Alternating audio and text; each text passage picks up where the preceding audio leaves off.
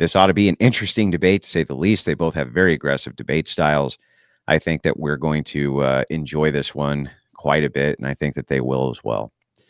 Before we get started, remember that you can become a Crucible channel member, and you should become a Crucible channel member. Why should you do that, you ask? Because I really want you to. No, I'm kidding. Because that's how we keep the lights on. That's how I keep the show funded. And also it gives perks to you, the viewer. Remember to do your part. Also, you can send in a super chat this evening via the Dono chat link, which is pinned at the top, or you can send it in via YouTube by clicking the $sign at the bottom.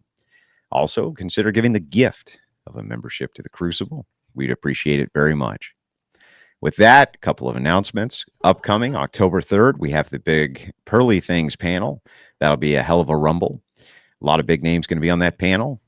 And then moving on from there, remember that November 4th, I'll be heading to headline the modern day debate going up against Matt Dillahunty, which ought to be a hell of a good debate as well. So lots of great stuff coming up and a lot of great debates between here and there. A lot of other great content as well.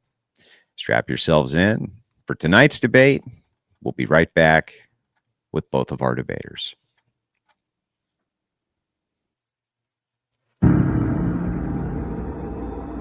Well, I don't know exactly what I'm in for.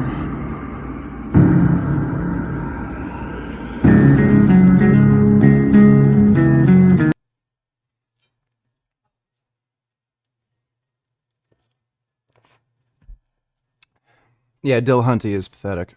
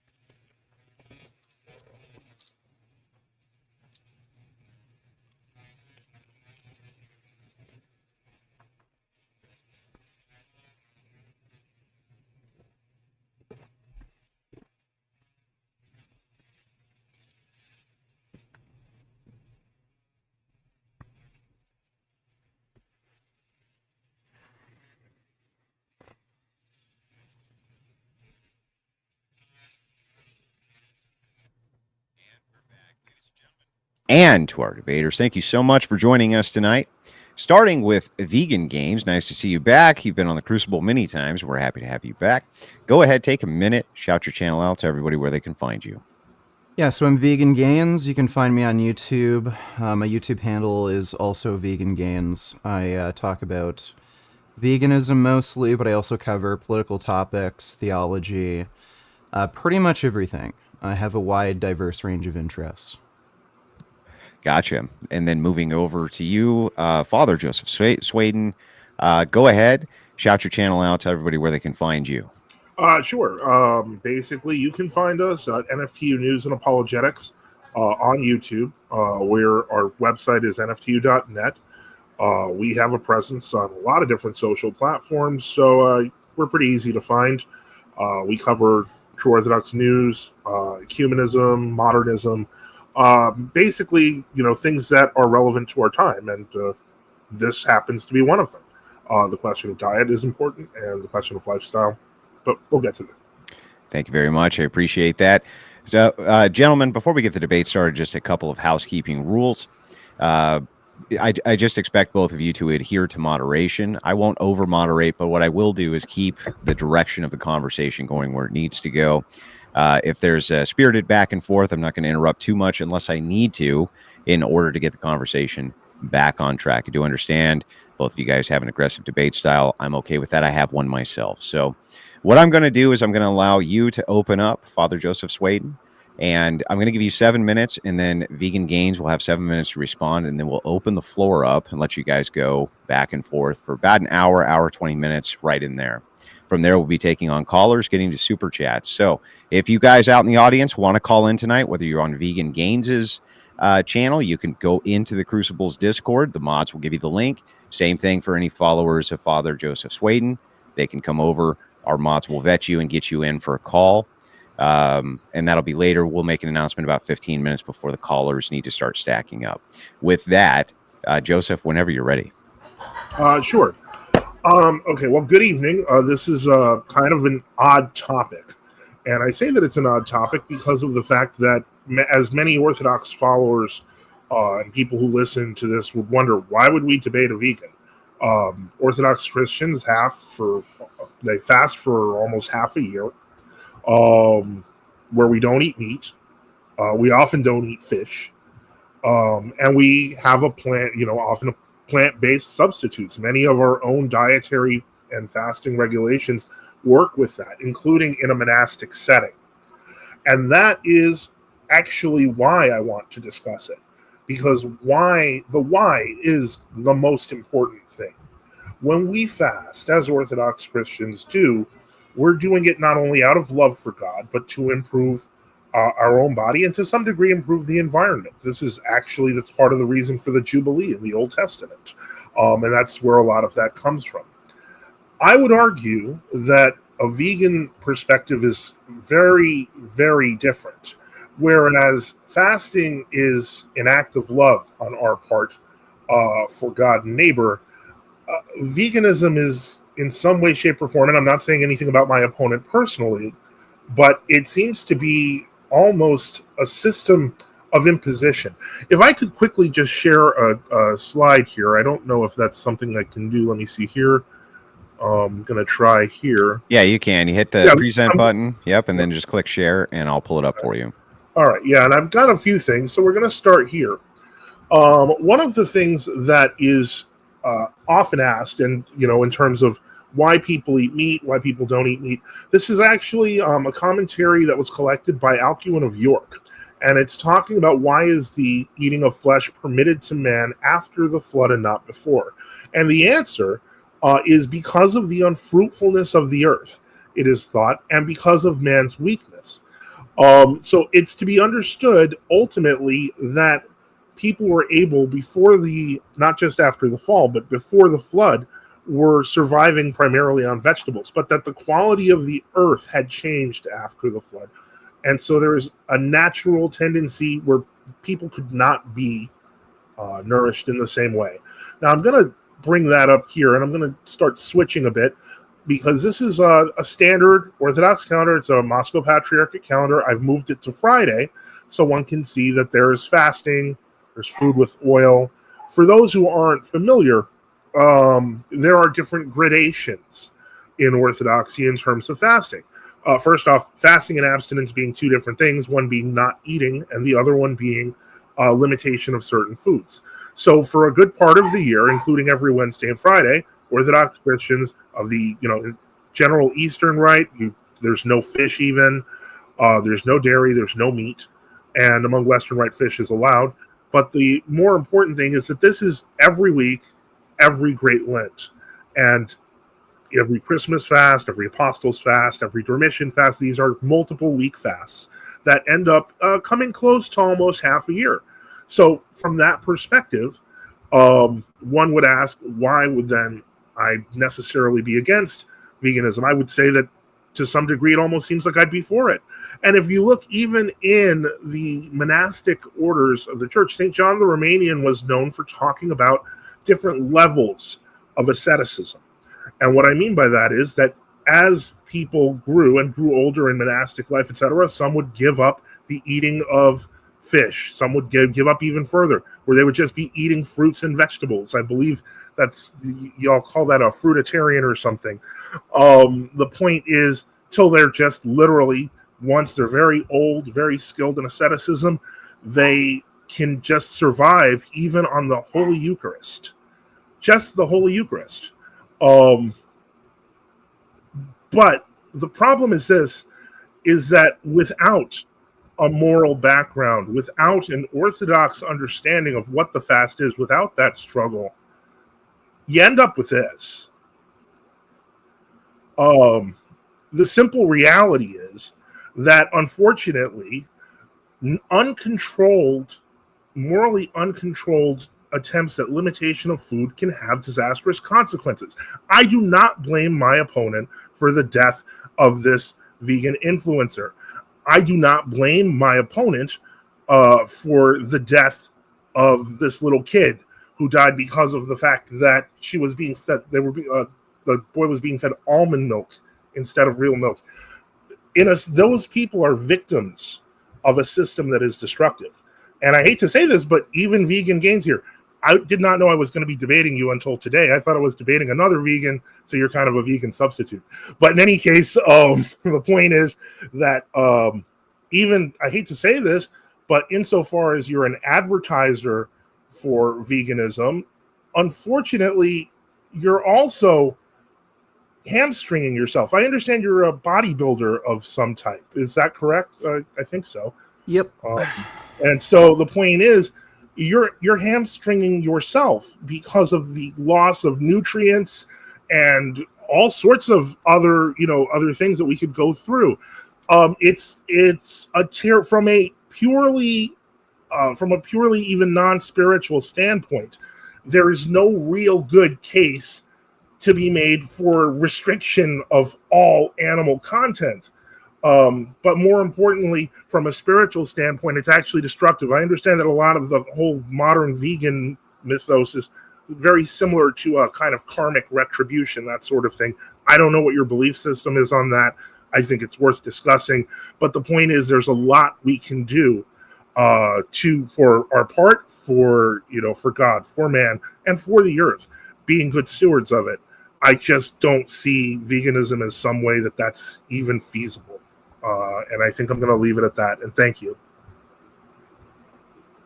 Thank you so much for that opening statement. Vegan Gains is going to give you the same amount of time to respond, 7 minutes on the clock. You can take as much of it or as little of it as you want before we open the floor. Go ahead.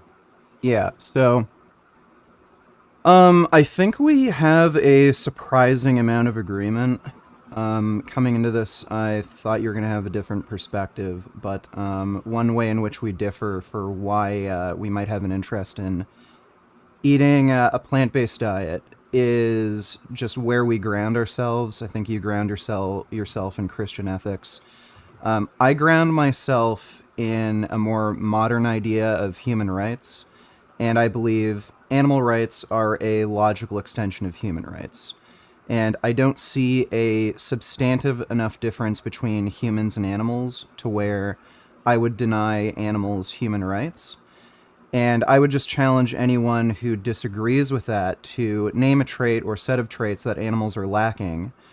And in order to be logically consistent, if these traits were lacking in a human being, you would have to accept the idea of taking away those human rights from a human being if your basis for taking away human rights from animals is a lack of those traits. On top of that, to respond to your claim about hamstringing yourself, being, having issues with nutrition, you can get all the nutrients you need on a vegan diet, including things like B12, vitamin D. We do have modern technology on our side where you can take B12 supplements. You can take multivitamins if you need to, and I think for the entirety of the world, multivitamins and supplementation have been a benefit. If you look at deficiency rates across the human population, most people are deficient in something. Vitamin D, for instance, 84% of the American population is deficient in vitamin D. And it would benefit everybody if they took a vitamin D supplement. So that's just one example. On top of that, in terms of macronutrients, you can get all the fat, carbohydrate, and protein you need on a vegan diet.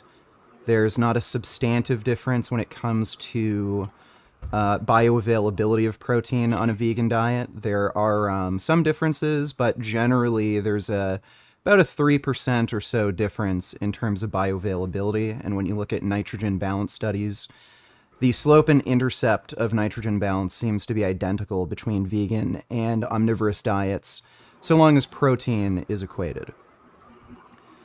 So that's just my opening statement. Okay, and with that, before we get into the back and forth, I just want to remind everybody who is just now joining the stream to send in a super chat via the dono chat. If you have a question for either of the debaters tonight, you can also send it in via YouTube by clicking the $ and consider becoming a channel member. We appreciate it very much. With that, gentlemen, the floor is open. Go ahead. Thank you for that opening statement. I do have a couple of questions. I mean, just leaving aside vitamin D supplements, because ultimately that could be solved if the American populace walked outside every morning for 5 minutes, because vitamin D naturally produces in the body. But more importantly, one question I did have for you is, and I mentioned this, the whole bodybuilder thing. You mentioned supplementation. That strikes me as, I hate to say this, but kind of hard. My son, one of my sons, I have a few sons, but one of my sons got into bodybuilding for a while, especially during the earlier period of his young adulthood, and got really into it. Now, I noticed he'd be eating things like, he'd eat like 4 or 5 chicken breasts at a time and stuff like that because of the massive protein levels. I'm not even sure how that would be done, because even things like the Impossible Burger, which I am very much interested in, does not actually have the same nutritional profile as a burger made of ground beef. Despite having years of laboratory work and science put on this, it still didn't add up. I mean, functionally, it looks like it bleeds, but nutritionally, it's not as valuable as a burger. And so my question here is ultimately, it's a 2 parts. My question is, first, how does one, and this is just for my own education, match up that massive protein deficit personally? And more importantly, how is this sort of weird laboratory setup for living, this almost a Soylent solution, better than just eating meat? Yeah, sure. If our body's designed for it. Sure. So if you look at studies directly analyzing body composition changes in response to protein intake, you it seems like the most amount of protein you can intake and actually benefit from and grow more muscle is about 0.75 grams of protein per pound of body weight. So for a 200-pound man, that would be about 150 grams of protein. That's extremely easy to get on a vegan diet. So you could eat just normal whole foods like tofu, beans, lentils. You could also eat things like seitan, not Satan. I Seitan. know it's Yeah. wheat gluten. I'm Yeah, familiar. so it's wheat gluten. It's 80% protein. If you look at most recipes, usually they work out. So usually most recipes use about 100 grams of wheat gluten. So you're getting 80 grams of protein in only one serving.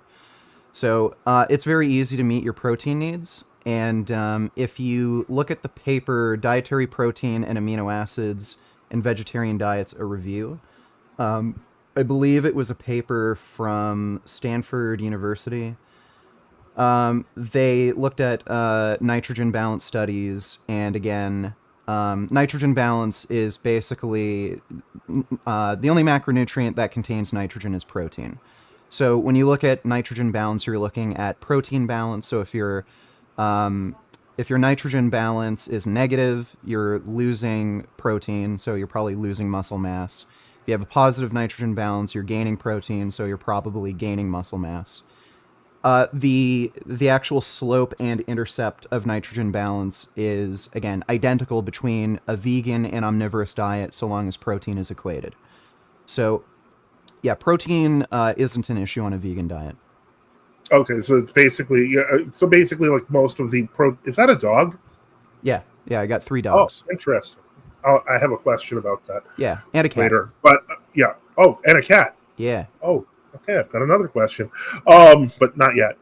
In any case, so basically, the solution in terms of, you would just eat like 4 or 5 cubes of the soy stuff, or like one of those big, gluten things. Because I've had the gluten. I actually like the fake steak they make with the gluten, so I understand completely on that one. Okay, and so basically that answers that question. You mentioned something else, and this was that human rights, if you believe in human rights, you believe in, and you can believe in animal rights or should believe in animal rights, as I understand it. Um, why do I have to believe in rights at all? Well, you don't. But again, most people do. I think to some extent you do as well. So we can explore that. Yeah. Okay. So, all right. So yeah, that's that's all. That was all. Those were all my questions for now. But I'm gonna be bringing up the dog and cat later, though, out of curiosity, because they're very surprised, to say the least. Did you have any questions for me, or should I just continue? Yeah, I'm interested in the idea of you possibly not believing in the idea of human rights. Okay. Yeah, so can you explain what you mean by that? Human rights are granted by physical governments. Sure. They're not that ultimately it's what we know as a social contract is literally a contract, which means that if the contract is broken, said rights, promises, etc., don't exist. I personally do not. This is just personal. I personally do not believe we have a functioning democratic republic anymore. Uh, I I think we live in a coup, and frankly, that's it's supposedly free speech, but nobody really cares whether or not I say it. The simple reality is people live in coups and harsh regimes all over the world. Why should I be surprised if this is any different, except that we have iPhones? I mean, really, the question is who grants you rights? Now, the concept behind the Constitution, of course, is that rights are granted to men by God. That is an interesting concept. It's very deistic, but I don't see how it has any real application if your military strongman of choice decides that you're not going to have freedom of assembly anymore or freedom of speech. These rights have been suspended, have been thrown away many times. Why should I, if I don't believe that human rights are real, why would I believe that animal rights are real? Yeah, okay. So it is a problem that we have governments who maybe form an oligarchy, we're non democratic, things like that. And yeah, rights have to be granted. You're right. Now, usually when I bring up the topic of rights, I'm talking from somebody's personal perspective of what rights they believe should be granted. So even if let's say we live in an oligarchy and technically we didn't have any rights, your right to free speech could be taken away if you say the wrong thing, or you could be locked up, or um, That's happening now. yeah, to some extent. But again, I'm debating you, right? I'm not debating the American Republic or anything. So from your perspective, you would believe in like a principle of universal human rights where everybody should have protection under the law from, getting hurt, killed, property stolen from. I think you believe in free speech principles, things like that. Um, Insofar as I can formally accept them, yes, but that would simply make them a moral. That would simply make them a moral standpoint from my perspective. They would be unenforceable, and so ultimately, my perspective on that would be irrelevant. If again, I'm not a governing body, at least not today. If I was, of course, those things would be important to me to some degree. Free speech to a slightly more limited degree. But the point is, I'm not in charge. Insofar as I am, then the rules apply as I see fit. So ultimately, that is. It sounds like it's should be there should be a universal here, but I don't see it. Um, a good example is we take freedom of religion very seriously in America. For example, I do not believe in freedom of religion. I think everyone should become Orthodox. I believe that heretics should be quieted down. I believe that degenerates should get jail time. So I don't believe in a lot of the things that um, that you would call I guess you could say that are part of that package of American rights, which I grew up with, sounded great, loved it, but experiments have an end. Yeah, that's totally fine. So, the one point you made that, so because this is only from your perspective, this is just your moral view. It's not necessarily rights. Like Right. the idea behind having rights comes from this idea of what would be, morally good. So they're a little interchangeable. Yeah, like the distinction between morals and rights are that rights are enforced. But and on top of that, like I mean, you aren't technically a governing body, but you are a governing body of yourself. I'm sure you would live life and apply your rules of ethics and your morals the way you see fit.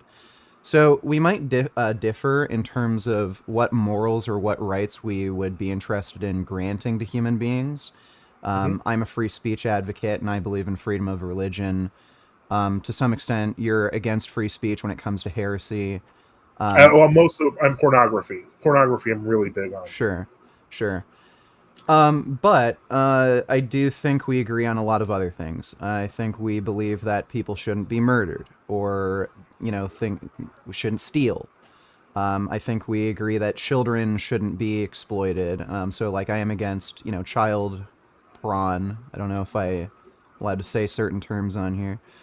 But yeah, so from that perspective, I would say in order to be logically consistent, you would have to grant those same rights or moral principles to animals.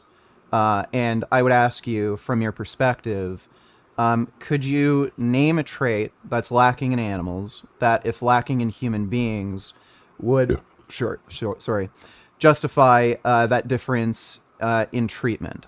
Or sorry, let me say that again. Name a trait that's lacking in animals that, if lacking in human beings, would justify, say, you treating those human beings the way you would treat animals right now, where, like, I'm assuming sometimes you eat meat. Yes. Yeah.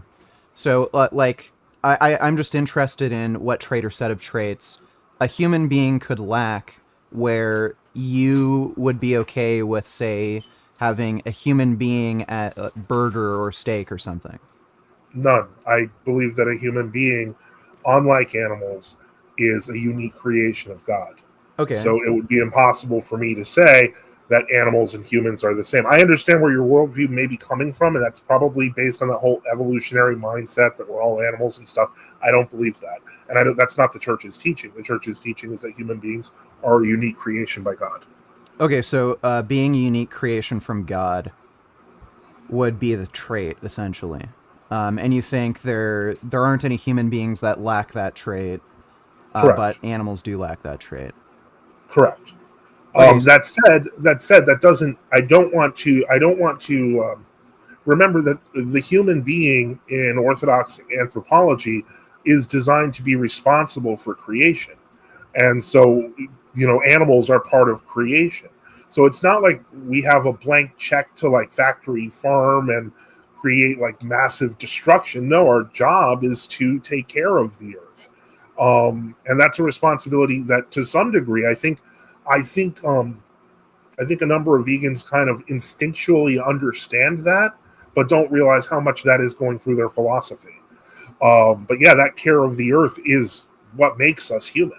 Well, But that's also I think we have a lot of common ground there, though, and maybe we can get to that a bit later. But yeah, on the name the trait topic.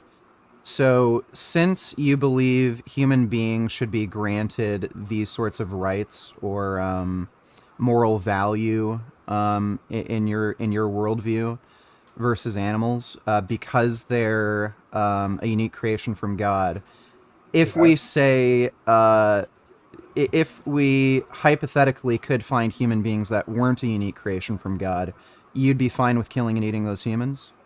Those wouldn't be humans. I mean, what you're asking ultimately is the pygmy question. Ultimately, if we talk about like certain Bantu groups and pygmies, they would eat pygmies because they considered them not human because they were midgets. I do not Yeah. subscribe to that. I believe that both the Bantu and the pygmy are human. Unfortunately, people do apply that can apply that heuristic and have. But no, I would say that every human is created in the image and likeness of God. On a recent show we had done, we talked about the existence of dog-faced people. This is something very common in the cryptid community, but that was speculated and theorized in many of the ancient writings, and people even talk about the existence of such people now. But St. Augustine points out, if those people were capable of reasoning like humans, even if their language was strange, so on and so forth, they're humans. So yeah, humans can be very, very different creatures, but we're always going to be humans. But So your dog is never going to be a human. Your dog's a yes. dog. So how do you identify a human? Like, what's your definition of a human being? Well, a human being has the ability to tell right from wrong. They have the ability to learn, and they have the ability to communicate with their creator in ways that are pretty standard throughout human history. Um, So this you has know, nothing to do with, say, genetics or reproduction. Why genetics is a fairly recent science, and we knew what humans were before genetics. But the point is that, I mean, that does confirm that there are, for example, repetitive structures. You can find repetitive structures at a cellular level, not just in humans and, say, monkeys, but in humans and fish. And you can find that in birds and fish and birds. But the point is, the fact that we all have common organic building blocks, which is, I see that completely, doesn't change the fact that humans have always understood what humans were in a fairly, with exception of certain small groups like I mentioned with the pygmies. Um, Humans have generally recognized other humans as human. Right, but I'm just wondering, is your definition of human being, does that have anything to do with like biology, genetics, genomic structure, anything like that? Or is I would it imagine all those things entirely contribute. I mean, you're asking me what defines a human, and I'm trying to well, define it both a spiritual but also a yeah, biological sense. maybe So yeah, I wouldn't deny genomics, etc., but sure. that's Okay, so let me ask like a maybe a clarifying question. So sure. like you've seen Star Trek, right? Yeah, Yeah, so any alien species from Star Trek. So Klingons. What are the pointy-eared guys the again? Vulcans. Yeah, the Vulcans. Mhm. If say they were real somehow, like Star Trek was right, Vulcans were real. They're not Sure. human beings, correct? Like they're Vulcans in your view. Uh, no, I wouldn't say that. I would say that they're a different kind of human being because of the fact that if we remember, Spock is half Vulcan and half human, which means that they were able to mate and reproduce. That would tell me that this is a very different kind of human, but clearly, if it produces a human, it's a human. Okay. And there's half Klingons too, so Klingons could also reproduce with humans, which would also make them human. Okay. I think there are a few species in Star Trek that couldn't interbreed with humans, or at least wasn't confirmed anyway. I haven't. Yeah, I'm not big on the whole Star Trek mythos. Sure, okay, but let's use Mass Effect as an example, like a video game. There are species in Mass Effect that can't interbreed. I don't know what that is, but okay, I'll go with it. Sure. So let's say an alien species that was very much like a human being, same overall body structure, 5 fingers, eyes, had language, but couldn't interbreed with a human. You would be fine with turning them into hamburgers because they're not a unique creation from God? Well, first off, you're asking me a theoretical question Yeah. about a theoretical creature and asking whether God would count that as a human. The problem is that we're not dealing with actual creatures. We're dealing with theoretical ones. Yeah, sure. I mean, one could make the argument, well, why can't they reproduce? That could be scientifically studied, so on and so forth. But in the end, we're not talking about real things. So, I mean, it's an interesting thought experiment, but in the end, if you're asking me what God would say for that, I wouldn't have an answer. One, because I'm not God, and two, because it's a thought experiment. Yeah, so it is a thought experiment. It isn't real. I don't know if aliens do exist or not, but what is real are your beliefs. And if your beliefs tell you that if something is not a unique creation from God, it's okay to kill and eat it, then I wouldn't go so far. if we were to be in that situation, you'd be fine with killing and eating like a highly intelligent creature with culture, because Can it's you give just me an not a unique example? creation from God. Well, I gave you the alien example. So, like No, I mean a aliens real one. visited Earth. It doesn't need to be a real one. I'm just testing your principles. Right, but all of my principles are based on things that are identifiable. Is God identifiable? I believe so.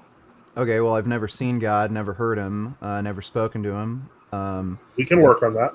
Yeah, I think a lot of people haven't. And again, like if this were a real thing, I don't know why this is still like if God was a very real presence. It's kind of strange that we're still having debates on whether or not he exists. So I could say that your God has your God may be like a fantasy or hypothetical, just like this alien example, I would right? argue that the reason we still have debates on the existence of God is because of the persistent intractability of man and his lack of a desire to follow God's will. Right, but my point is if you're going to say you're not going to answer a hypothetical question on the basis of it not being based in reality, like I Well, mean, I could deny any question you propose to me that has anything to do with God because I could say it's not based in reality. Like we're talking about moral principles and I'm just trying to test your moral principles here. and that's fair. I'm not bothered by it, but I will switch back to reality when we're talking about things that have real consequences. And when we are talking about whether real animals, have rights, real rights, as compared to humans, real humans, I see no reason to go into the hypothetical to justify my position. The simple reality is, and we haven't even talked about it, since I don't believe in human rights, it obviously follows that I probably don't believe in animal rights because animals don't believe in rights because they can't even conceive rights. So the point is, we're ascribing rights to animals that aren't even aware that they exist. Can you tell me that your dogs understand that they have the rights that you claim? Well, hang on before we pass through this avenue. Um, what Vegan Gains said is a hypothetical to test your logic is Yes. valid. It is a valid hypothetical to test your logic. There's no problem unless you can come up with why it's a contradiction or something like this. I don't see what grounds you would really have to dismiss answering to the hypothetical. It's a valid hypothetical. Well, and let me just say this, like you mentioned you only care about real world things that have consequences. Well, one real world consequence of this issue is people getting the idea that you have that it's okay to kill things that aren't a unique that weren't uniquely made in the image of God, and that has caused mass killings of pygmies. So, like Well, again, yeah, there that are wasn't a real Christian tribe. consequences to your moral views, and it's resulted in quite a few human deaths, unfortunately. So, Well, if I may, in the first place, those were not Christian tribes, so it would not be ascribing my worldview. In the second place, to answer the question of your hypothetical, what I was saying was I don't know, and we would require further study in the case of your hypothetical 99% human that for some reason doesn't reproduce with humans but acts like a human in every other way. Um, but the point is, ultimately, the question has to be when we're talking about situations that are grounded in reality, as you pointed out, this had caused the deaths of, I don't know if it was thousands of pygmies. I have no idea how many pygmies died. I don't think you know either. Maybe you do. But the point is that ultimately, the reason that the reason that they did harm the pygmies was because they didn't believe they were human. It was dehumanization that caused that. And so my point is that dehumanization can also take a number of other different forms. And ultimately, I think that to some degree, veganism dehumanizes as well. So yeah, Right. and I don't. Yeah, but Yeah, well, go ahead. I have two things to say to that.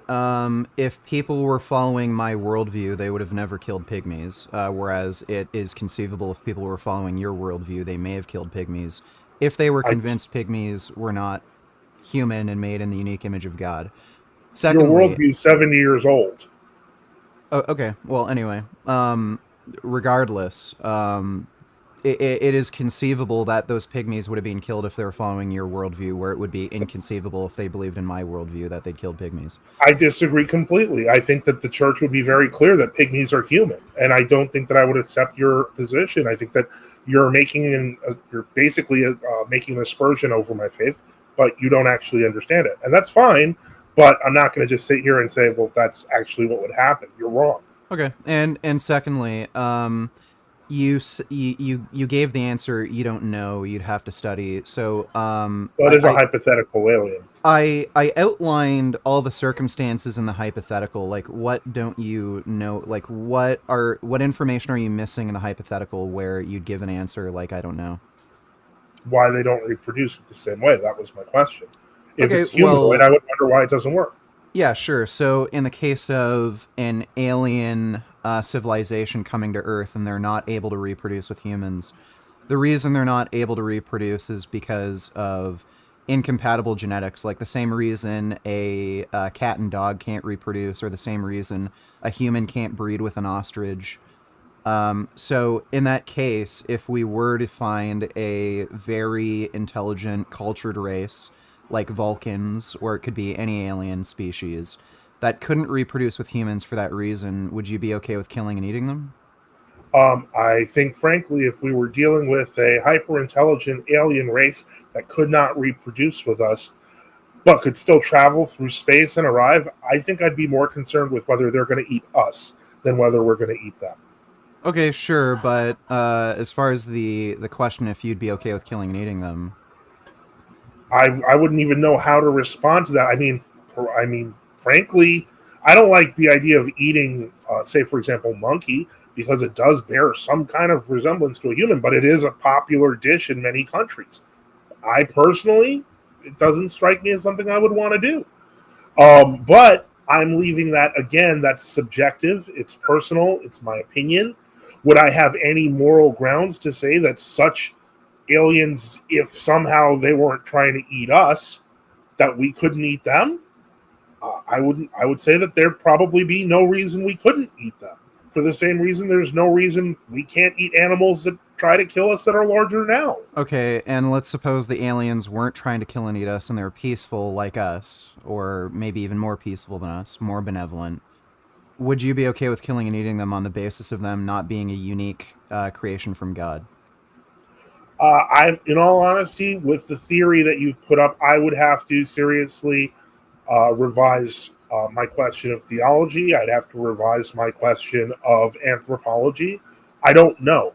And so, because that doesn't exist, I don't know. I mean, we could create theoretical scenarios that are so far fetched because right now we've created an alien race that is humanoid, that is capable of traveling to Earth, that is completely benevolent.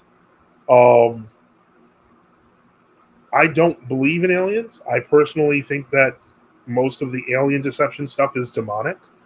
Um, I have to jump through a lot of hoops to kind of satisfy the question of whether there is a being that is not human that I would not be willing to eat. Yeah. So in order for me, I'm going to try to move the, because I understand where this is going. So I understand the principle of the hypothetical. It's actually a very common vegan critique.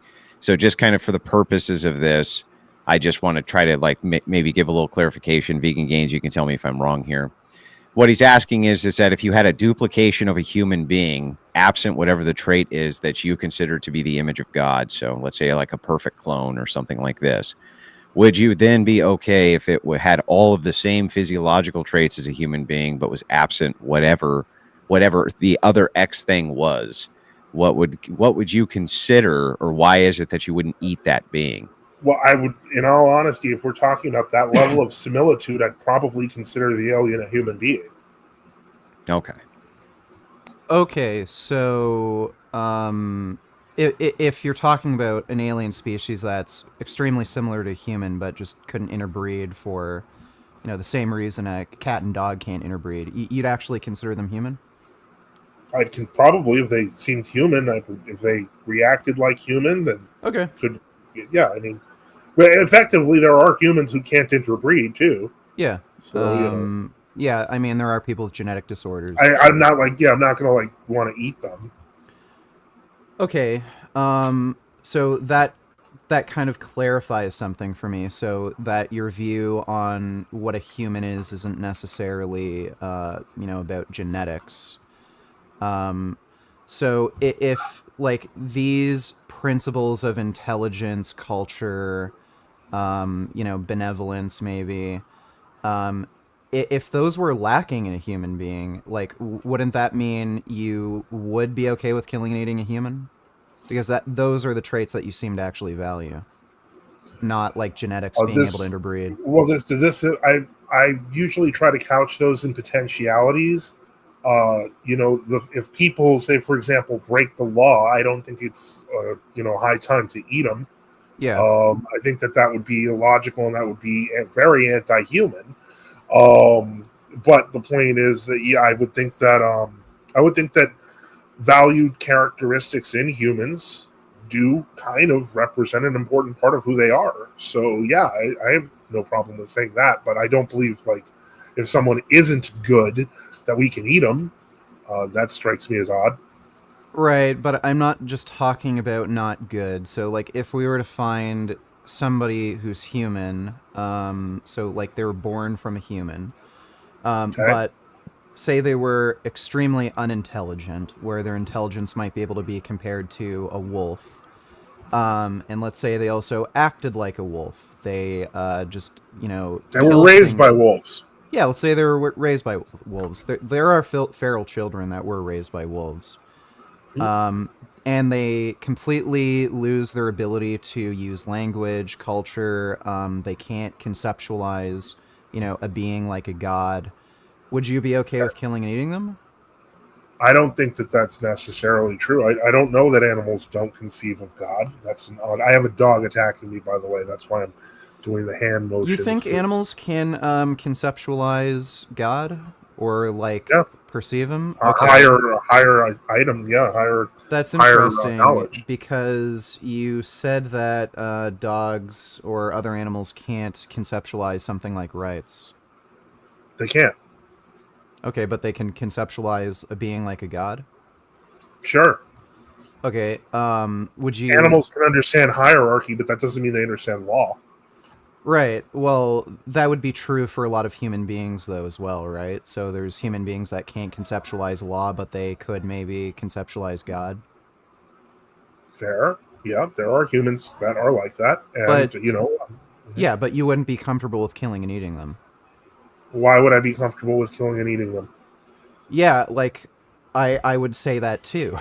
I wouldn't be But I'm comfortable not with it. comfortable with. But I'm not comfortable with killing and eating them, so I'm confused. Yeah, yeah. So I see this as a bit of a contradiction because, you're talking about, like, you've already sort of conceded that your value of human beings doesn't really have anything to do with genetics. It seems to have to do with other traits that are typical of human beings. So, like culture, intelligence. Mhm. And you've also, like, admitted that there are human beings that lack things like culture, intelligence, but one thing that humans and animals do share is this connection to God. So I just see this as a bit contradictory that humans can lack all these traits that you would value humans for, but like the only thing that humans like in this circumstance might have is a connection to God. But you also say that animals have a connection to God.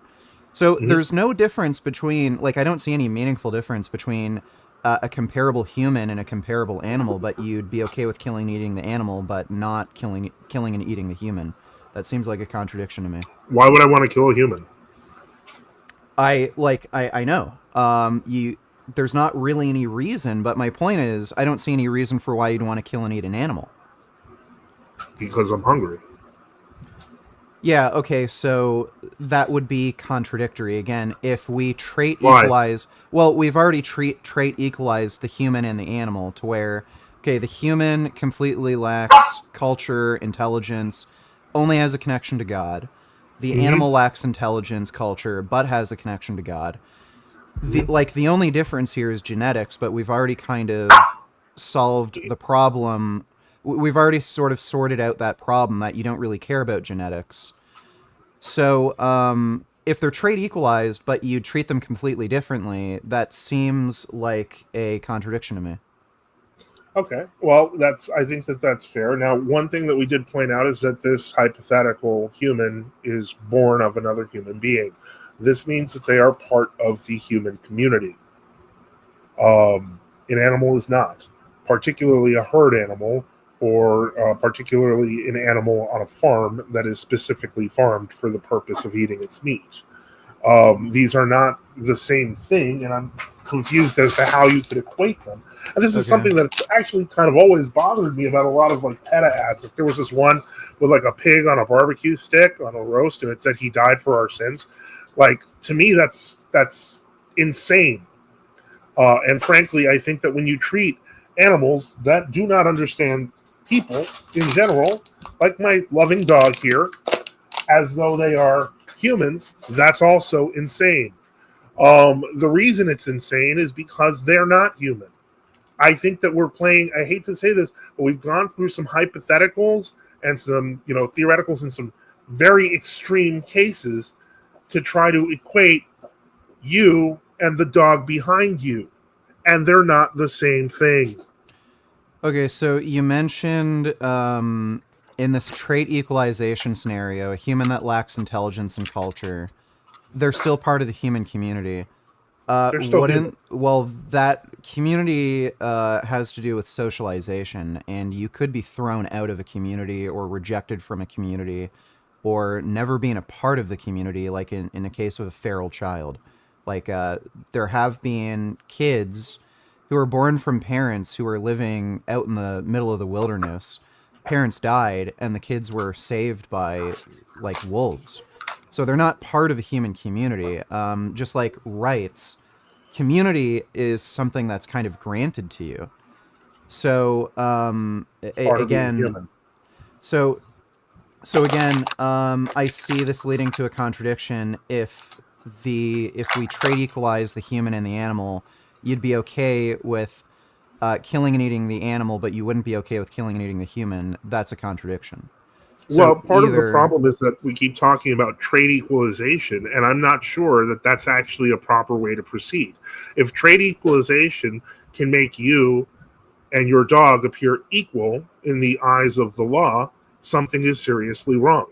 And I'm not saying that something is seriously wrong with the end result, but something seriously wrong with how we got there. You appear to be a 20 something YouTuber 32. who does 32, okay, 30 something YouTuber who is talking at length about veganism and working out. Your dog is not. Your dog is your pet. And the point is, you're not the same thing. And I know that it sounds like I'm kind of just skipping over very well crafted intellectual arguments, but if those arguments lead to you thinking that you're the same as your dog, something is seriously wrong. Yeah, I'm not the same as my dog. Yeah, my dog's less That's good. intelligent. He's probably a bit cuter. Things like that. But He uh, also can't work out. He probably is not a well, workout guy. Yeah, he can't lift weights the same as me. I can bench more than him. Can he Sure. talk? No, he can't speak. But Can he again, bark? yeah, he can. But Okay, so he barks. Okay. these differences to me seem like just not substantial enough for me to be okay with killing and eating my dog. Well, Um, yeah. But now here's my question. Why do you feel it's okay to keep your dog in your house? Well, because I love my dog and it's a domesticated animal and he cannot live outside without dying. Like he'd get eaten by coyotes or starve or something like that. And now the cat. Also the Same same with the thing. cat. Yeah, Yeah. same with the cat. What does the But cat eat? he eats a vegan diet. We feed him Benevo, vegan cat food. Can I ask a question? Yeah, sure. Are cats naturally vegetarian? No, they're naturally carnivorous, but So I why see it why would as you feed your cat a vegetarian diet? yeah, because I'm against killing animals. So if I have a What if cat, they're I'm already dead and in the obviously can? I mean, they're in a can. sorry. The animals are already dead in a can. We're not talking about sending them off to kill mice here. They're in a can. You just have to just give the can to the cat. Yeah, but an animal had to be killed in order to do that. So if I pay for, non-vegan cat food, I'm paying for animals to be killed, If there and were that's mice in your immoral. house, can the cat kill the mice? Depends on the degree of infestation. If like it's just one mouse, then yeah, I'd try to prevent the cat from eating the mouse. If it's like a crazy infestation where the only possible way is to use lethal force to end the infestation, then yeah, I'd be fine with it. Okay, so basically, it's just a matter of how bad the house gets before the cat. So this is kind of utilitarian sort of thinking No, in it's not terms of utilitarian. when can we weaponize the cat is my question. It's not a utilitarian worldview. I would say it's deontological. Like, let's say somebody broke into your house. Would you, if it were possible to remove that person from your house without using lethal force, would you not prefer that over using lethal force? Not sure. If we're being honest, I'm not sure. While I'm clergy and therefore I cannot fight, I cannot use weapons. My family can, and I make sure they're armed to the teeth. Right, And but so if the question is this: if I was to remove somebody who was trying to break into my house violently without lethal force, why would I want to risk them coming back? okay, well, you just call the police or something. I don't do Like that. again, I don't know why you would just necessarily assume that because somebody broke in, they're gonna come back. Like in all likelihood, they're not. The way I see it is an active threat to my home. It is an Sure. active threat to my family. Okay, Do you but have kids? Do you have kids? no. If you did, that changes your worldview substantially. Because if Well, they can hurt your kids, well, yeah. I mean, that would be something I'd consider if somebody did break in, and the extent to what the threat is. But like, let's say somebody just wanted to steal something valuable from your home. Let's say you had jewelry. They didn't really want to hurt you. jewelry, however, is usually in the bedrooms of a home, which means that Sure, they would have to sure. confront you physically unless no one was home. Let's say they just wanted to steal valuables from your home in general. Okay, they didn't want to hurt you, and maybe they even said that when you're pointing a gun at them. Would it not be a better scenario to wait for the police to show up, hold them at gunpoint, and then have them be arrested versus just shooting them? I mean, there's some pretty corrupt police departments out there. Okay, But but in yeah, all I guess in theory, I'll accept that a little bit. right, well, it's a similar thing. Like, okay, a mouse might want to come into my home to get food, like crackers or something. I do have crackers on the counter. If I can just pick up the mouse, put him outside, and then maybe figure out a way for mice to not get back in, I see that as a better alternative versus just killing whatever mice enter my home. Well, you're not doing it; the cat is. Well, yeah, the cat is, but again, I see that as a better alternative than letting my cat kill it. But Do you think your again, cat agrees? I mean, sorry. cats love killing. Do you think your cat agrees? I mean, cats Well, love killing mice. I don't care. Like maybe a person loves killing another human being. I don't really care if my cat loves killing mice. Well, cats aren't killing other cats; they're killing mice. They're household pests. That's more comparable to you killing the mice. But the point is, the cat clearly does not share your opinion. It's like that Yeah, he video doesn't have I've to. heard. It's like that video I heard of with there was like this thing where like they were showing like this dog that was eating vegan dog food. They put a steak in front of it for comparison. The dog just went for the steak. I mean, dogs are omnivores, but they do like meat, and cats are carnivores, so they really, really like meat, especially fresh meat. My question is, why are there so many constructions in this system that are not natural to these animals that you purportedly love? Like they don't sound like they can't be happy. No, they're happy. Ben, I don't know. I mean, Ben, eating vegan cat food, I mean, that'd be pretty sad. Ben. Okay, well, look at that. Does this dog look unhappy? Hold on. He eats vegan. Does he look unhappy? He doesn't. He doesn't know. It's like the Impossible Burger. Yeah. None of them are You know, unhappy. but if you give them a steak, they'd be even more happy. Well, if I gave them a donut, I think they'd be even happier. But I know that's But yeah, not in sugar their with dogs best is right. interest. Okay, well, but meat. This dude likes meat. The point is that yeah, I think what we're getting at here, what I'm trying to get at here, is that at least, and this is I really realize it's kind of a sidebar to what we've been talking about, but literally, when we're taking care of animals, what is the best way to take care of them?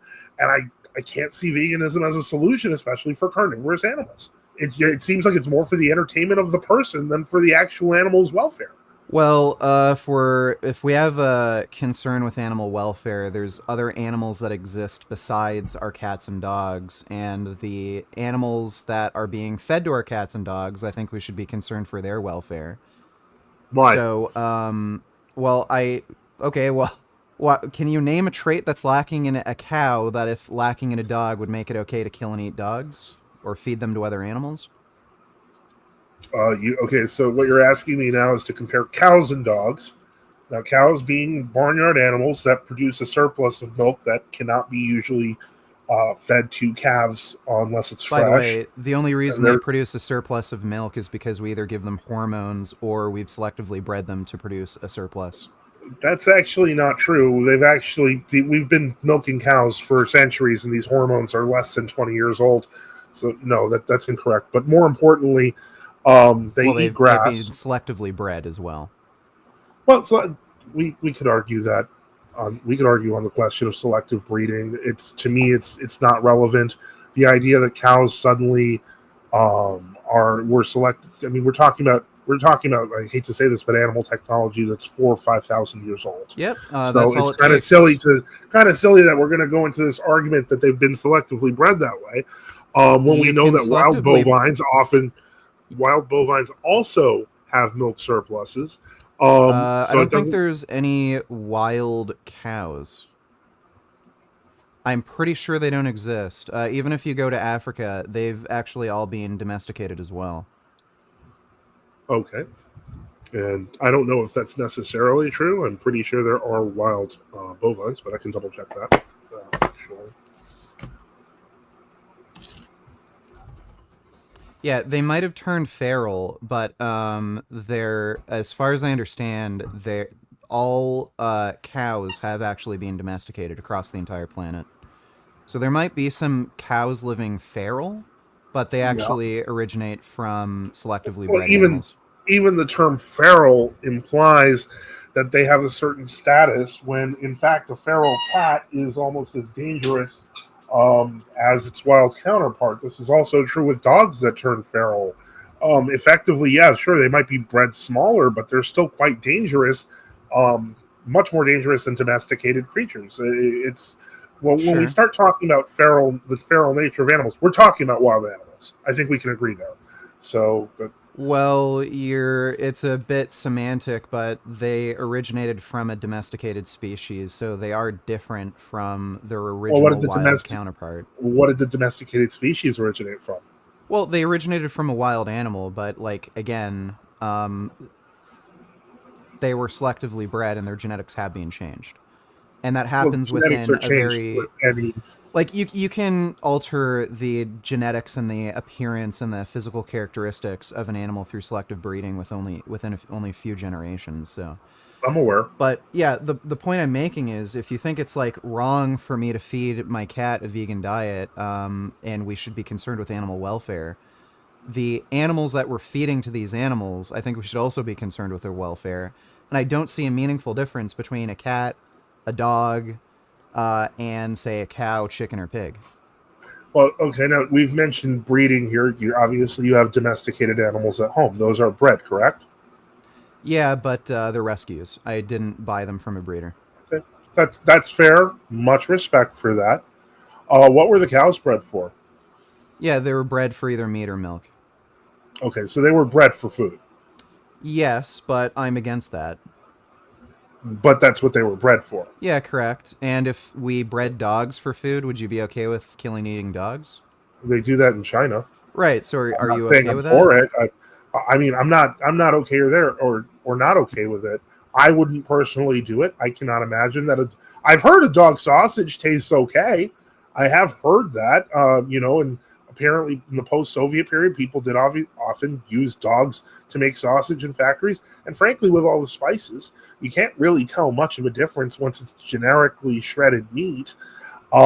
Does it mean that I would use the dog as a food source? Not unless I was absolutely desperate. The dog is very useful. My dog, it's a Yorkie poo. It's capable of killing mice, and it's a very good noise alarm, and has a lot of other purposes. And she's a great little dog. But the point is, if it came down to it, and my kids were starving, and all we had was the dog, yeah, I'd go with the dog. Right, but we're not talking about a situation where your child is starving and you have to like value one or the other. We're talking about an option to either feed a dog a vegan diet or feed a dog another animal. And if we're concerned with animal welfare, isn't the best animal welfare scenario to feed a dog a vegan diet if the dog can be just fine on a vegan diet? And dogs are natural hunters. They're descended Sure. from wolves. Wolves eat meat. Okay, but if we can They feed eat grass a dog, too for their stomachs, but mostly they eat meat. right, so if we can feed a dog a vegan diet and they do just fine and these other animals don't have to be killed, isn't that the most ideal animal welfare scenario? Again, now this is assuming a lot. And what I mean by that is because even among humans, vegan diets are often notoriously incomplete. There are often nutritional structures that aren't kept, supplementation side effects because it's not the complete protein, etc. So if we can't even do human veganism right, why are we doing that to animals? Well, vegans on average have lower risk of chronic disease, lower rates of obesity, hypertension, diabetes, cancer, heart disease, and they tend to live longer. I've heard the list, but the problem is that if we're gonna go with that, then ultimately we have to deal with the fact that vegans chronically are usually missing vitamins B12, B2, D, niacin, iron, iodine, zinc. No, it is true. That's why you mentioned multivitamins, because of the fact that a lot of these things are animal products. Yeah, so B12 is in an animal product. Omega-3s are a fish protein. There's no way around this without. I know that you have the nutritional yeast. Well, what gives you the right to kill the yeast? I mean, the point is that it's if we're gonna play that game. I mean, that's also a living creature. Right. But I don't value non-sentient beings. Oh, no, not this argument. I actually heard this in the chat beforehand. The argument, some vegan guy, Vegan Supreme or something. I don't know what his name was, but it was vegan. Oh, I think he froze. I can't hear anything. No, you're good, vegan. You're good. Joseph. Sorry about that. Yeah, I'm back. Okay, Sorry. So we lost about 15 seconds. Right. What I was saying was that the person I was talking to was mentioning bivalves, and bivalves, as you know, mollusks, clams and stuff. He was saying their thought processes barely exist. Like that's. I think he said Vegan Games would agree with me that those could be eaten, and then you get your proteins and your B12 and veganism once you're eating shell. Okay. Joseph, you're actually breaking up quite a bit now. You might want to reboot or hop out of StreamYard and then come back in, because you are breaking up quite badly. Haven't had any problems until just right this second. So it's likely that you're either running too many programs in the background or your camera started to get a little hot. Maybe his God is disagreeing with his arguments and is trying to end this.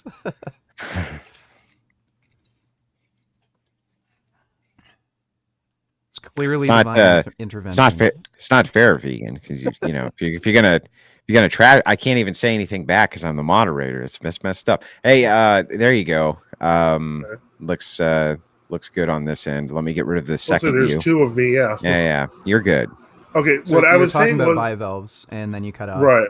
I was saying that apparently the argument was that bivalves, because of their limited sensory applications, etc., their limited understanding, are perfectly valid to eat. But my point was that's not vegan anymore. You're eating shellfish. It literally goes against the concept that the No. vegan society. Well, then you're not really a vegan. No, I mean, if you're, look, I'm all for it. You eating mussels and stuff. It's just that that's not vegan. I don't think. well, I don't eat them personally, but But like you could though. You're saying it's okay, and it's well, still. I He could. was saying it was still vegan, which it doesn't make sense to me.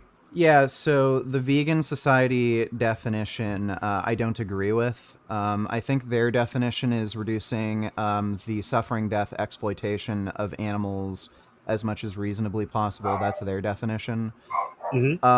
I don't By agree those with, are animals, though. yeah, I don't agree with that definition. And if we're gonna have the most charitable interpretation of that definition, I think it's assumed that they're talking about sentient animals, not non-sentient animals. But I don't follow their definition. The definition Okay. I follow is one that I created, which is veganism is a logical extension of human rights.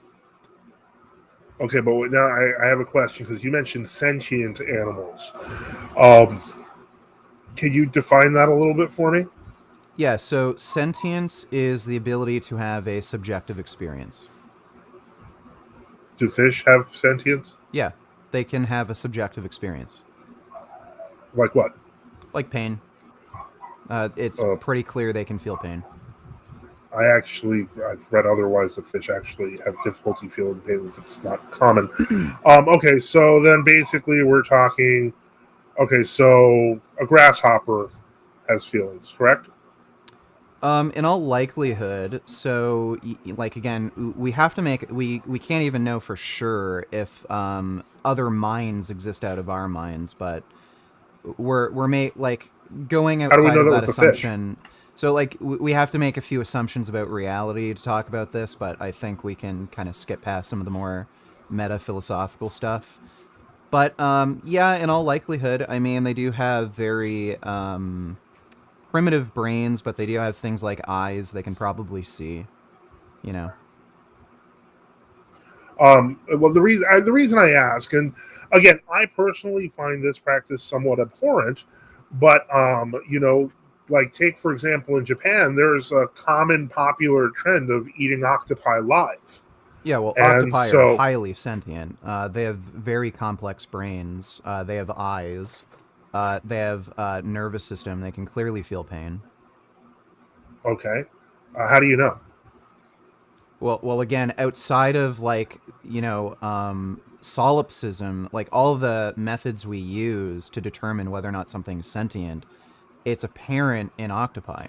Like again, they have a brain, they have a nervous system, they have nociceptors, they have what some researchers consider language. It might be a very primitive language, but they do have language, it seems. They can communicate with others. They can actually communicate with humans to some extent. Octopi have been seen leading humans to food and using humans to get food. They can communicate with other fish to help so that they can have a beneficial sort of relationship where they can better hunt together. So, like all of the methods that we use to determine whether or not something's sentient, that's apparent in octopi. Like the only way you could say like an octopi isn't sentient is if you like take the viewpoint of solipsism, where we can't know another mind, and you just deny the existence of other minds.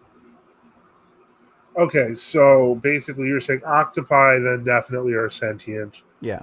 Um, Lobsters. Yeah, there was a paper released recently that argued that lobsters are probably sentient.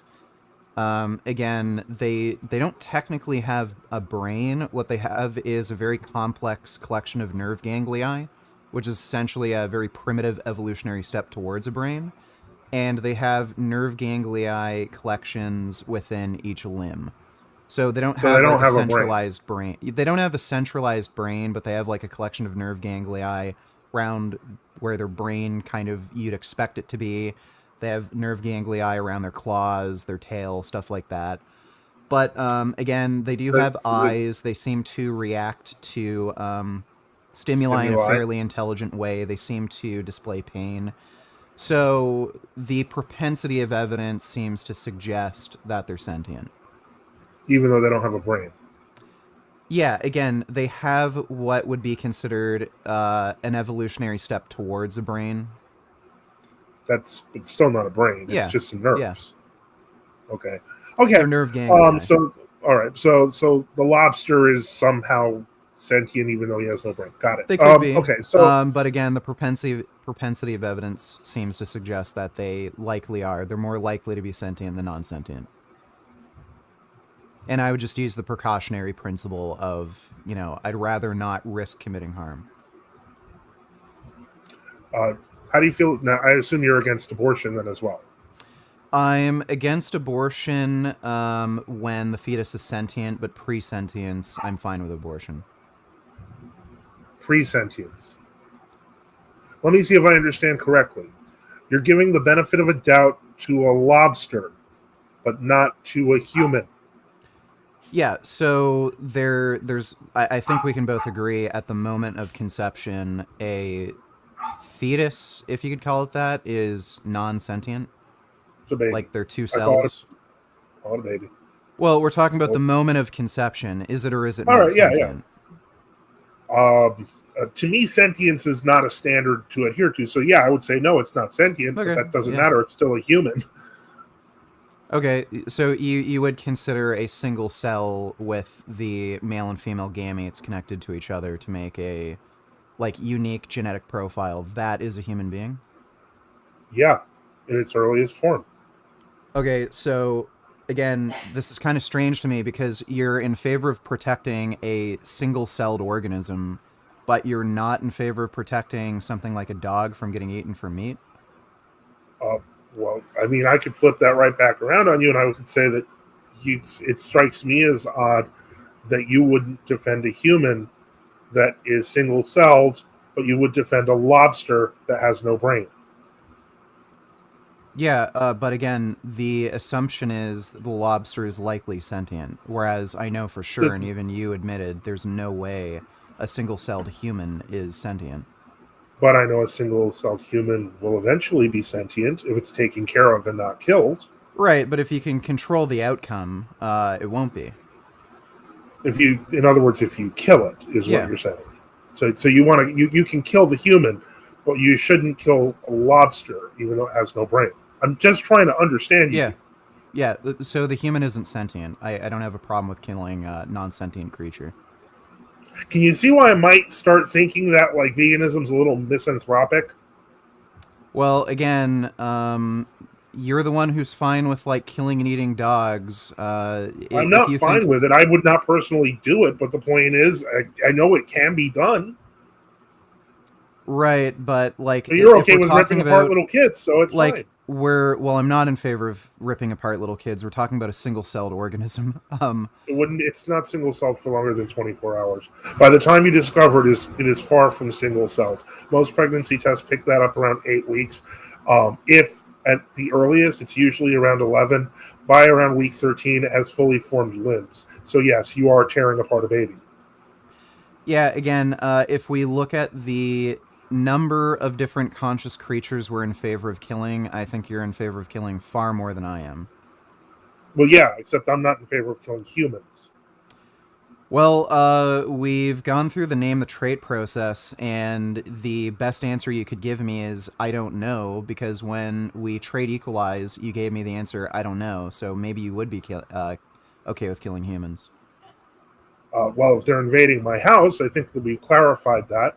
That said, again, if it seems like I'm applying what would be known as the law of the jungle, it is because I do generally see things that way, which is how animals see that things, and that's why they kill each other, and that's why they eat each other, and that's why dogs normally would eat meat, and cats universally eat meat, and humans saying they shouldn't doesn't make any sense to me.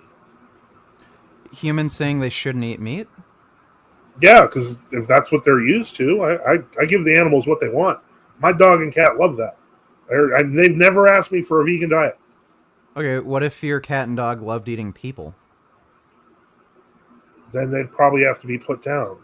Those would be be a very so large. you don't really people. care. Really So you don't really care about the laws of the jungle. This is about your own personal preferences, and my personal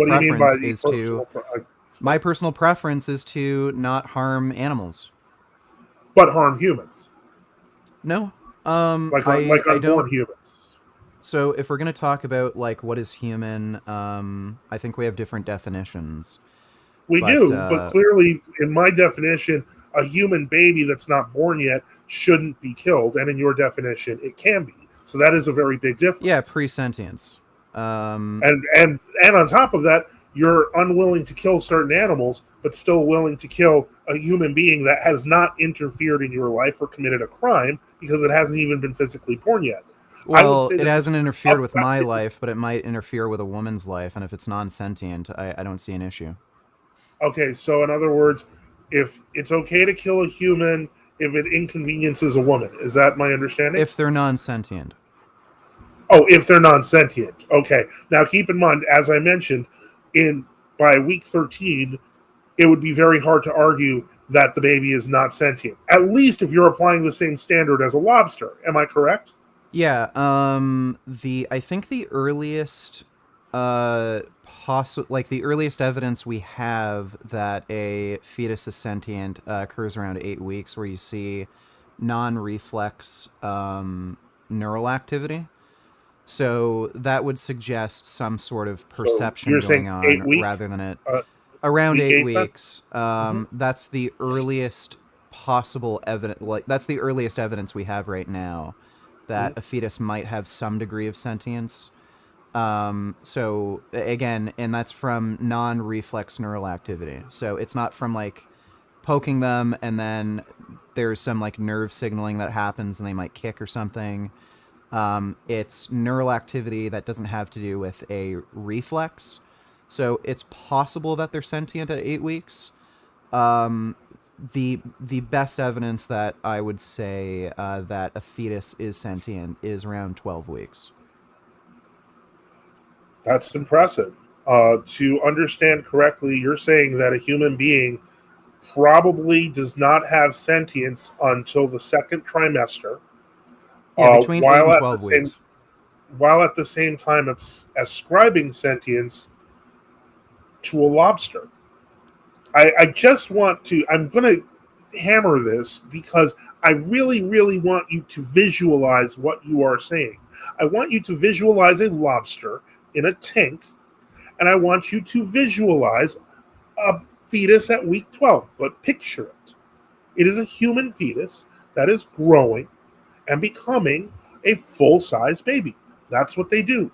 Well, in your worldview, that lobster has sentience, and that human does not. Yeah, so I think sentience arises somewhere between 8 and 12 weeks. Like, again, to be fair, you're even against aborting a single-celled organism, so like right at the moment because it's a human. Yeah, I don't want the human to die. Right, That's so correct. like a single cell versus a lobster, so like a literal circle versus a lobster. Yeah, I'm going to value that literal circle is going to become a human in 9 months, a full-fledged walking around arguing. Maybe they'll even become a vegan. Who knows? But the point is that they're still a human, whereas that lobster is just a lobster. Yeah. Again, I think we just have a fundamental difference in values here. Where again, I only value sentience, whereas you don't. You value a combination of other things, but I think I value humanity. Yeah, I don't know, because when we did the trait equalization thing a while ago, and I asked you if you'd be okay with killing and eating a human, your answer was I don't know. So I don't know if you value human. I do not. I did not. When did I say that I would eat a human? I never said that. You said I don't know. No, so I don't know if you value humanity. I don't know if you know if you value humanity. I can definitely answer that question. It may have been confused in the discussion, but no, I would not eat a human. Right. So to go back to the trait issue then, so if there was a human that lacked culture, that lacked intelligence, but only had a connection to God, just like the animals. I would argue there's a potentiality issue that you're ignoring, but that's beside the point. Right, but you would be okay with killing and eating the animal, but you wouldn't be okay with killing and eating the human, even if they were trait equalized, right? Because I think your trait equalization methods is insufficient for determining whether things are similar or different. In the same, using this trait assimilation method, one could make an argument for the rights of your dog. Yeah, Which and I'm sure you have, I right. think But the my dog should reality have is, rights. right. But the reality is your dog doesn't have rights. Your dog's a dog. He's not you. That's just reality. I know that, we can point to he's a loving Hang creature. on, gentlemen. I'm sorry to cut in, but that is actually all the time we have for this portion of the debate. There's no great time to end a debate, right? There just never is. Sure. But so this is as good a time as any. I do want to give both of you guys closing arguments before we move over to the call-in section. Now, Vegan Gains, as Joseph opened first, I'm going to let you close first so he has the last word. Go ahead when you're ready. Yeah, sure. So, again, I believe my worldview leads to no contradictions. You might disagree with my worldview that I value sentience and sentient creatures should be protected under the law. But I think his worldview, Joseph's worldview, does lead to contradictions where even if we don't see any meaningful dissimilarities between humans and animals, he would still be in favor of only killing the animal but not killing the human, even when, again, according to him, there's no meaningful dissimilarities. So that's a contradiction, and either he has to acknowledge that he's in favor of taking away human rights, or he is in favor of granting rights to animals. Since he's not willing to acknowledge the contradiction, I think he's just being unreasonable, in my opinion, and I think a lot of his viewpoints are unreasonable.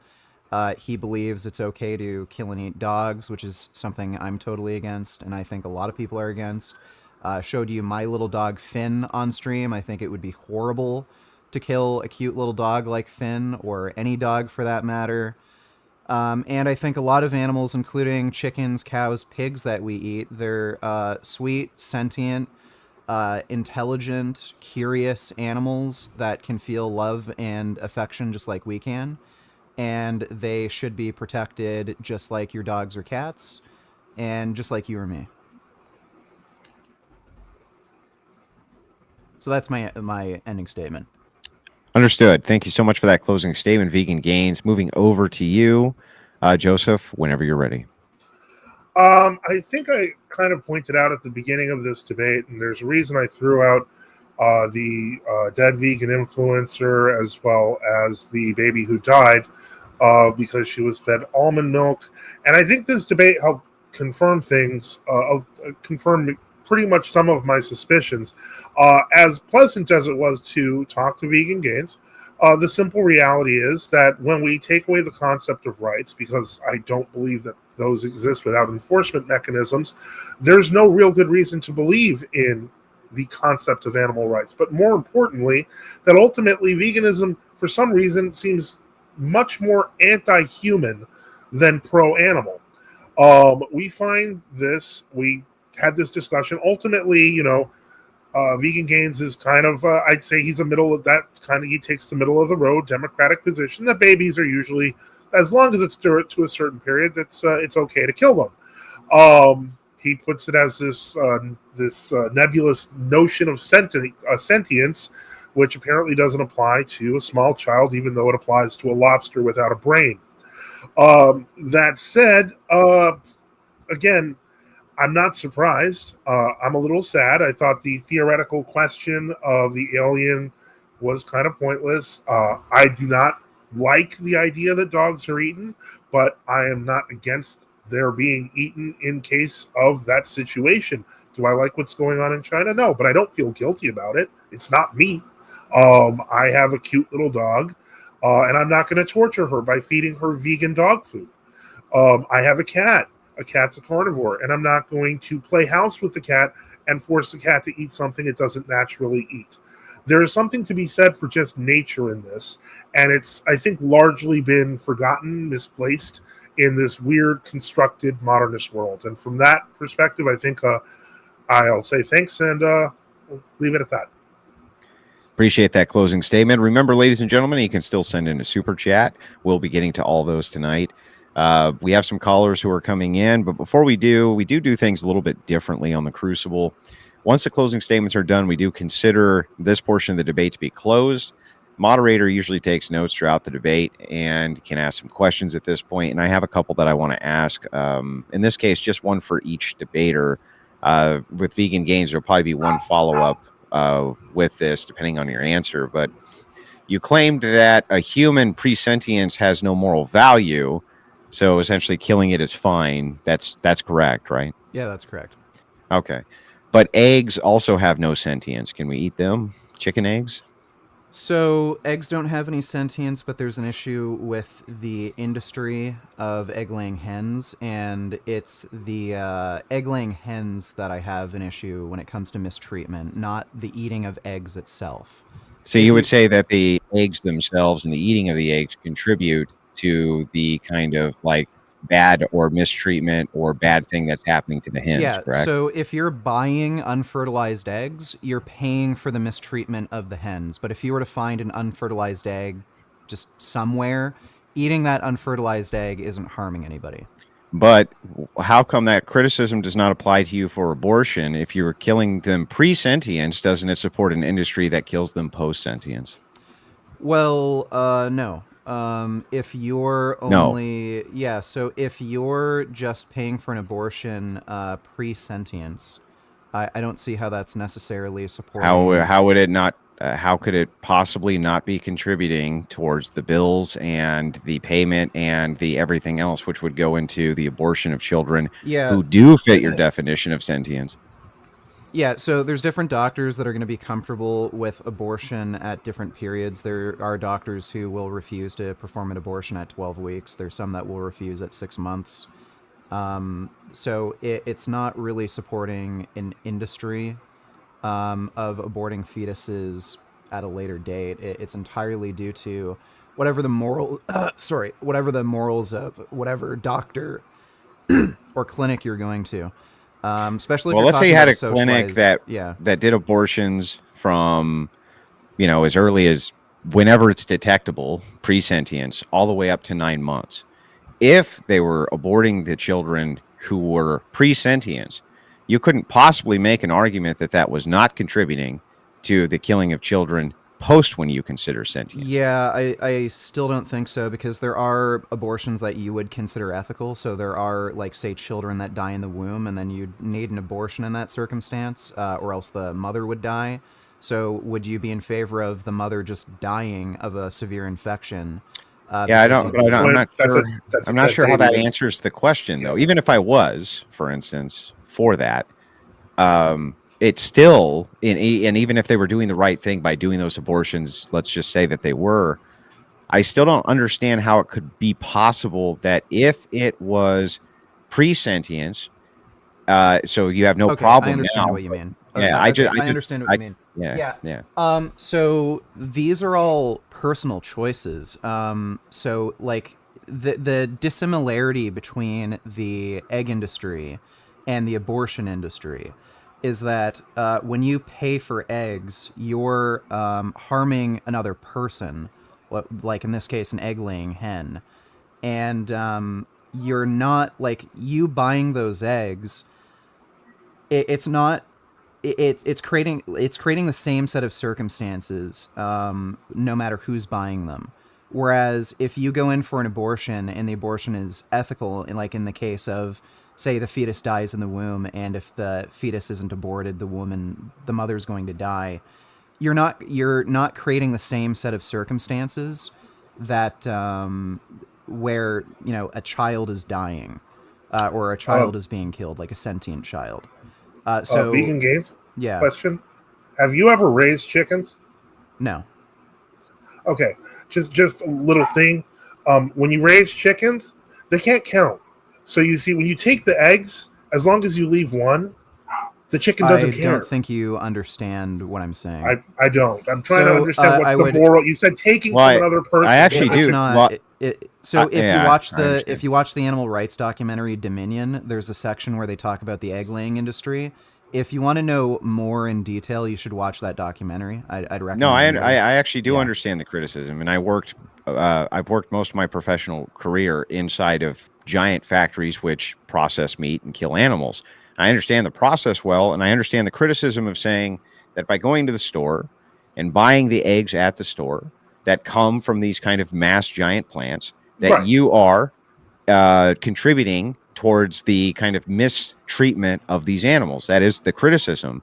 I just don't understand how that criticism would not be applied back to you in the case of abortion, pre-sentience versus post when you consider it sentience. It's the exact same process. Yeah. So when I just consider this healthcare, and let's say if you're dealing with an abortion clinic that aborts anywhere from 8 weeks to 6 months, if you're getting an abortion at 8 weeks, you're not contributing to a system that kills children. You're just getting healthcare for yourself.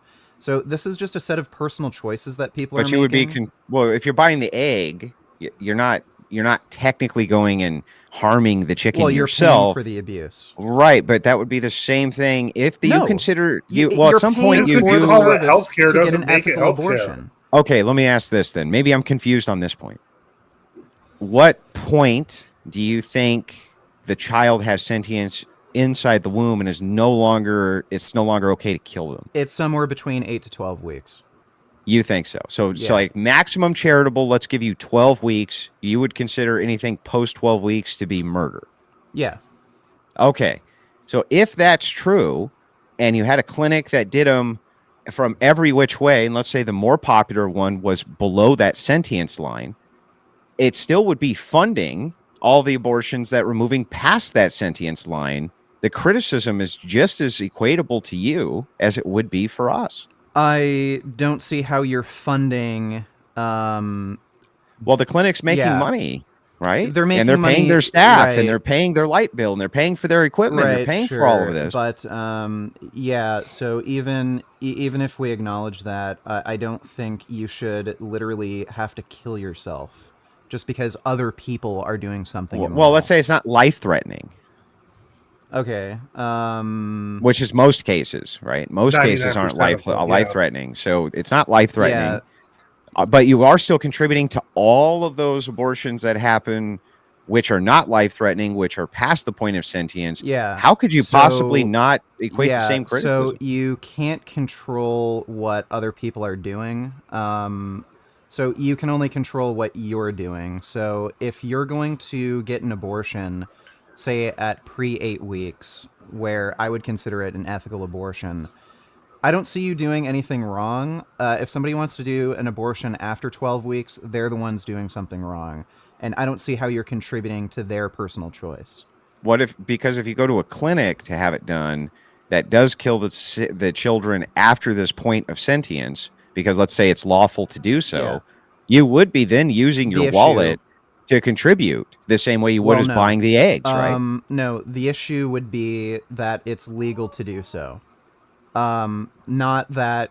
Well, it's legal to buy eggs, but you're still morally opposed to it. Yeah, right. But you are but you're literally paying for the abuse. That's my point. Yeah, but you'd be paying- doing the same thing. You're not paying for someone else's abortion. You're paying for your abortion. You're subsidizing the clinic. Right. It's not Just like you were subsidizing subsidizing the clinic, meat it's paying packing. for the service. Like if nobody bought the eggs, the meat plant couldn't have the equipment, they couldn't have the staff, they couldn't do any of those things to harm those chickens because nobody's buying the eggs.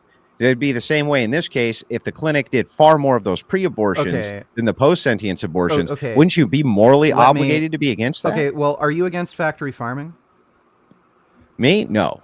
No. Okay. What No. about Joseph? Are you against like factory farming, abusing animals? To some degree, actually, I am. I actually consider. I go for like free range and organic chickens. I do my part. That's not, Sure. if I can. Okay, so yeah, let's say Tyson Farms. Let's say they had factory farms, and let's say they also had like organic free range farms. And They you do. made- They have both. Yeah, Yeah, Tyson Foods. yeah, I know. Let's say you only bought from the organic free range farms. Are you contributing to the factory farming by doing that? Or are you putting your dollar in supporting ethical farming? Well, it depends on whether or not you're talking about if there is another free range farm that doesn't have to be Tyson. Ultimately, if you're choosing Tyson, you're choosing the best you can from Tyson, but you are making kind of that deal with the devil because you are partially supporting the factory farm. I personally am a big fan of hyperlocalism. I like dealing with family farms whenever it's possible. I think that people should do that. And I think soon people won't have much of a choice. But that doesn't change the reality that if something is your funding is half bad, that you're still funding it. And Yeah, that's, I think, okay. ultimately the point. Okay. So yeah, from my perspective, you're not funding unethical abortions by getting an ethical abortion. The issue to me would be legislation and regulation, because you choosing personally not to get an abortion, I don't see that preventing any other abortions. You're and still especially- contributing to the system, though. Well, like, again, you're not causing any more further abortions. The issue is legislation and regulation, and especially when you're talking about Canada, where all of this is socialized, you're in no way going to, and most healthcare systems are socialized. It's just the states that's But within private. the confines of the hypothetical, Yeah. wouldn't it be basically Still. impossible for you not to say that you would be against the practice then of ever going to that abortion clinic if No. because no? Again, I don't see how you personally choosing not to, like, unless you could show me evidence that if somebody chose to not get an abortion at pre 8 weeks, let's say, that would actually prevent a abortion that's not ethical. I just I don't see. Well, it would be the same evidence as buying the eggs contributes to the hens having to lay the eggs. Well, no, because you're funding it, right? Abuse is, you're literally paying for the abuse. You're not paying for the abuse when you get an ethical abortion. You would be What paying about an for the ethical unethical. You'd be paying for or subsidizing the unethical abortion. So you're still subsidizing that the same way you would be with the factory farm. So if you go in, You could, because you have a standard for when sentience occurs, so you agree it's murder at X point. If that's true, anybody goes to that clinic to have those abortions past X point is being subsidized by the people who are having the ethical ones in your world. I don't see how that can't be. I mean, just follows, doesn't it? Correct me if I'm wrong, but I'm pretty sure something like 80% of abortions are pre 13 weeks. That's right. They are. So then they are subsidizing all of the ones. Well, you're only that are talking past about 20%. Reducing abortions by 20% isn't going to. That's not going to do wait a anything. second. What you're talking about is a moral standard. So you're saying that 80% of the abortions are done pre your moral standard and 20% are not, which means all those people who are getting them done within what is the moral standard are subsidizing the 20% who aren't, or these abortion clinics couldn't exist. So you're saying if 80% of the people didn't get the... Well, then how many lives would you save? Well, I don't know. 20%? 20%? I don't know if you would, because there'd still be those 20% other abortions. Like, I don't know how many abortion clinics would be completely inaccessible. Well, so if it's 1 million, if it's 1 million abortions a year, let's say, then that's 200,000 actual human beings' lives you would be saving. Well, again, I'd need to see evidence that if we were to reduce abortions by, say, 80%, those other 20% wouldn't happen.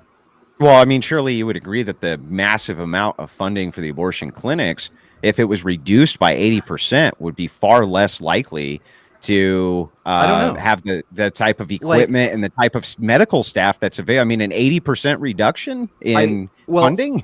I don't know. There are rare diseases that are treated all the time, so I don't know. Okay.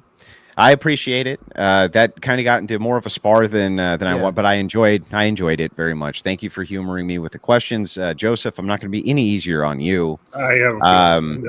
So I felt like you were pretty much avoiding this question a bit with Vegan Gains hypothetical, and it really is a legitimate criticism from the vegan side, which is why I wanted you to answer to it. So I've kind of crafted it in a slightly different way where maybe you can contend with it better.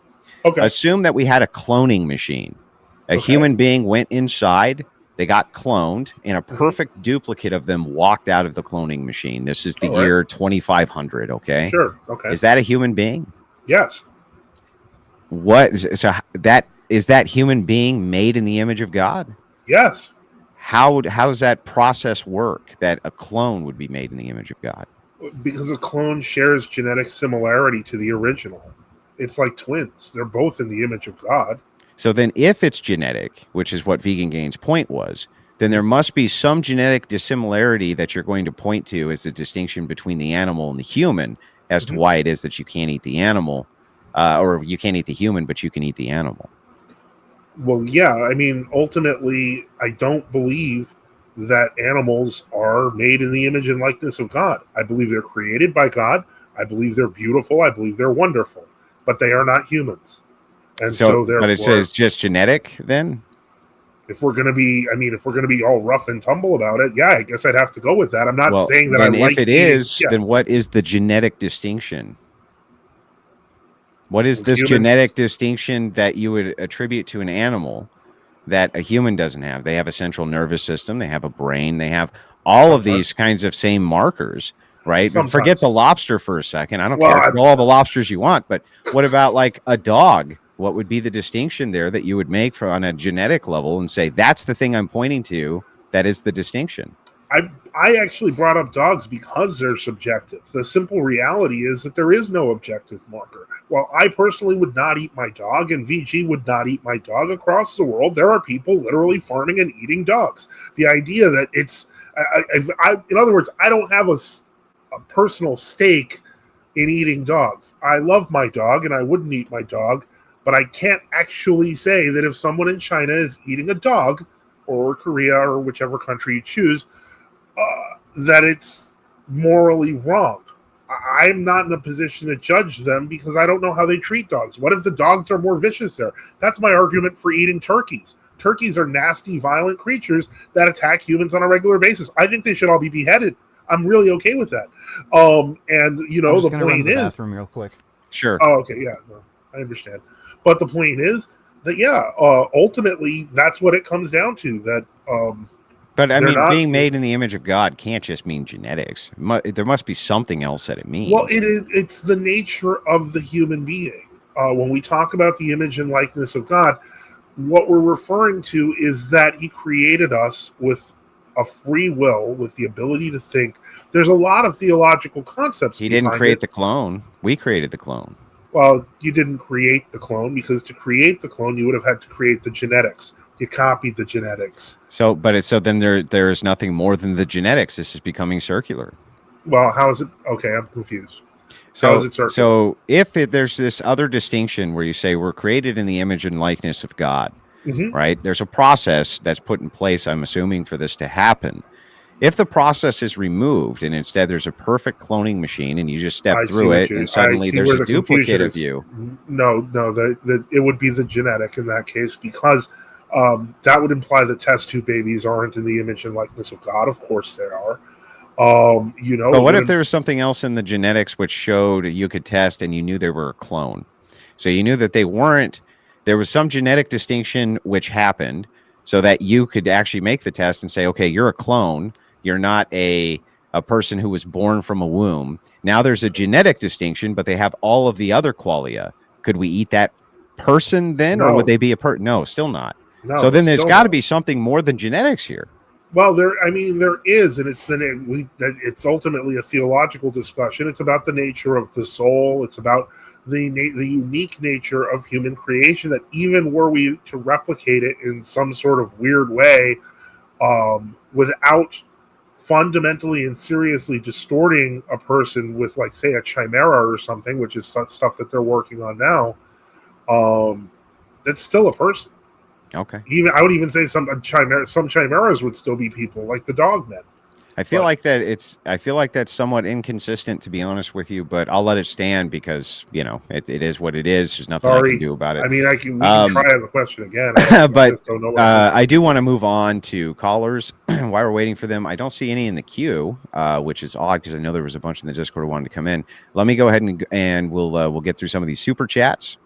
Wicked Wally says, humanoids eat humans and don't care in fiction. Orcs eat humans in multiple fantasy settings. Yeah, that's a good point. They do, but they are considered immoral, right? Like orcs are the evil ones, aren't they? Yeah. That's like kind of the point. Borp for $2 says, if my aunt had balls. God,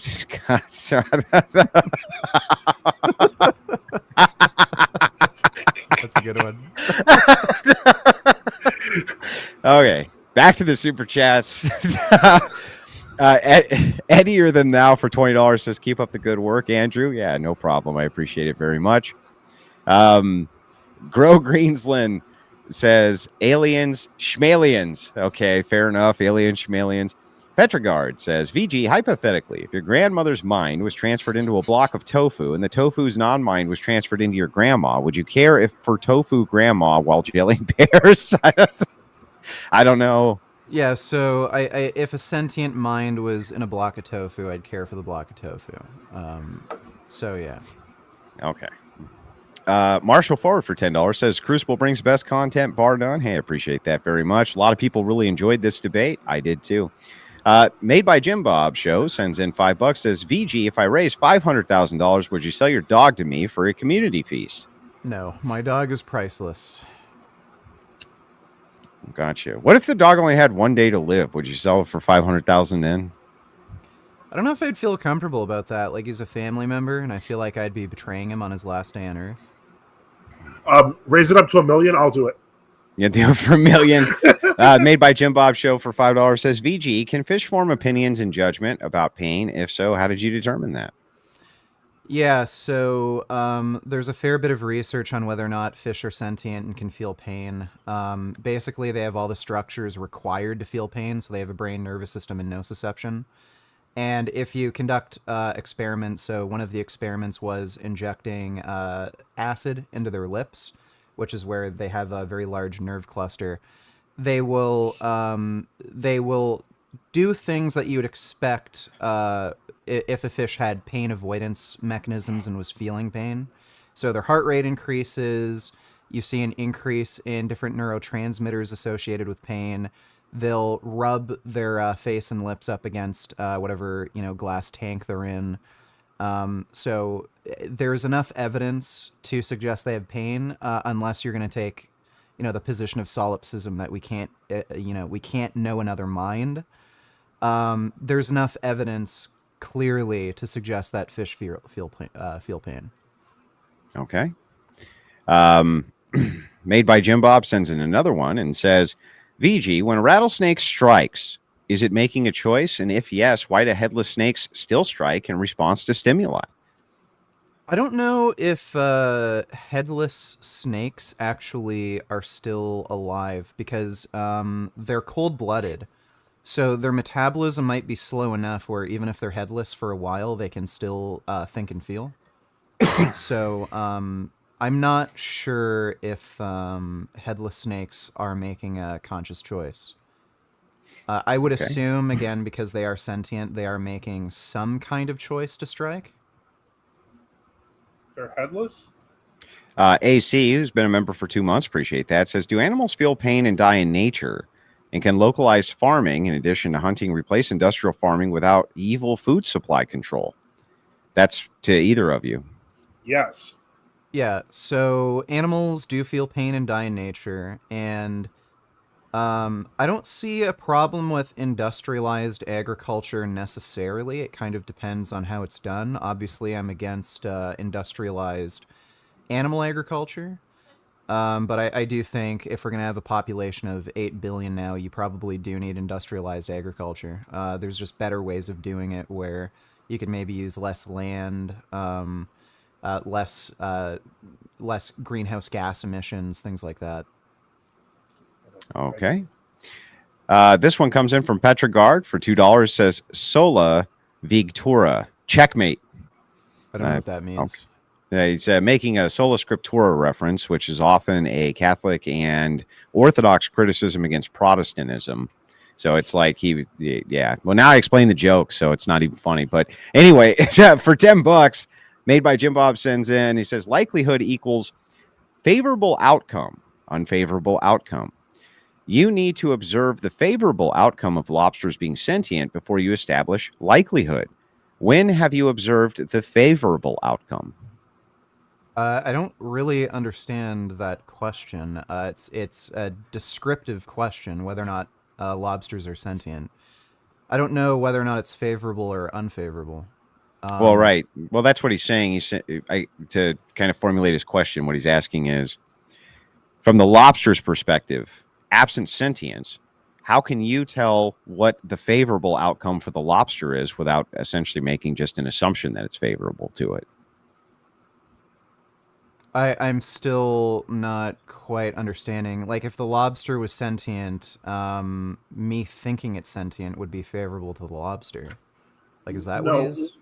no. What he's saying is this: that you would have to observe that there is some sort of outcome that indicates it could be sentient before you establish that there is a likelihood it's sentient. When have you actually observed this? Oh, okay. I read a paper recently. It was pretty in depth, talking about the different evidences of sentience in crustaceans. Okay, gotcha. Maurice Smithville sends in $5, says VG has said he would not be morally opposed to the consumption of roadkill. Would he be morally opposed to the consumption of non-sentient abortion? No. Not in a vacuum. Yeah. You need a person? If they were non-sentient, and I don't know, there weren't any external factors like the mother or father had a problem with it or something, in a vacuum, I don't see an issue. Now, hang on, because while that's a criticism that is shocking, a question to you then, Swaden. This is an important one. You remember the movie? Did you ever see the movie Alive? Yeah, I've heard about it. Yeah, you remember? So that was based on a true story, where just like in the Donner Party, where they were starving and there was dead people, and they did eat the dead people in order to survive. They were judged very, very harshly for doing that. But I'm not so sure that in a similar situation, I would do something dissimilar, or you would, in order to, let's assume you had your children there or something like this. You knew rescue was coming, but they were starving. You may have to hold out for weeks until a storm blew over, something like this. Would you eat the dead body? Would I eat it or would I become it? I'd rather, unless there was somebody already dead. Somebody's already dead.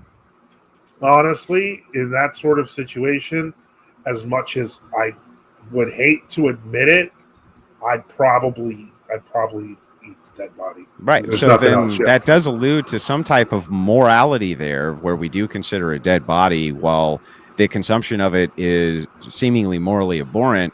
We definitely don't consider it on par with eating something which is alive. I think there's a big difference between the consumption of a non-sentient abortion. Okay, he disappeared. It's just us now. I think there's a difference between the consumption of a non-sentient abortion and a body that's dead on an island and everyone's going to die. These are very different things, which is why I was surprised that he answered that so quickly. Yeah, well, I mean, these are from a vegan standpoint, these are all very common criticisms. So I'm sure he's not particularly surprised by many of the arguments, because he probably hears them often. And I do too, because I run a debate channel where we do a lot of vegan debates. Well, this is another thing that confuses me, and I do want to ask this question, VG, while you're here. What's up with the cannibalism connection thing? I've noticed that there's sometimes almost a cannibalistic theme. There's vegetarian cannibalistic meals. I've seen references to vegan cannibalism. Usually they're sexual. And I'm curious as to why that is. Like, why there's no... It doesn't seem to me to make sense. It's almost like, well, you can't eat animals, so, like, eating people's okay? I don't get it.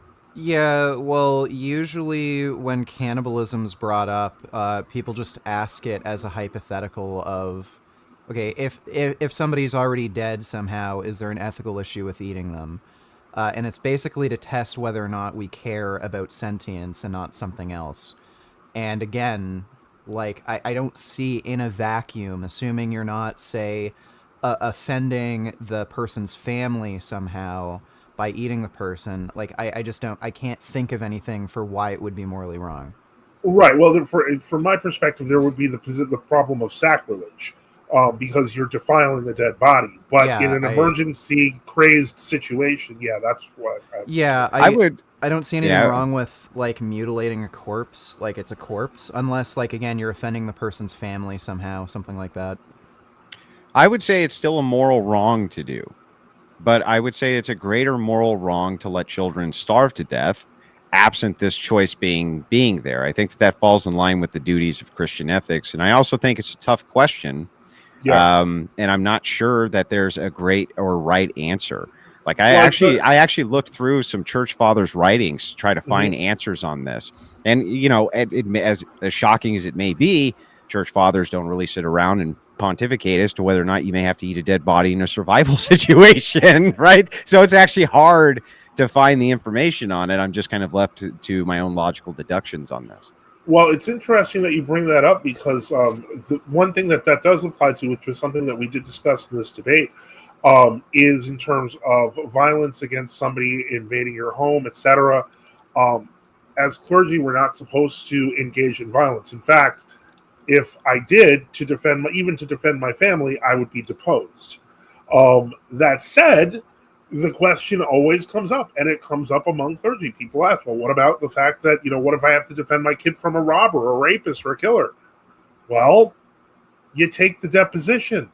You just take it, because ultimately, as you know, it would be weird to value your own clerical status over your child.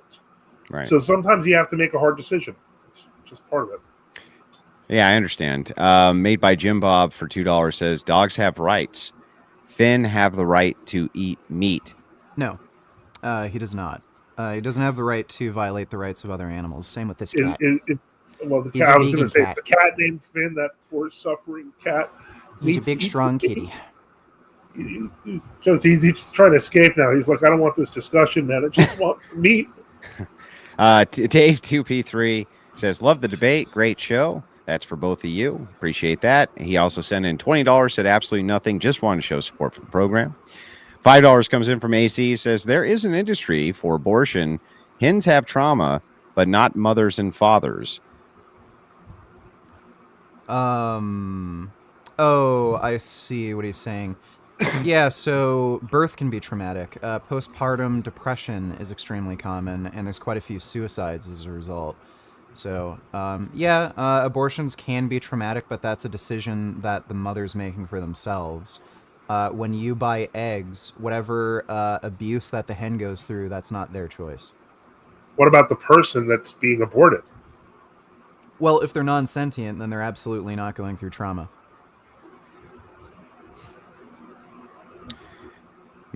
Ali G for $2 says, Joseph, why has God never healed an amputee? God has healed amputees historically.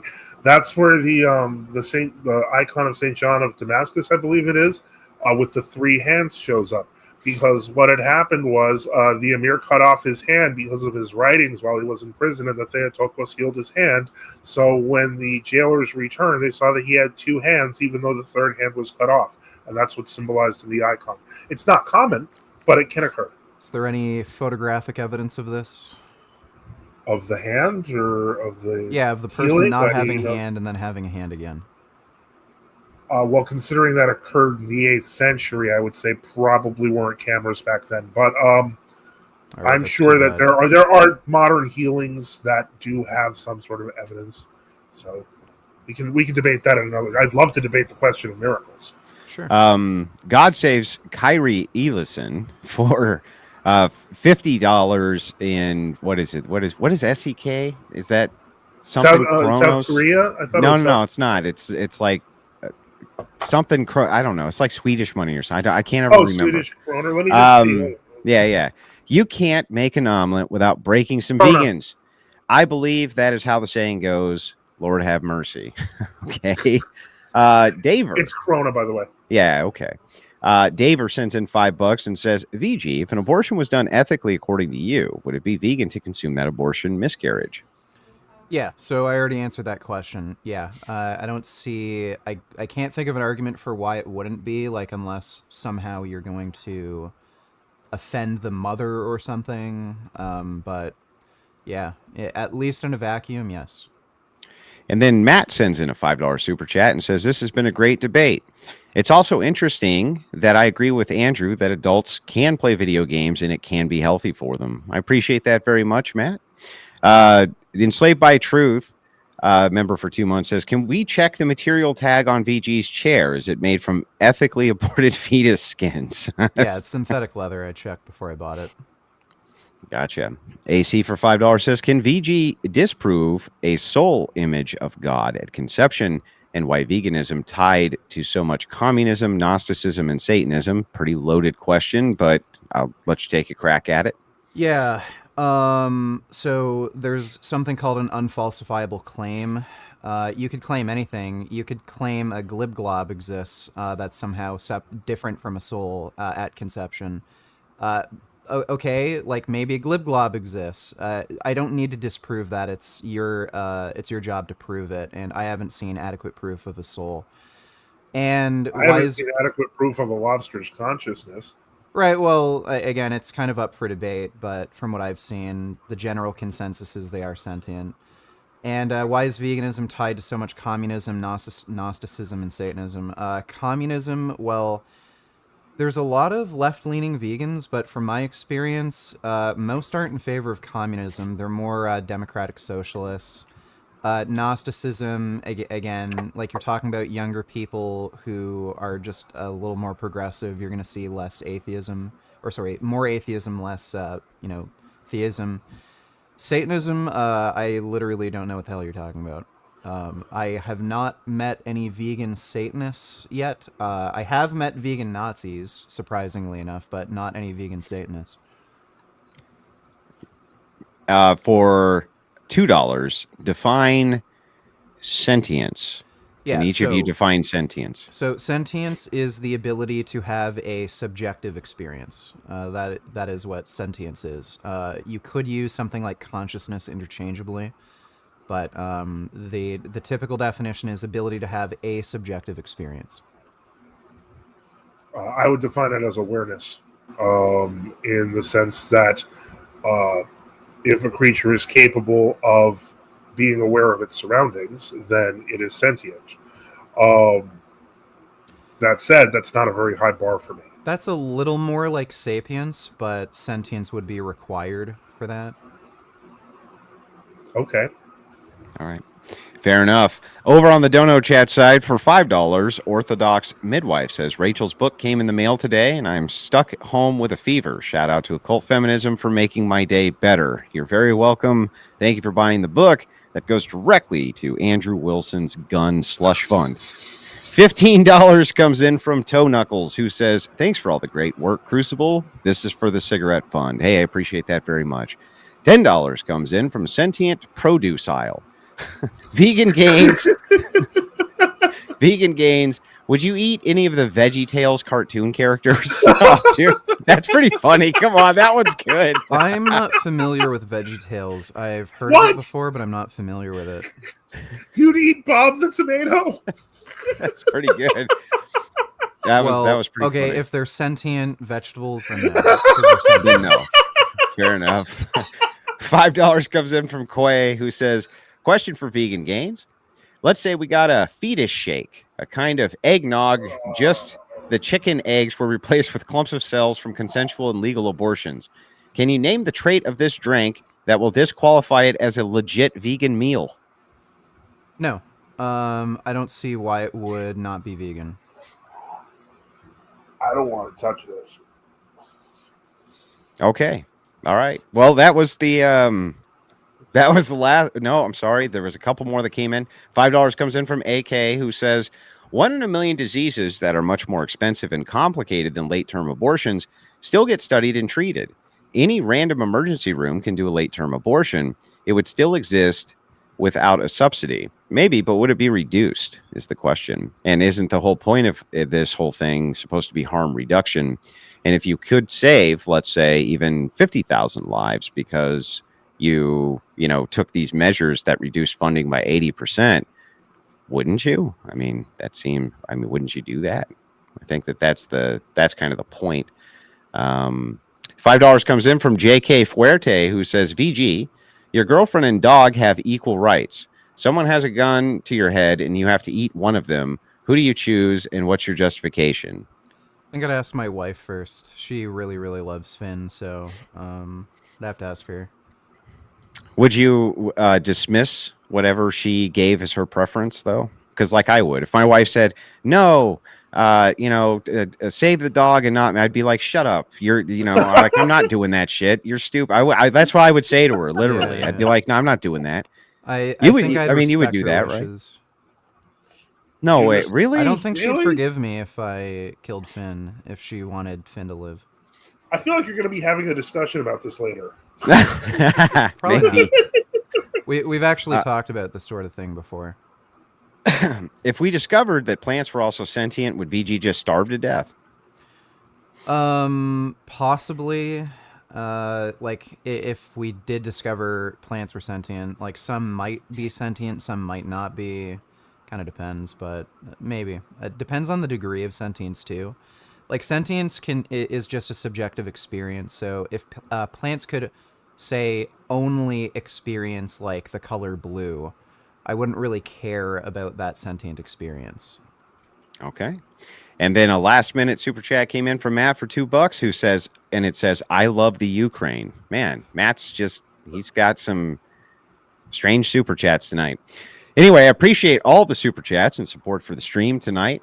Before we wrap it up, I want to give both of these gentlemen who did a great job debating this subject, by the way, it was a lot of fun, the opportunity to shout their respective channels out and where you can find them for all of you who are latecomers. We'll start with you, Vegan Gains. Go ahead when you're ready.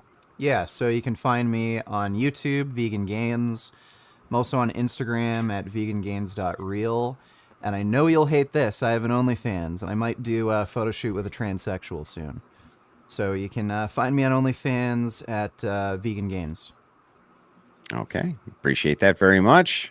And then Father Joseph Swayden, go ahead, shout your channel out where everybody can find you. Yeah, we're as I mentioned, we're on YouTube at NFTU News and Apologetics. You can go to our website at nftu.net, where you can see where we reach out to others on social media, etc. So I'm pretty easy to find, whether on Twitter, Gab, Discord, you name it. You can always reach out if you have any questions about orthodoxy or other issues. But yeah, and I'd like to thank Andrew for hosting me. Hopefully, I can see if we can kidnap Andrew for a show. We'll see. No problem. Thank you so much, gentlemen. We would normally do callers this night, but I didn't realize that my vetting mod, he actually had the night off. So I didn't have anybody to vet callers. So that was like, oops. And I have to vet them. Unfortunately, the show's at a size where trolls come in and do all kinds of shit. You guys know how it goes. So anyway, appreciate it very much. You guys have a wonderful evening. Thank you so much for coming on. Alrighty. Well, that was fun. You're not going to be live this, but Jordan Peterson wants to open a school.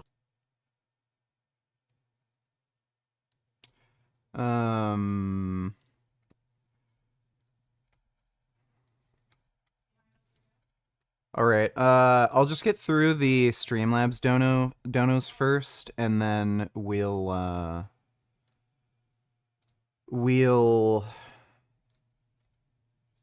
watch that after the donos. Thanks for the donation, Dodo. That sounds retarded.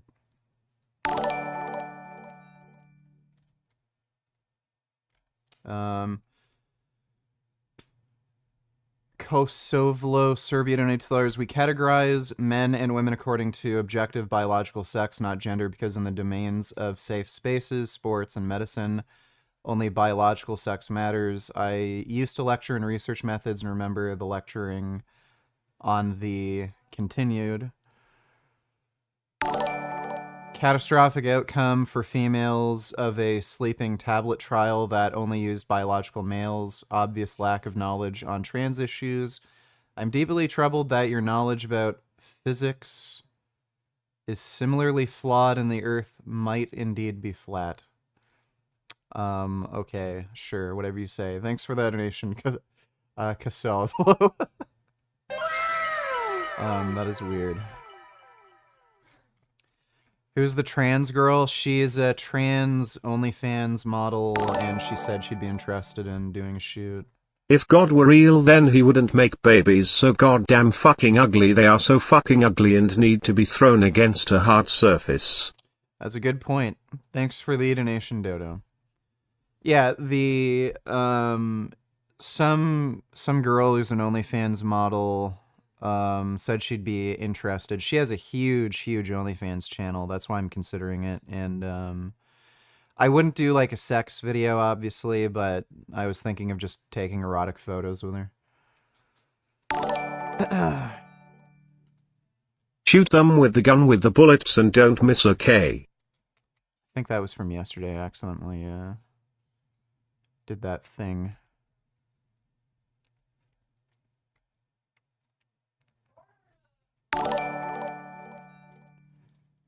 I'm a vegan and a die-hard conservative Christian. Whole food plant-based is the way to go. Yeah, I mean, you can be Christian and believe in stupid things like Jesus and be vegan. It's not in any way contradictory. So there are some religious people who are more reasonable. Ugh, that guy, like even Andrew knew that guy was being disingenuous and dodging. So I think I did well in that debate. Think I made solid arguments. I was able to point out that guy's worldview led to contradictions where he would either have to take away human rights or grant rights to animals. He also said a number of things like you can't get enough protein on a vegan diet or some shit. I think I was able to debunk that. And what is the trait that separates modern children from the many children that God ordered to be genocided in the Bible? Well, I don't think you'd be able to answer that. I guess God does as God does. I don't even have to spell it out, Richard. You know what I'm doing. Yay, that's right, I'm a bat bish. Shut the fuck up, Saga. Good job on the Deb Ritchie, kisses. Well, thank you, Christy. Appreciate the donation. Thank you very much. Yeah, I mean, there's so many weird contradictory things in the Bible, like, you know, God genociding children, and usually they either deny it or they make up some like weird rant about excuse, like the children were evil or something. Who the fuck knows? But thanks, atheist. All right. Jordan Peterson is launching a university. He's not. So this is just going to be trash. He's not going to be able to open up a actual, you know, school. Sneed nigger dab yeet. Sneed nigger dab yeet. Richard is a cunt. Jasmine is a cunt. 777 Vince Gadrumtillion. The darker the berry, the sweeter the juice. Sneed nigger dab yeet. Sneed nigger dab yeet. Richard is a cunt. Jasmine is a cunt. 777 Vince Gadrumtillion. Well, thank you for that, Poopy Snacks. Appreciate it. Thanks for the nation. Yeah, what's probably going to happen here is Jordan Peterson is going to open up some scam school where you learn things that aren't really grounded in reality. It's just all bullshit, you know, his own opinion type crap. And you're not actually going to get any worthwhile credit. And the idea behind this is to have his school develop its own credibility. It's probably not accredited with any other school. So like a credit at his school isn't going to get you a credit at another school. So you're not going to be able to get like a psychology degree. It's going to be something like Jordan Peterson's School of we have to determine what this means, you know, but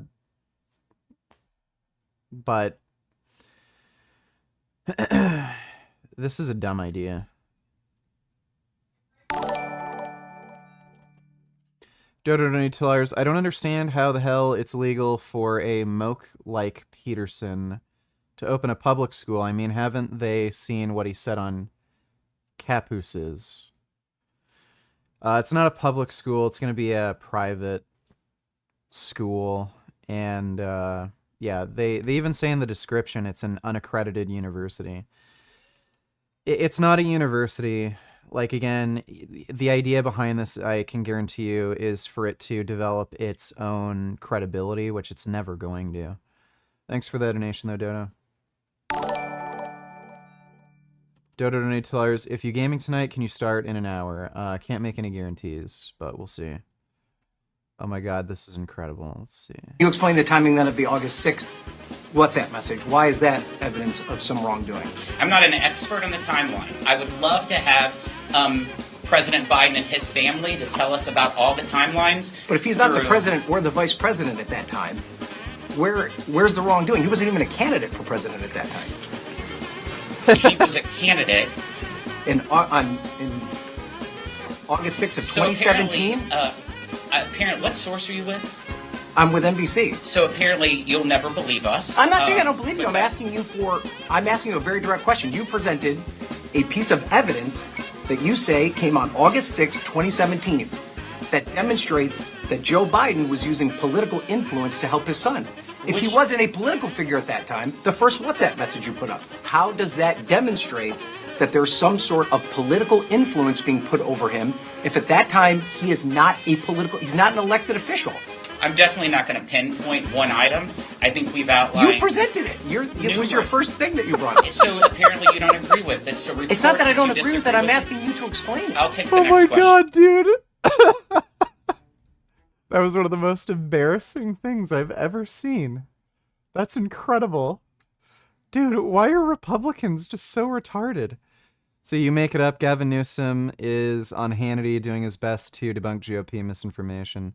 Gavin Newsom's a piece of shit. Energy independent for By the way, first we're time more in energy 75 years. We are more energy dependent today. Look that up. It's a fact. And if you False. No, it's just factually untrue. Joe more Biden was energy. unilaterally I disarmed. encourage the people watching. Look I this encourage up. the people watching. 5.94 quads. Google 9.5. Look at all the restrictions Joe Biden quads. has put We are on more oil and energy gas companies. independent today under Biden. Pence doesn't know that. Your audience doesn't know that. More domestic oil production than any time in history. We're on pace this year. That's a fact. Yeah, so Biden increased oil production in certain regions. The U.S. has a lot of domestic oil. So just because there's restrictions, it doesn't mean oil production hasn't decreased. You guys keep making that up. No, we don't make it up. You're making it up. We're energy independent, and now we're not. We are energy independent. No, we're not. Net energy exporters. No, we are not. Sean, this is going to be so much fun when this gets PolitiFact tomorrow. Anwar, go there. Look at all the other restrictions. 5.94 quads. That's the margin. It's the highest margin of net energy export in America's history under the Biden administration. Right. I did have a little fun, and for once you actually got back By to the way, me. I can't wait for PolitiFact tomorrow. There's going to be some fun. PolitiFact. Why don't you go to the great? I want you to show your audience. Gavin Newsom does a good job of debunking conservatives, but he's a piece of shit. Dodo Tillers, I know you've seen this several times, but you need to use this.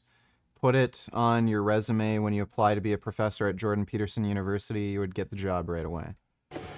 Is it okay to be gay? Well, it depends on what you mean is, and what you mean by gay, as Peterson would say. Now, it depends on what you mean by gay and what you mean by is.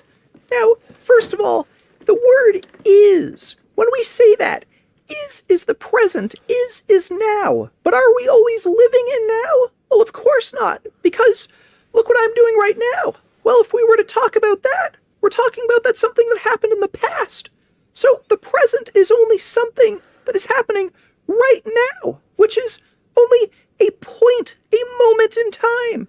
And gay, well, gay can be all sorts of things. Am I being gay for wanting to make sure incels get laid? Am I being gay for crying when I watch Pinocchio? I'm sure if Peterson saw all the impressions I did of him, he wouldn't like me very much. Thanks for the donation, though, Dodo. Jordan Peterson impression. Can you do a theme based on He has a hard time with his mental health because his daughter is provocative and hot and can't deal with his uncontrolled boners and doesn't know what it means. Harda. You?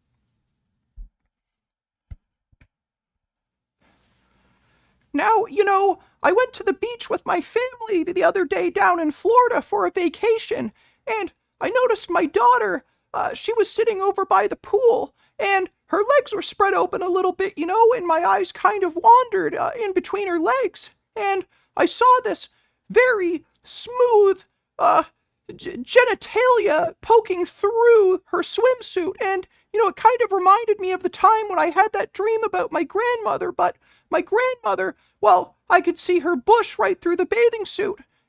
Her pubic hair, it was rather scraggly and not all that appealing, but my daughter, she's a much younger woman, and she has a much tighter set of genitals that would be more appealing to, say, your average male. And it got me thinking, does my daughter belong in my bedroom?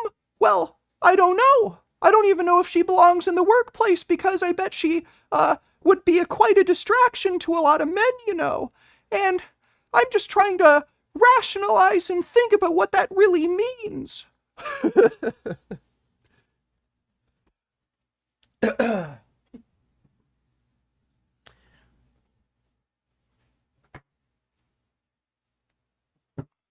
Hope you enjoyed that. Thanks for the donation, Lionheart. Turbo Blackpill checking in. So get ready for lots of sexism, racism, homophobia, and maybe even a bit of anti-Semitism sprinkled in. Alright, well, thank you for warning me. Appreciate the donation, Turbo Blackpill. We are planning a soft launch in November, and we might be able to change the education system. That's funny. It's weird. Up yours, woke moralists. We'll see who cancels who. Jordan. Yeah, they are not changing the education system. They're just an unaccredited school, and that credit is going to mean absolutely nothing. It's just fucking bullshit. That's all it is. It's... Somebody wants to be a therapist, they're probably going to make the credits sound valid, but if anybody looks it up, it's just going to be garbage. Peterson has announced that he is launching his own unaccredited university. He's not happy with how academics and higher ed works in the United States. And so let's have him explain what this project is really about. Turkey Tom is live on YouTube? Or is it his, like, second channel? And there he is. Is Vegan Games on Tren? I don't think he's on any steroids. He doesn't really look roided out. He does look... Huh? Who, Turkey Tom? Yeah. You know, he has been lifting for 13 years. Guys, we're the last 6. Is that real? So there's one other team? Yeah. I got 12 kills. Oh my god! Baba Booey. Shit is coming. Wait, you got 12 kills? Yeah, I got 4 kills. That means Tom got 0, bro. 20 minutes. This guy's too busy ranting about veganism. Where are they, bro? Oh, yeah. I guess he doesn't want to kill people anymore. Fuck off. He's so empathetic, dude. Dude, he told me, okay, he told me he wants to make a video game. And he wants the video game to be a mass shooter simulator. And he wants to release it under like the assumption that it will potentially cause it to happen in the real world. He wants to see what will happen if people will be inspired by his accurate simulator. That's what he told me his dream is. Can't you do that in GTA and MW? Modern Warfare? Yeah, I think he just wants it to be like exclusively for schools, though. Oh, purely children. Yeah, I guess so. Which is so fucked. Jeez. But he's Yeah, also, that's why he's so far. interesting. Like, who says stuff like that? I don't know anyone. I think it would be an interesting social experiment. That's why I want to do it. I want to see if there actually is an interaction between media and real life tragedies. Oh, Jesus Christ. Where is this team, bro? They're hiding. Like pussies. Whatever. We're in the circle, so it's chill. Okay. We should probably stay up. I feel like I'm in the last area they could be. I'm trying to find them. Well, they might be like. Kid Boo donated $2. But wouldn't they be? Also, wouldn't they die if they're still running in? Like, they might. Let me take a look. Man, fuck you. I'll see you at work. Nigga, don't hate me because I'm perfect, nigga. Maybe if you use the Dragon Balls to upgrade that cheap-ass haircut, you get some bitches on your dick. Oh, better yet, maybe Android 18 will call you dog ass if she stops fucking with that bald dwarf or old man she's fucking with. Nigga. What? Bitch. That's a pretty good one. oh shit! I found one. I found. He's got a trying to sniper. Reaper. He owned me. Get him. This guy's dead. I died. But I spotted him. Oh, there's a turret or whatever. Yeah, it's mine. Oh, okay. I'm retarded. Bro. This sounds legit retarded. I rebooted someone. Mods are having shit. reviewing other chat I make. Lol. Imagine if you had a completely realistic dialogue. Bro, stop crawling. Hatred is just that. I remember that game, Hatred. Wasn't that game like funny? I remember a bunch of people made fun of that game back in the day because it was so edgy. They res their boy. I think how the corn and soy really got to Vegan Gain's head. Yeah, maybe. He told me some crazy stuff. He definitely was very honest. I'll say that. Unless he lied about the crazy stuff because he thought it was funny. But I think he told the truth. Oh wait, they have to come up here. So. How did he get famous, Vegan Gains? Because I don't even know. By making videos about veganism, and then like Leafy and people like that would make like lol cow videos on him. Oh, one of them right there. Oh god, they're at the top. There's one like down there. He's got a turret. Fuck. Oh shit. We gotta go in. It's Cuck over. drama No, is you're going kidding. through? You're Tom's fucking me. going Where'd you through get cuck shot drama? from? Just let me die. Nothing. I was just in the storm. Oh fuck! Let's go! Let's go, bro. Let's go. Yeah, dude. Bernie, you know I got your back, man. Holy shit, dude. Damn. Easy win. Actually, Easy I win. thought it was so over. Vegan Gains isn't saying anything you couldn't hear from someone in prison or a psych ward. Well, thankfully, I don't want to go to either of those places, so. You don't think you'll ever end up in prison, Tom? No. I don't know, man. My desire to go to prison, my desire to not go is so high that I think I'll just never go. I feel like you could potentially, like especially in Canada, dude. For what? Dude, over there, man. I mean, you never know. I think you're gonna go to prison for being gay because it's illegal. It's actually legal, dude. Tax evasion, yeah, dude. The fucking Canadian government will get your ass for tax evasion. They're probably listening to this conversation right now. True. And they're like, yo, he has 500 viewers. Can I play We need racing 70% games of that later? income. I'm literally getting my racing wheel and shifter and everything tomorrow, so we'll probably play racing games tomorrow. Have the pronoun law. Tom pronouns everyone correctly, though. He wouldn't go to jail for that. Bro, I would never be caught misgendering. Have you ever? On video? Ever what? Misgendered? I'm sure I have at some point. I'm calling the police then. They didn't know. Doesn't Canada have a pronoun law or something? I mean, I think technically, but I mean, what's realistically going to happen, you know? Canada does not have a pronoun That's law. true. It's something different. related. I've been told that there's a pronoun law. I remember that from years ago. It's not but the same thing. That's how Jordan Peterson blew up. I think if I was like, "What's up, bro?" to like some trans chick, I don't think anything would happen. I saw you made a video. The red pill is over. Yeah. Wait, something like that, right? Was that it? Mm-hmm. I didn't watch it, but you think it's over? All right, we'll check back in like 20 minutes when my subscriber thing. Be funny if we could blow apart the university system a little bit because it's broken because of what it did to you. Like you were alienated out of your job, basically. You'll be damn fortunate. He's such a liar. So the University of Toronto didn't have a problem with any of his beliefs on transgenderism or religion or whatever. The problem they had was that he wasn't following proper fucking lesson plans. He was actually saying, he was making lectures that were like literally religious in nature. They didn't have any academic merit. That's why the university wanted to get rid of him. It wasn't because of his opinion on transgenders. That was like the tip of the iceberg. And then all the other shit that happened with him, with like the College of Psychology wanting to get rid of him, he admitted, you can look at the fucking court documents, he admitted that he did something wrong, and he said, oh, I'm going to try to not do that anymore. And the college just demanded that he go through some retraining, and it wasn't even that expensive. It was like $5,000 or $6,000, something like that.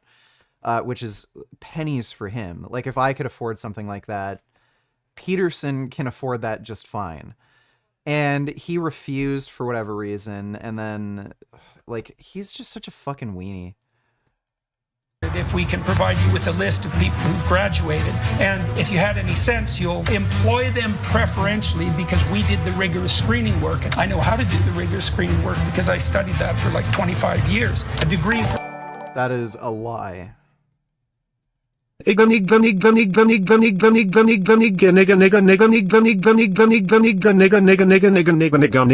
777 Trigintillion 777 Duo Trigintillion 777 Trigintillion 777 Trigintillion 777 Ovum Gentillion 777 Octovigentillion 777 Septviguntillion 777 Sexvigintillion 777 Quinvigintillion 777 Quartervigintillion 777 Revigintillion 777 Duovigintillion 777 Unvigintillion 777 Vigintillion 777 Novem Decillion 777 Octodecillion 777 Septendecillion 777 Sexdecillion 777 Quindecillion 777 Quatuordecillion 700. I'm just gonna skip that, but thanks for the donation, Poopy Snacks. Yeah, so Jordan Peterson is not good at his job, plain and simple. If you look at his reviews from his private practice prior to getting famous, he was getting middling reviews at best. The University of Toronto wanted to kick him out because he couldn't give proper lesson plans. So the idea that this guy would know how to hire good teachers at his non-accredited university is just a fucking joke. This guy is going to hire fucking probably religious quacks that are ideologically motivated and don't really care about science. From our university will signify high-level conscientiousness and general cognitive ability, and those are very valuable for any employer with a clue. So I think we can just skip the accreditation process and go right to the employers. We are planning a soft launch in November, and we might be able to change the education system. That's funny. It's weird. Up yours, woke moralists. Yeah. We'll see who cancels who. Exactly. That sort of funny. That kind of funny. Oh yeah, that kind of funny. That is not going anywhere. I can almost guarantee you he's probably going to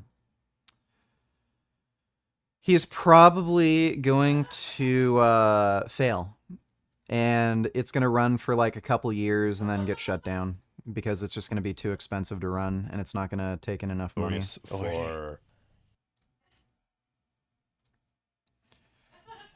All right. Brian Johnson talk. Yeah. Be recording. We're fucking I'm just gonna ready to go, brother. I'm just gonna sit all cool and casual like this, you know. Your 'cause- belly's hanging out the bottom. No, it's not. It. You don't know that. Hate him. Hate But it. what he's doing is very valuable, and it's. But what's it do like? What do you mean? What's it do? It's Like, what's he doing? He looks like a pale, pasty nerd. Give him a chance. No, I actually. What's up, dude? How are we doing tonight? Also only saw the very beginning of the debate earlier, so didn't catch anything juicy. Did anything exciting happen? How do you think you did? Hopefully destroyed them.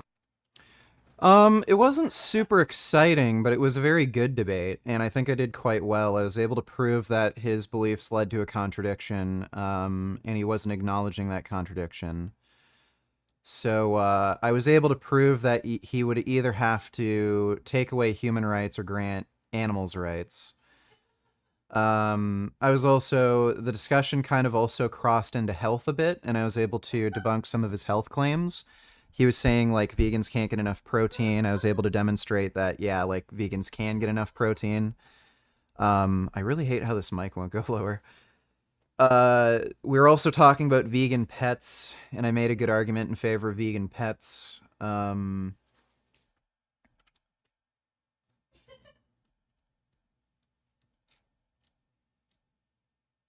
I knew it. That's fucking annoying. Whatchamacall, and yeah, it was just good and productive overall. So I did well.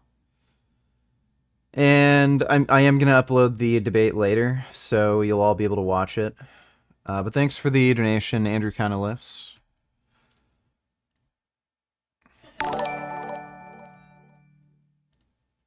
Time to finish you off.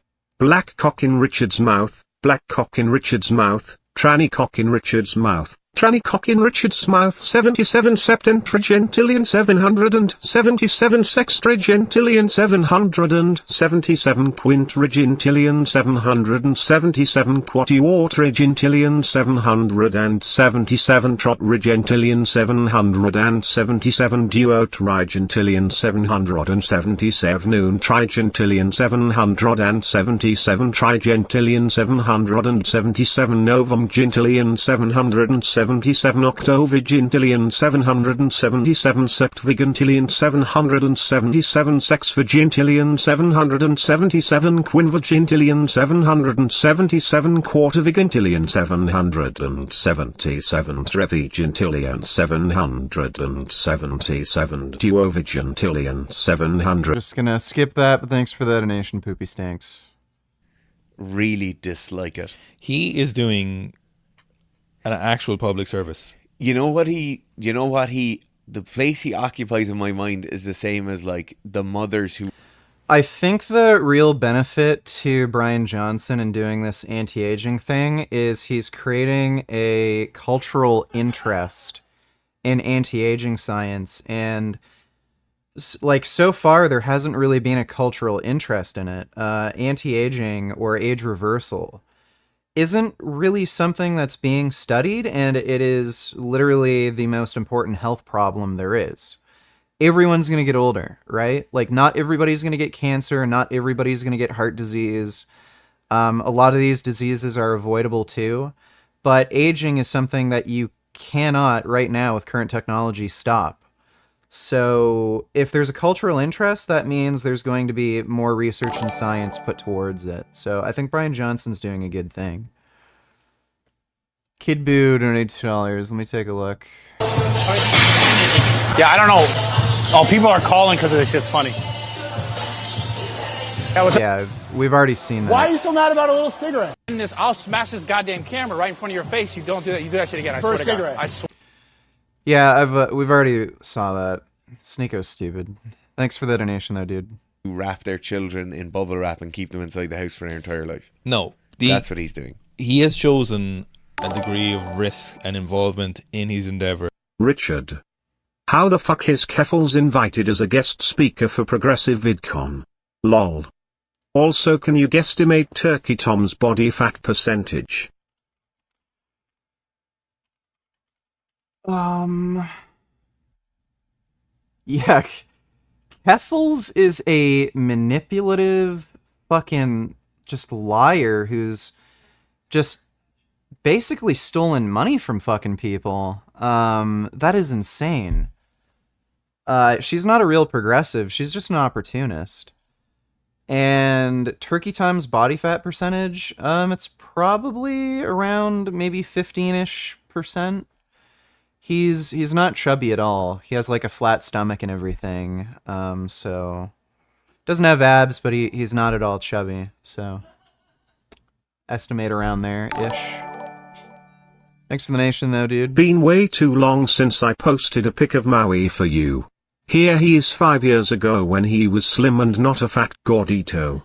Let me take a look. Oh my god. So orange. That's amazing. Thanks for the donation even now. I appreciate that. I think somebody messaged me on Instagram.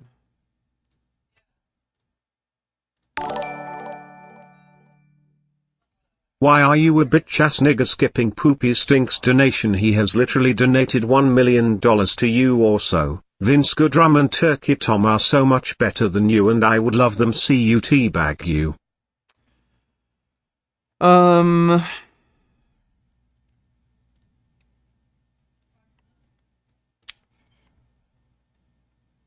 I don't think he's literally donated that much. But, thanks for the donation, Jasmine, in the background, and I don't think anybody's going to teabag me, but thanks again. That you're not That's in so agreement boring. with. No. That's like the people who stop drinking at 11 o'clock because I don't want to have a hangover tomorrow. First of all, hangovers are the devil. But what he's doing, I get it. He's all in. He's all in the same way you do jiu-jitsu 5 times a week. Yeah. He's It's all in not that the I'm same squatting thing. 5 times a Jiu-jitsu week. is class. No.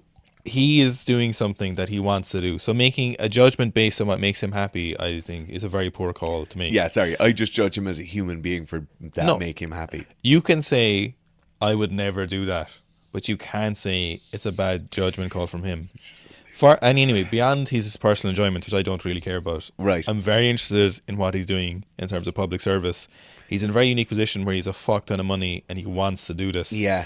And so his results, even if it doesn't work, are very valuable, as with any scientific method. And he's doing the scientific method with something that is entirely complex. Like he's doing something with the scientific method that is so far beyond what could have been done in any case study ever. Like it's such a ridiculous combination of different systems. Yes. And he's doing his best. And the only way you could do that is with his particular funding and in his situation. Yeah. And you could never get subjects to commit to that. Like people, they do food diaries for people and people lie. Do you think it's reasonable to sometimes feel intimidated by the sheer amount of people who are not vegan and the repercussions you can face from family and friends who don't like being told what they're eating is immoral? Great debate earlier, BTW.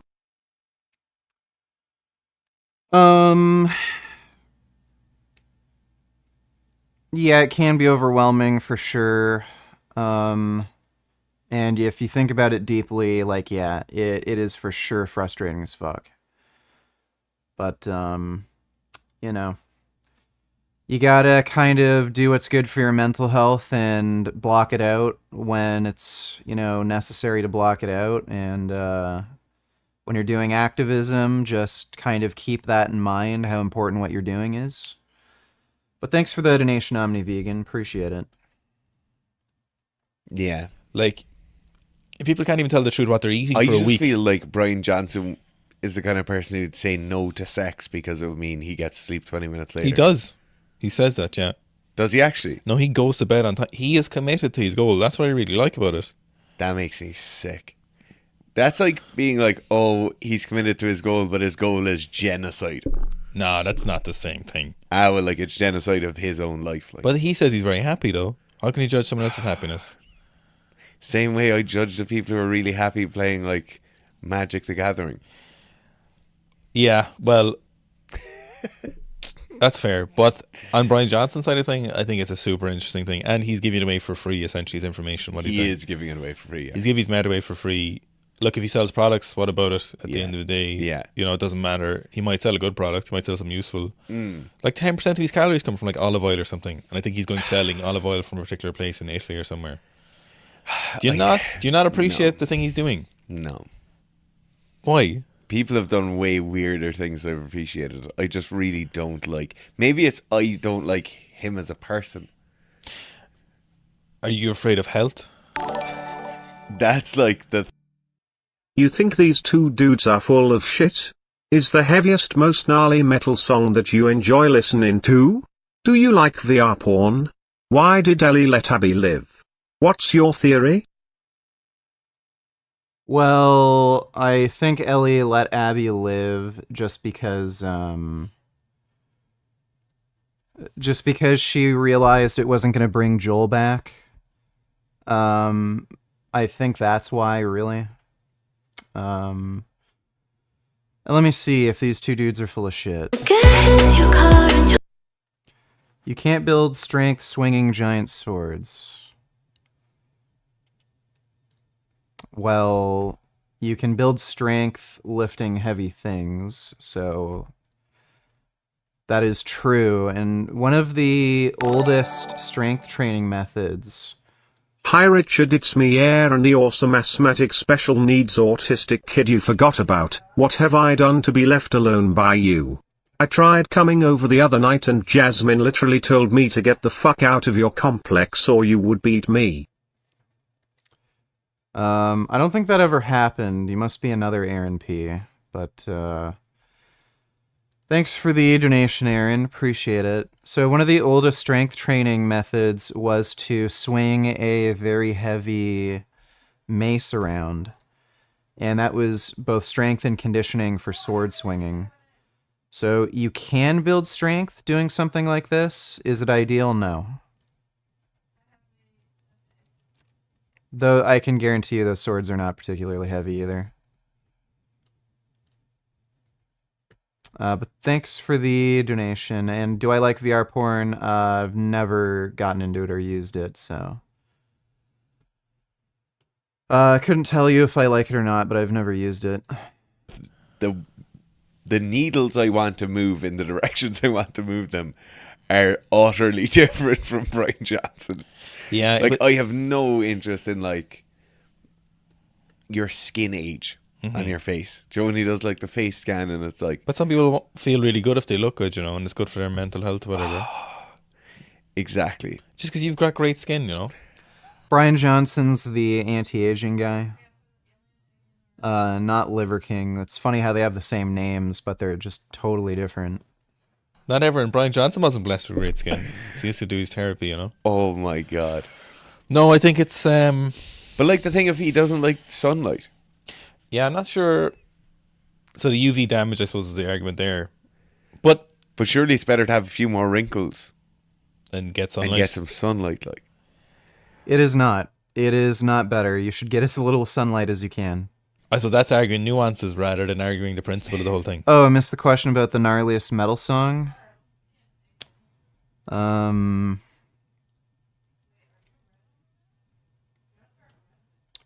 Thinking of getting the MetaQuest Pro. We'll see.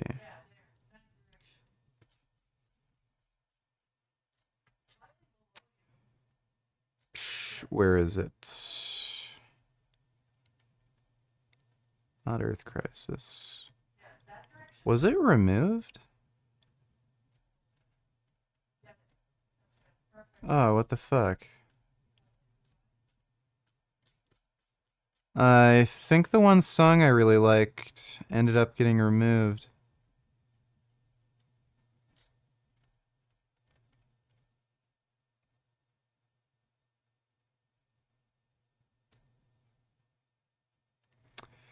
Well, anyway, I really like Tatar Warrior. I listen to Tatar Warrior a lot.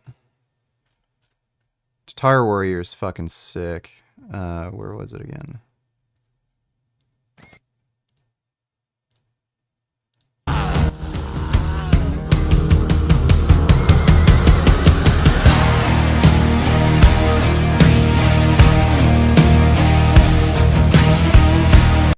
Yeah, I'd listen to Guitar Warrior if you want like a really good metal song. I just feel like he'd cut off his own arm if he thought he'd live longer. And he'd be like, no, sure, I only need one arm. Yeah, at what point do you I stop? just hire someone to do my right arm things. Mm-hmm. You know? It just bothers me. His thing. Yeah. It seems to bother a lot of people. Yeah. I don't get the bothering thing. Live and let be. Live and let live. Yeah. Live and let die. Yeah. I just wouldn't I wouldn't drink a pint with him. You wouldn't drink a pint. And that's my marker of someone. But he drinks wine there. I don't know if he drinks wine anymore. I'm following closely. I'm very interested. Yeah, you're into it, like. I'm very interested. No, it's so interesting because I've really taken an interest in. So obviously, I did biochemistry. Yeah. And worked in pharmaceutical and stuff. So the advancement in medicine is something very interesting. Yeah. And it's clear to a lot of people that outside of emergency situations, modern day medicine, for as far as the West is concerned, I think everywhere, isn't very good. Yeah. And that's, a lot of people would agree with that, you know. That's that, like acute trauma care has increased massively. Yeah. If you break a bone, yeah, or you need something removed. Fuck luck spit score whore fact fuck slip slap patty whack vegan gain gay broccoli boy pig boy soy so soy. Jippity jap boo wheel and rider slip hiddy slap you fucking retard cunt punt bunt runt veggie gay diggity your fucking gay slip sloop doop biggity boy soy.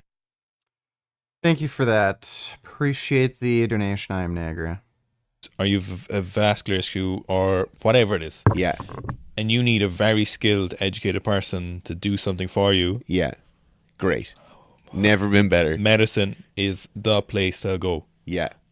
You can't do that for me. But you could give it a go. You would give it a go. Yeah. But when it comes to prehab of those things. Yes. Or when it comes to more crypto scams that no one Really? What is it? Like it's dink doink. I have more. It's like more than what's like it's more than what the additional extra ones that are Really? known. Yeah, how You'd be the first one to talk many about them? people so many times. Yeah, I think so. I Yo, haven't what's heard up, Vegan anything Gains? about. I haven't What's heard up, anything bro? about any of the extra. Yo. He's in Pop in chat. Fortnite. He told me he doesn't like battle royales. What? Damn. I told him it's goated. Can Vegan Gains backflip? He's probably too big to backflip, bro. I would guess. Bradley Martin can. He said I cannot do a backflip. Yeah, I didn't think so. Have you seen this movie? If not pretty good, I recommend it. Talk to me. I'll do it. To me. Oh my god, they. Somebody told me about it. I'll be sure to watch it sometime. We're not there. Thanks for the donation, Fohan. I would like to do. Okay, so Lotier God reacted to my video about Adam 22. He's like, "How you gonna do a video about Adam without even talking to him?" So I was thinking maybe I could just talk to Lotier God and then do like an interview, like with him for it. Imagine you met him and he falsely copyright claimed you. I Like don't. you flew I all don't the think. way out. I'd rather just call him over the phone, honestly, because I feel like his IRL life is really? really not that interesting. Probably. I feel like it could be. Yo, You don't think so? Vegan Gains. One of my longtime chatters named Smaggle Daggle, who's a zoo expert / enthusiast, wants to debate you on animal suffering. Would you be down to debate him on this stream? I'll add you both to the call. It's totally up to you, but he wants to debate you. Longtime chatter and zoo sadist. True. Lotier Greg tried to get honest to dox me after my video on him. He modded very hard. Yeah. That's Holy him. shit. He said, "Sure, I can do that." All right. Try. I'll add Smaggle. Tried to get his audience to dox you. The fuck? I need to find Vegan Gains' Discord. That's fucking insane, man. That guy. Shit.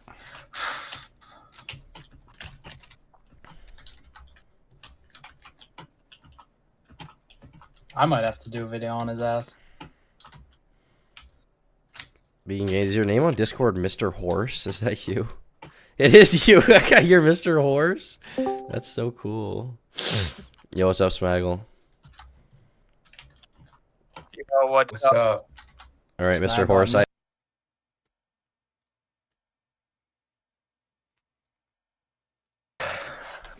you ready to debate Vegan Gains? Yeah, I'm ready to debate Vegan Gains. Wait, are you actually gonna, dude? What is your gonna position? win?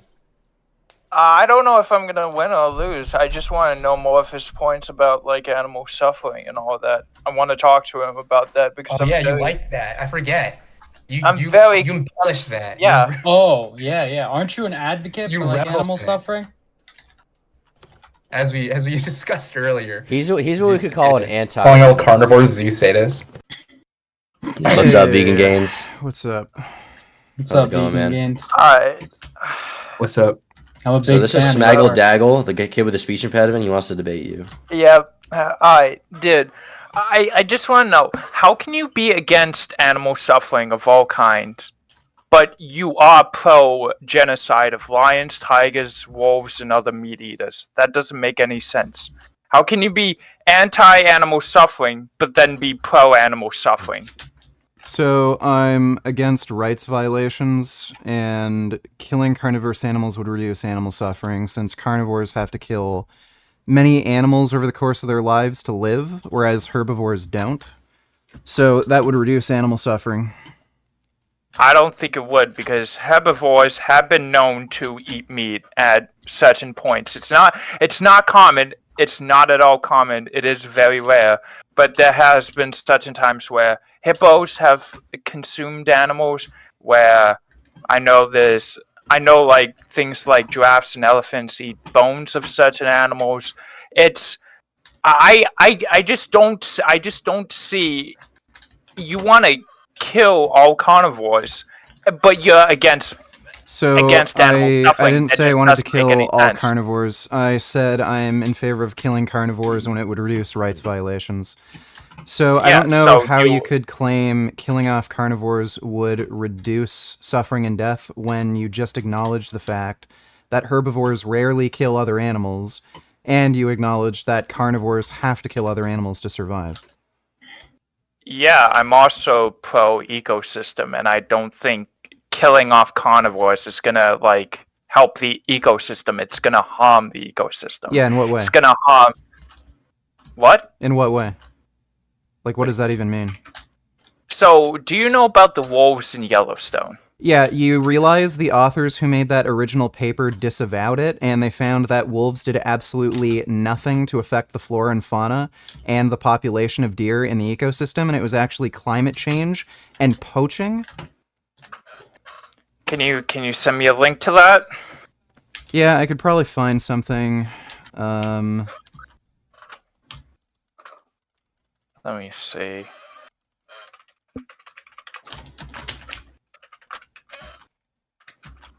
That's. Let me. Vegan Gains, what are your thoughts on the vegan teacher? She's alright, like, I know her personally. Oh, that's cool. Like, you met her or, like, talked to her on the phone? No, like, I haven't met her on person, but, you know, we're, like, friends on Facebook and shit. We've talked a fair bit. That's cool. So, There's people here. How'd you feel about her? She had like here's- she had like an N-word meme. How'd you feel about that? Oh, I don't really care. I know what she was trying to say when she made that video, and people just missed the point. I don't really care if people say the N-word out of context. And for those who don't know, I'm half black. So I sent you an article. Basically, it's an interview that the original authors wrote. The wolves at Yellowstone didn't reduce the elk population. It was poachers that actually did it. The wolves aren't nearly successful enough hunters to actually do anything to reduce elk population. It also didn't change the elk's behavior to a degree where it affected flora fauna. It was just natural changes in climate. Tom, can you DM me the link? Or could you post it in the group chat? Yeah, I sent it. I don't see it. It's not here. It's not here. Well, I messaged it to you. No, you didn't. Yeah, I did. No, you didn't. I don't have anything, so you didn't. Okay, there it is in the group chat. There you go. Jesus. Okay, there we go. Smaggle, don't get all confrontational, okay? Don't mold. I am molding. You claim to love animals and you eat them, dude. How could you? I'm fine with fucking eating any fucking animal because I can't go vegan. I'm fucking allergic to peanuts and tree nuts, all the nuts. So I can't go vegan or else I'll fucking die. You realize there's millions of different species of edible plants, and you don't just have to eat peanuts and tree nuts. So, do you think if someone had severe allergies that would potentially restrict them from being able to eat a healthy vegan diet, do you think they would still be a bad person? Morally. Yes. Why the hell should you... So, why should you be allowed to kill thousands of animals in your lifetime just so that you can live a better life? Like, if somebody had to torture and kill dogs so that they could feel better, would you be in favor of that? Bro. I mean, in my opinion, that's just not comparable. How is a dog not comparable to a chicken, cow, or pig? No, I said if someone had severe allergic restrictions. Yeah, so let's say somebody could only eat dogs, and they had to basically pay for dogs to get tortured and murdered for them to be healthy. You'd be in favor of them torturing and killing dogs? Oh my god. I'm not seeing... are you guys seeing the correlation here? I'm not seeing it. I mean, look, you would destroy me in the debate on this subject. Dogs. I'm not going to debate your position for you. Yeah. You gotta try to own him. I can't own him, right? You're gonna win, but I'm not seeing the correlation between someone having severe restrictions that would prevent them from being vegan, right? If you think vegan is good, I think no that's allergy or medical condition known to man that would prevent you from being vegan and being healthy. Well, it's like there are allergies. Differences like there are allergies, but again, you can just eat different foods. Are you? Because you're also putting like moral consideration for them, whereas like, which is why you're saying like, oh well, is it right to torture one person to torture 100 people, right? Like that. I feel like that you guys have to argue that first. Like, if you should have that kind of regard. Well, I guess. let's make this simple. There's this challenge I make called Name the Trait. So I believe animals should have the same rights as human beings because I don't see any substantive differences between humans and animals where animals shouldn't have human rights. So if you believe animals shouldn't have human rights, then name the trait that is lacking in animals that, if lacking in human beings, would also make it acceptable to take away those human rights from those human beings.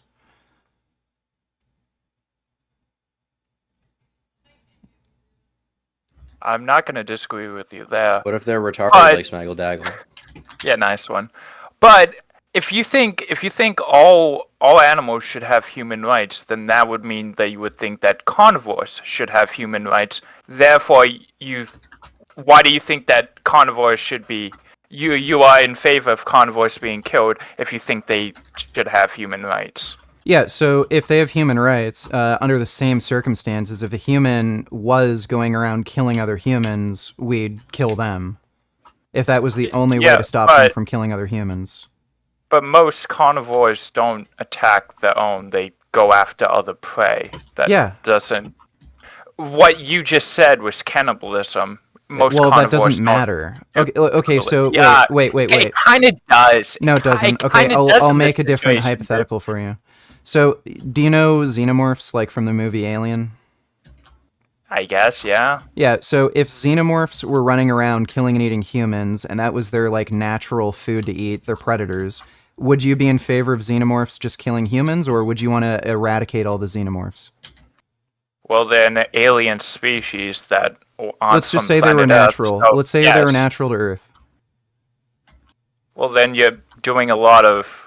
I mean, I guess, sure, But you're adding like a bunch of like hypotheticals to it. What if xenomorphs were from Earth? What if xenomorphs only ate humans? We're debating principles. So it doesn't matter. shit. We're debating principles. So if your principle And is your that principles it's are wrong to kill stupid. carnivorous animals, if your principle is Your that it's principles wrong are to kill just carnivorous retarded. animals, then you'd be in favor of xenomorphs killing human beings.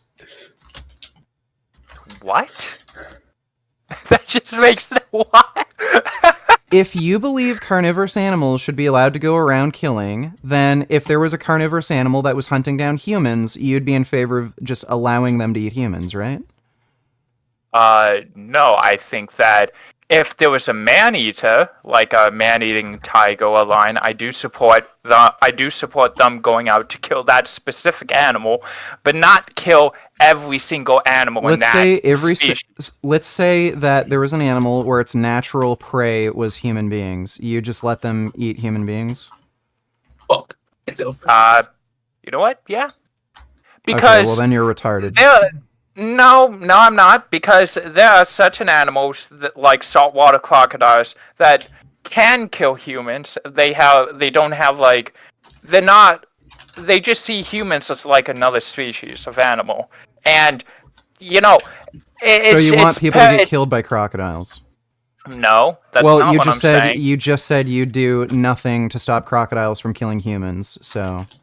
Well, I want to fucking eradicate crocodiles because If crocodiles are an important species in the ecosystem. What if they weren't? Well, if they weren't, which is not true, but if they weren't, then I guess I would kill them. Yeah, that's my same exact position. So you agree with me? No, I don't agree with you. You literally just agreed with me. No, that is my I exact position. Because you just agreed with me. I just had to concede the fact. That if they weren't an important species in the ecosystem, then maybe I would kill them. But they are an important species. I literally just said that in the premise of my fucking argument, so you agree with me exactly. Fucking retarded. You just suck ass, dude. You just come fight me, dipshit. Awful. Come fight me, dipshit. Vegan Gains. What exactly? Was there like a certain turning point that made you like love animals? Or what? I always really liked animals, but I saw a speech by Gary Yourofsky. He's an animal rights activist, and I went vegan after watching that speech. Is he famous or something? Yeah, he's a famous animal rights activist. Cool. And that was when you were young, or what? That would have been when I was 18. Okay, so you weren't vegan until then. Yeah. So for the people in chat who were asking, Vegan Gains did DM me to clarify he is not on roids as I suspected. So there you go. Do you think you were? So you think you were a bad person before you were 18? Yeah. Because you ate animals. Yeah. Eating domesticated animals is fine. Eating wild animals is not. That's my position. I don't care about the domestic genocide. It doesn't really bother me at all. I don't really care about those feelings of those animals because those animals were not made to be loved. They were meant to be fed. Okay, so if we were to say raise human beings that were meant for food, you'd be fine with killing and eating those human beings? No, because those were human beings. And well, those they are were meant different to than be fed, right? So you'd be fine with that. No, because they are different from animals. Humans and animals are different. Then name the trait. Name the trait that's lacking in animals that if lacking in human beings, you'd be fine with killing and eating human beings. Well, intelligence. Okay, so if we found mentally disabled people, you'd be fine with killing and eating them. Nope. Then that's a contradiction, you fucking moron. No, it's not, because yes, I'm mentally disabled. I don't want people eating me. That's a contradiction. Weird. No, it's not. Okay, well, you know what? Since you admit you're mentally disabled, I think by default I win the fucking argument then. Wouldn't a mentally disabled human though be much more intelligent than an average animal, or no? Not necessarily. It depends on the disability. Mentally disabled human is like the same as like a common chimp, but nobody wants to eat a chimp because they get Ebola. Well, it depends on the disability. Like, yeah, somebody with Down syndrome is probably going to be roughly probably more than, well, again, depends. But they're probably going to be more intelligent than a chimp. But if they have some other disability, like anencephaly, they're certainly less intelligent than, like, probably even a chicken. Okay, what are your thoughts on the intelligence of on the intelligence of animals in general. Do you think they're smart? Well, yeah. Like a I think deer, they're- for example. Yeah, I think they're pretty intelligent. They are curious. They do have problem-solving skills. They do have social ability. I mean, from my perspective, I live in the Northeast, and with deer specifically, I think they're pretty retarded because they run onto the street when there's like a 5,000-pound car. The and then reason they get- do that is because they can't tell the direction of the sound because it's so loud to them, and they think an animal like a grizzly bear or something is coming to chase them, so they run away, and they often run onto the road. Well, that's what I'm saying. So, like, the deer won't let me get within 100 feet of it. Well, I don't know. Where do you live? You live in California? Well, I'm in Canada. Oh, Canada. So, like, a deer won't let me get anywhere near it, but it'll, like, run into a car. I just basically. explained to you why they do that. Like, children run onto the fucking road chasing after a ball. Is it okay to fucking kill kids? No, because kids are Maybe. different than deer and other animals. Yeah, again, you weren't able to name the trait. You just made I a was. contradiction. Yeah, I and did. it led to a contradiction. So either It did not. It did. You just said lack of intelligence, How and then did you it- denied how did killing the- mentally disabled people. Yeah, because I think those are still humans, and I'm So then, against killing humans. then for food. intelligence isn't the trait. Then it's a combination No, of traits. Okay, you know what? The human experience, that's the trait. What is human experience? Define that. Define the human experience. When a person is born to when a person dies, that's the human Okay, experience. that's not an explanation. Can you define what a human experience is specifically? Specifically, when a Homo sapiens is born from a mother's womb to when they die and go to the grave. That's the so human. is That's this the human experience. So is this? You mentioned Homo sapien. So on the basis of somebody not being Homo sapien, that's not a human experience? Yes, because that's not human. Okay, so if we were to analyze your DNA and it turned out you're not human, therefore you're not having human experience and it's okay to kill you, even though you're intelligent? If you're not like, Be if careful, you're not dude. like, if you're like part fucking Neanderthal or whatever, then. But if you're still part human, then yeah, you can have the human experience. But if you're like fucking part human, part chimp, which you can't be, but if you are, then no. So you'd be fine with holocausting an intelligent alien species just on the basis of them not being Homo sapien. So like if Klingons or something, or Vulcans were to come to Earth, you'd be okay with holocausting them. Because they're not human, on that basis alone. Depends if they taste it or Yeah, not. because they're not natural. They're alien. They're Okay, from a different right. world. This is coming from the retard. Yeah, the retard. Right, who's right. owning The you right retard now, would holocaust an intelligent fucking species, right. Yeah, does it make you fucking cry, dude? This is not the first time you supported the Wait, Holocaust. I support That's the the scary domestic part. animal holocaust and the alien holocaust. Smaggle was a part of Germany first. Most people don't know that. If any of you guys want to debate vegan gains, you should come in here. I think he's destroying Smaggle Daggle. I think you guys are slightly better. I think Turkey Tom is very biased. I think if What does that- you what does were that to even watch mean, Dominion, bro? I think What if you were does to that watch mean? Dominion, you wouldn't be saying any of this stupid shit. If I watched Dominion, I would still eat a fucking burger afterwards, but Yeah, it's not 'cause really you're a piece because of I don't shit. like. What- I don't what like would be the McDonald's or takeaway? Burger King or any other fast food. I would What eat. would be what would be the average person's takeaway from Dominion? Oh, I think they'd feel horrible about themselves. At least if they're a decent person.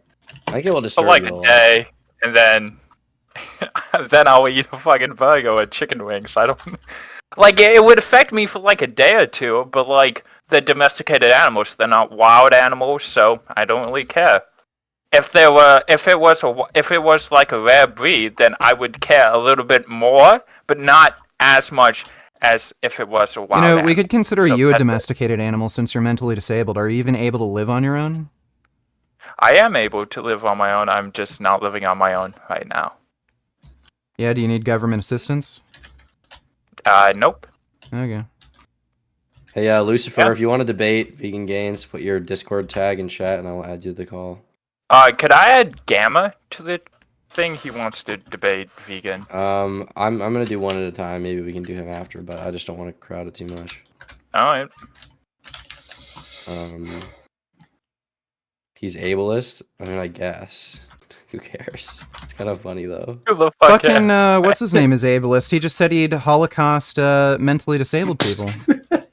Smaggle Daggle, You said Mr. that. Daggle. Wait, You said did that I? so casually. He's ableist.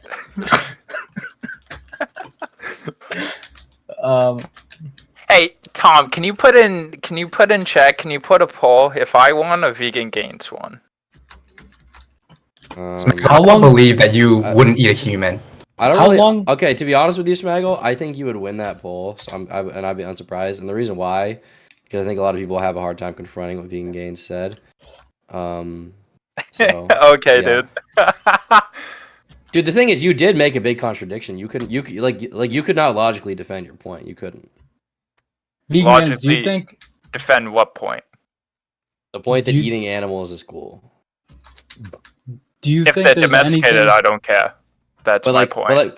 But like once again, like that's just your personal preference. Like there's no like logic to that. Like you can't draw like morality around that. Right, like regardless if of a we good made person, 'cause you domesticated don't- human beings, he wouldn't be in favor of it, so it would just lead to another contradiction. How No, long it have you wouldn't, been because I debating don't- veganism We're going for? in circles. Well, for about 13 did years. Lucifer put their shit in chat? I'm looking. How long? For about 13 years. Do you think there's anything like in general, not you specifically? Do you think there's anything that can be done to make veganism more mainstream, like regarding the packaging or the message? No, it's just gonna take a slow sort of cultural change. I don't think there's anything wrong with the messaging. The problem is the people receiving the message. Just a lot of people aren't smart enough. They're not intellectually honest enough, and they end up coming up with stupid answers, like you've just heard. Yep, with Vegan Gains. I feel like I feel like there could be certain things regarding the packaging that could be done better. So Nick, you wanted to ask a question of Smaggle real quick? Yeah, I kind of wanted to flesh out. What do you think? Like, I guess, what is your position on domesticated animals, more so? You asking me this? Yeah. Yeah, so like anything that a human has over the course of time, domesticated a wild species into a breed instead of a species. So like A breed is they a species. They shut up. They domesticated a cow into multiple different types of cows, into the Holstein, into the Angus, into the Longhorn steer, into all those species, into all those breeds. That's what I would differentiate with the like a buffalo. But you said or earlier like- that some of these things are like bred to die, to Yeah. serve like a singular purpose, to be food. Would you agree with that? Some of those animals, yes. The Holstein is used for basically just like milk, cheese. For Angus, it would. So its be its used- life doesn't serve value because it's basically put on this planet to serve a singular purpose, and once that purpose has been subsided or whatever, it's not. Right, like when black people were Yeah. slaves. Oh, come on! I was working to that. Damn it! Yeah, yeah, that was where that was going. Yeah. Yeah, I don't black know. people were What do you think of American slavery? Black people were I mean, if you literally look up bred. the word, We should go back. if you look up the word domesticate, oh my god! Oh. You wouldn't. I don't know if you'd do too well back then either, Snaggle. Okay. Yeah. I know I wouldn't, but you know. We'd probably use you as a fucking footstool or turn you into a rug. Tom, just you would fell on be the dying in like a fucking civil war. Like, come on, dude. No, I wouldn't, bro. I'd be a fucking peasant. All right, so Lucifer wants to call in to debate you, Vegan Gains. Sure. Order in the court. We're gonna let Lucifer versus Vegan Gains. Let's hear it. He said he wants to debate this autist, is what he described you as. So I'm curious to see what his opening arguments are going to be. Richard, are you streaming right now? Gains and not Smaggle? Okay, nice, gotcha. Yo, last night, after you left, we went out for, I went out to get like an Impossible Burger. So I go out and I get it, and then they bring it out with cheese on it. Yeah, you have to say no cheese. Yeah, I didn't realize that. Well, the thing is, we were like, do you have vegan options? And they were like, well, we have the Impossible Burger. And I was like, okay, sure, I'll get that. Yeah, they should have probably been more perceptive. But yeah, you have to be careful and say no cheese, no mayo. Yeah. Oh well.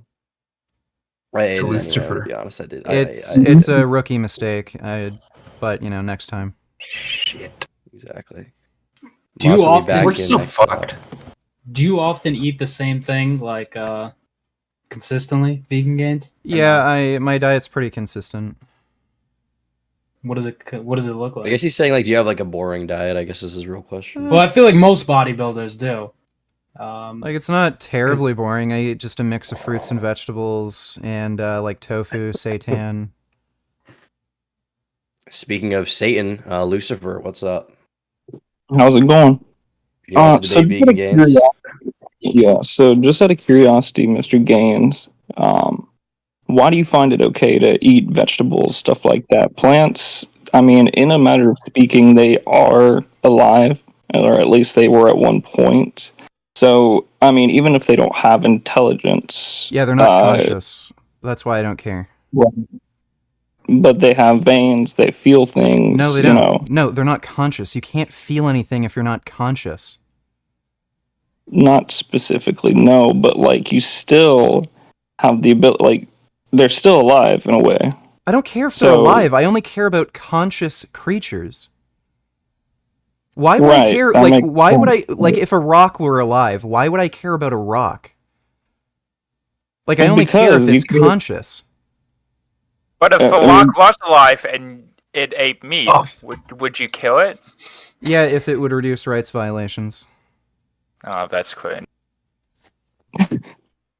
Okay, I understand. I understand where you're coming from. But at the end of the day, I mean, whether you like it or not, people are going to continue and continue to eat, you know. Whether you like it or not, people are going to rape, people are going to murder, people are going to commit genocides, go to war. None of that doesn't make any of those things okay.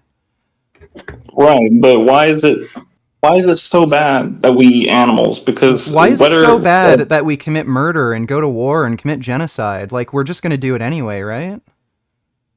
No, I mean, that's not a good thing, of course, but... Yeah, so why the hell would I not advocate to eat a plant-based diet? Consciousness that human beings have, so why would it matter? Like, if anything, our bodies actually are better off eating animals because of the simple fact that... That is the most retarded thing you could possibly say to me. What? Like I'm 6'3", I'm 245 pounds, I'm fucking jacked. I can guarantee you I'm bigger, stronger, healthier than you are.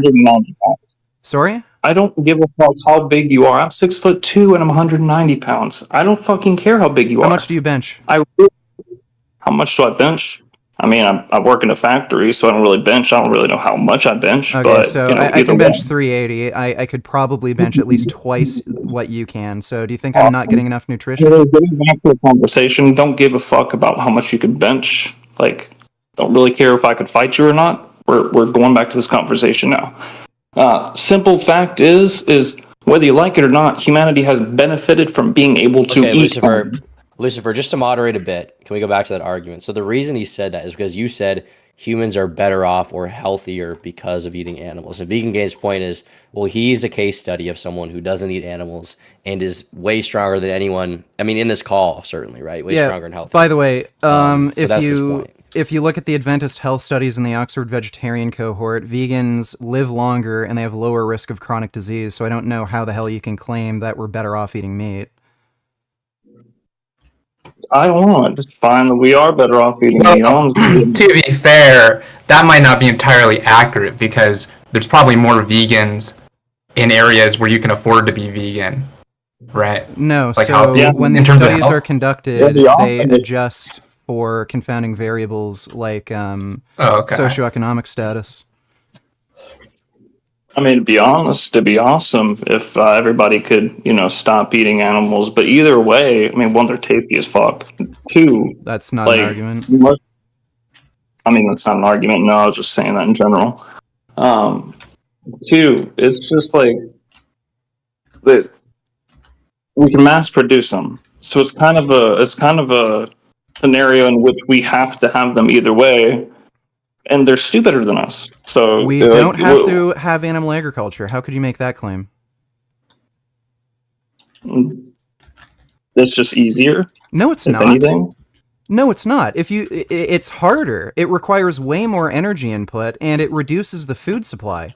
If you read Chapter 5, page 76 of the UN's latest climate report, if we stopped using any animal agriculture, we would have enough food to feed the people that are expected to exist by 2050 while using less agricultural land than we use today. Well, that's nice. That's nice. That's really nice. But I mean, we'll never be able to get there because of all these corporations. Well, we absolutely would be. Why the hell would you say we're not? Well, I said we wouldn't be able to get there because of all the corporations that are out there. Okay, that well, don't the really claim seem you like- made was that we needed animal agriculture, and I just debunked that claim. Now you're saying, oh, well, it's not going to happen anyway. What the fuck do I care? You were wrong. Can you admit you were wrong? No, I was wrong on that, but the thing is like, it helps in this God, you can tell I don't do debates.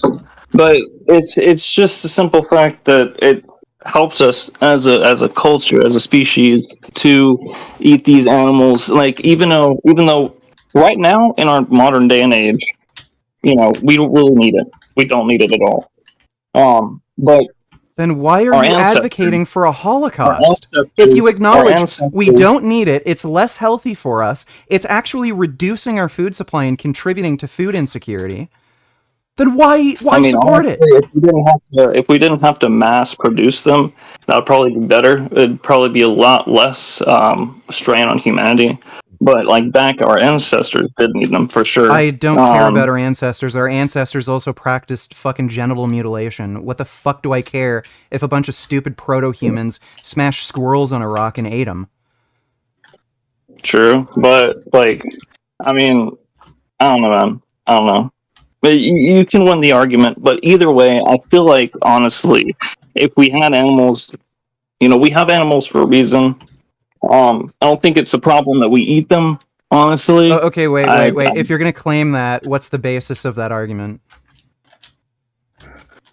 On the basis of, we have shit here for a reason, and yeah, the reason is basically it tastes good and corporate greed. That's the only reason. You just acknowledged that we don't need it. It would actually reduce the food supply. It's increasing food insecurity. Again, if you read the UN's latest climate report, it's a huge contributor to greenhouse gas emissions. If we move to a completely plant-based food system, we could mitigate 30% of total worldwide greenhouse gas emissions. It's also not healthy for us. Vegans live longer and have reduced risk of chronic disease. So, like, how can you claim this isn't a problem?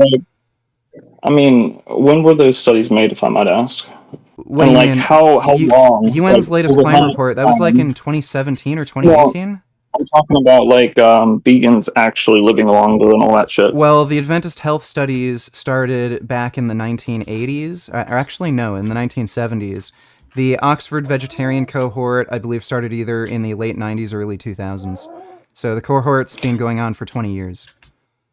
So I get that you look amazing, you look great and all this bullshit, but why? I'm just out of curiosity, in your own words, why is it that most vegans look sickly, just don't look well, because good you overall? have selection bias. Like, I have a you question probably know about that. vegans in your daily life that look great, you just don't know they're vegan. You just have selection bias. I have a question about that study. Is it so? I think the real thing I wanted to say was like I guess with vegans, because they're specifically already on a diet too, like that will select. I feel like naturally. This is not to say if like this, because again I'm not familiar with the study, but like does it account for the inherent difference of like vegans already are going to be people who pay attention to their diet more. Yeah, so they do account for that. You can actually look at low meat eaters, so people who deliberately try to reduce their meat intake. You can compare them to vegetarians, pescatarians. Vegans do better than those groups. Okay, so it's a lot of different sub diets Yeah. against each other. Yeah, Gotcha, you're not just gotcha. comparing it against like a standard American diet. But again, if you're going to claim like it's fine to kill animals, then name the trait. Name the trait that's lacking in animals, that if lacking in human beings, it would be okay to kill human beings. Because you have to be logically consistent. Let's see.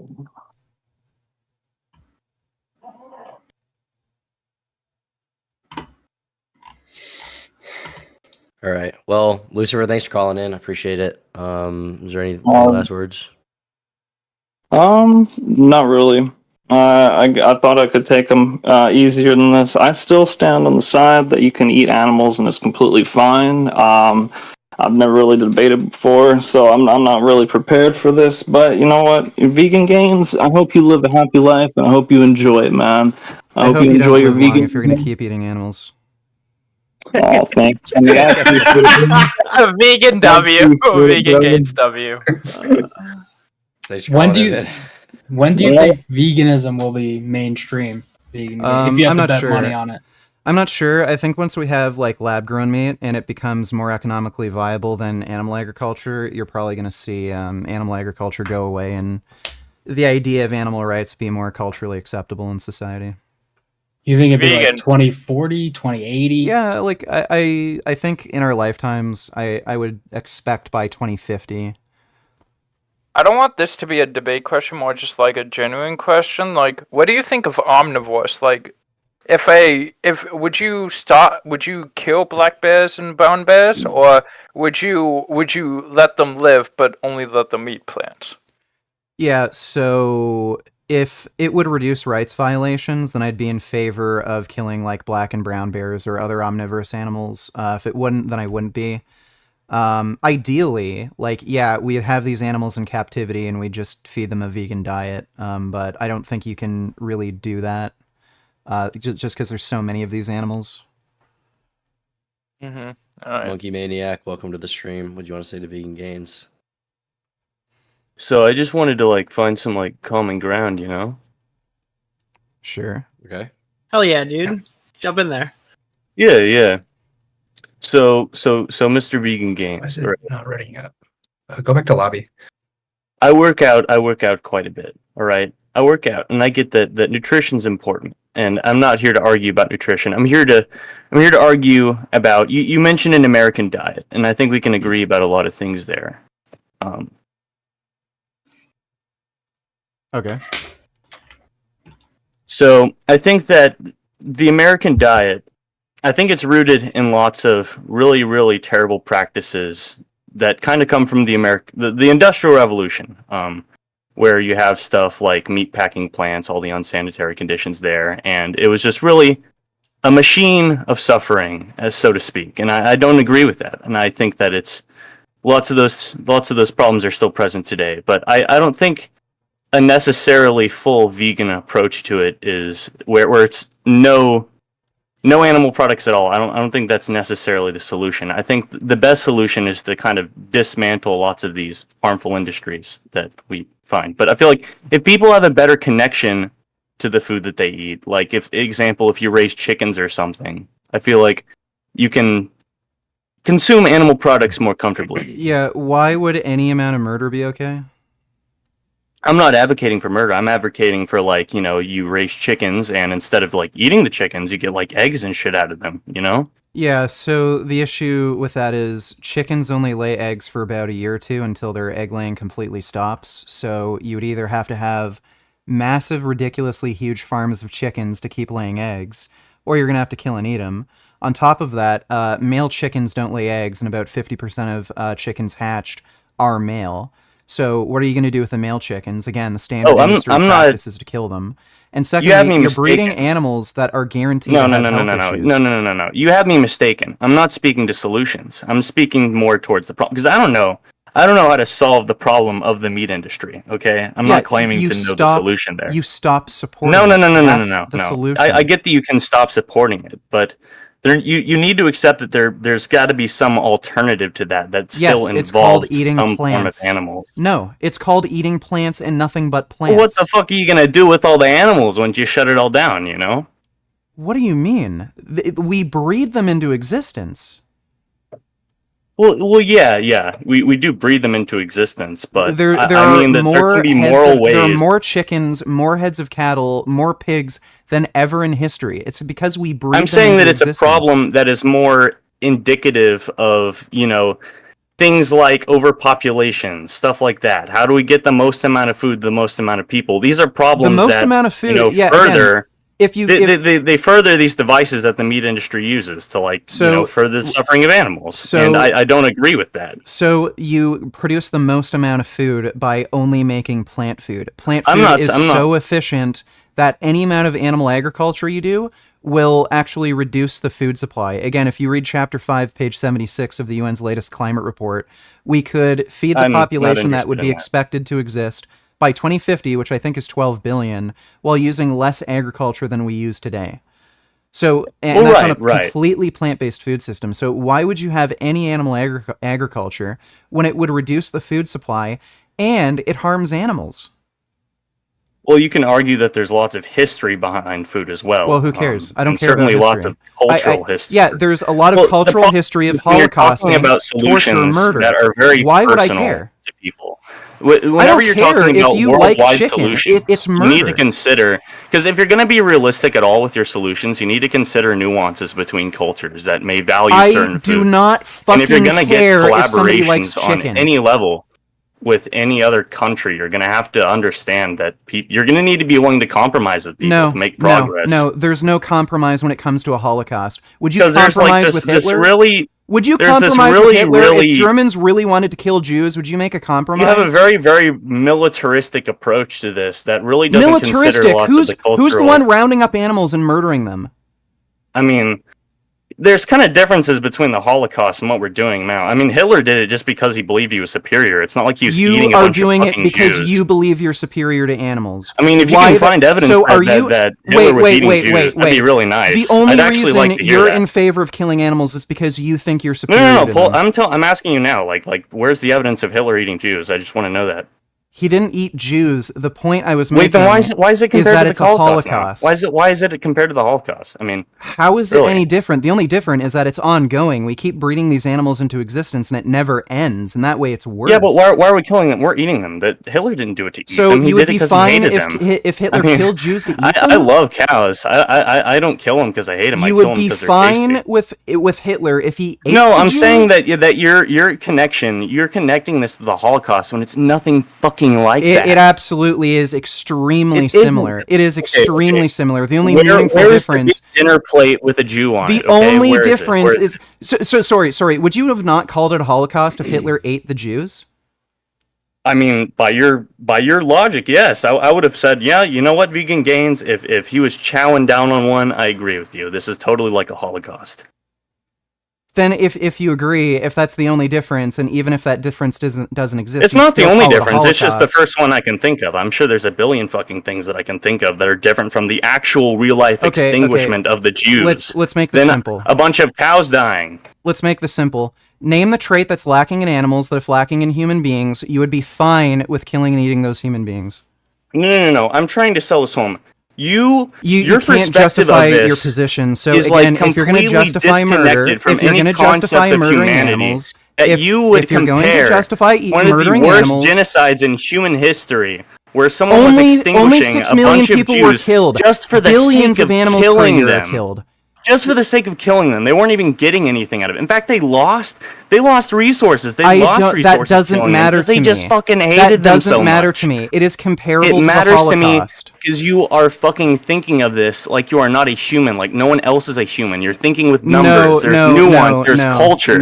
No. If you have a But, culture where that's meat eating all is acceptable, you have a terrible culture. And again, name the trait. Name the trait that's lacking in animals that, if lacking in a human being, would justify killing and murdering a human No, being. I'm done. I'm not Okay, talking so to you a can't human answer. right now. Right, you can't answer. No, I'm just. No, I'm you done. can't name the trait. You can't answer. You Listen, can't just justify wish murder. me a bad day. Wish me a bad day and send me on my way. Do it.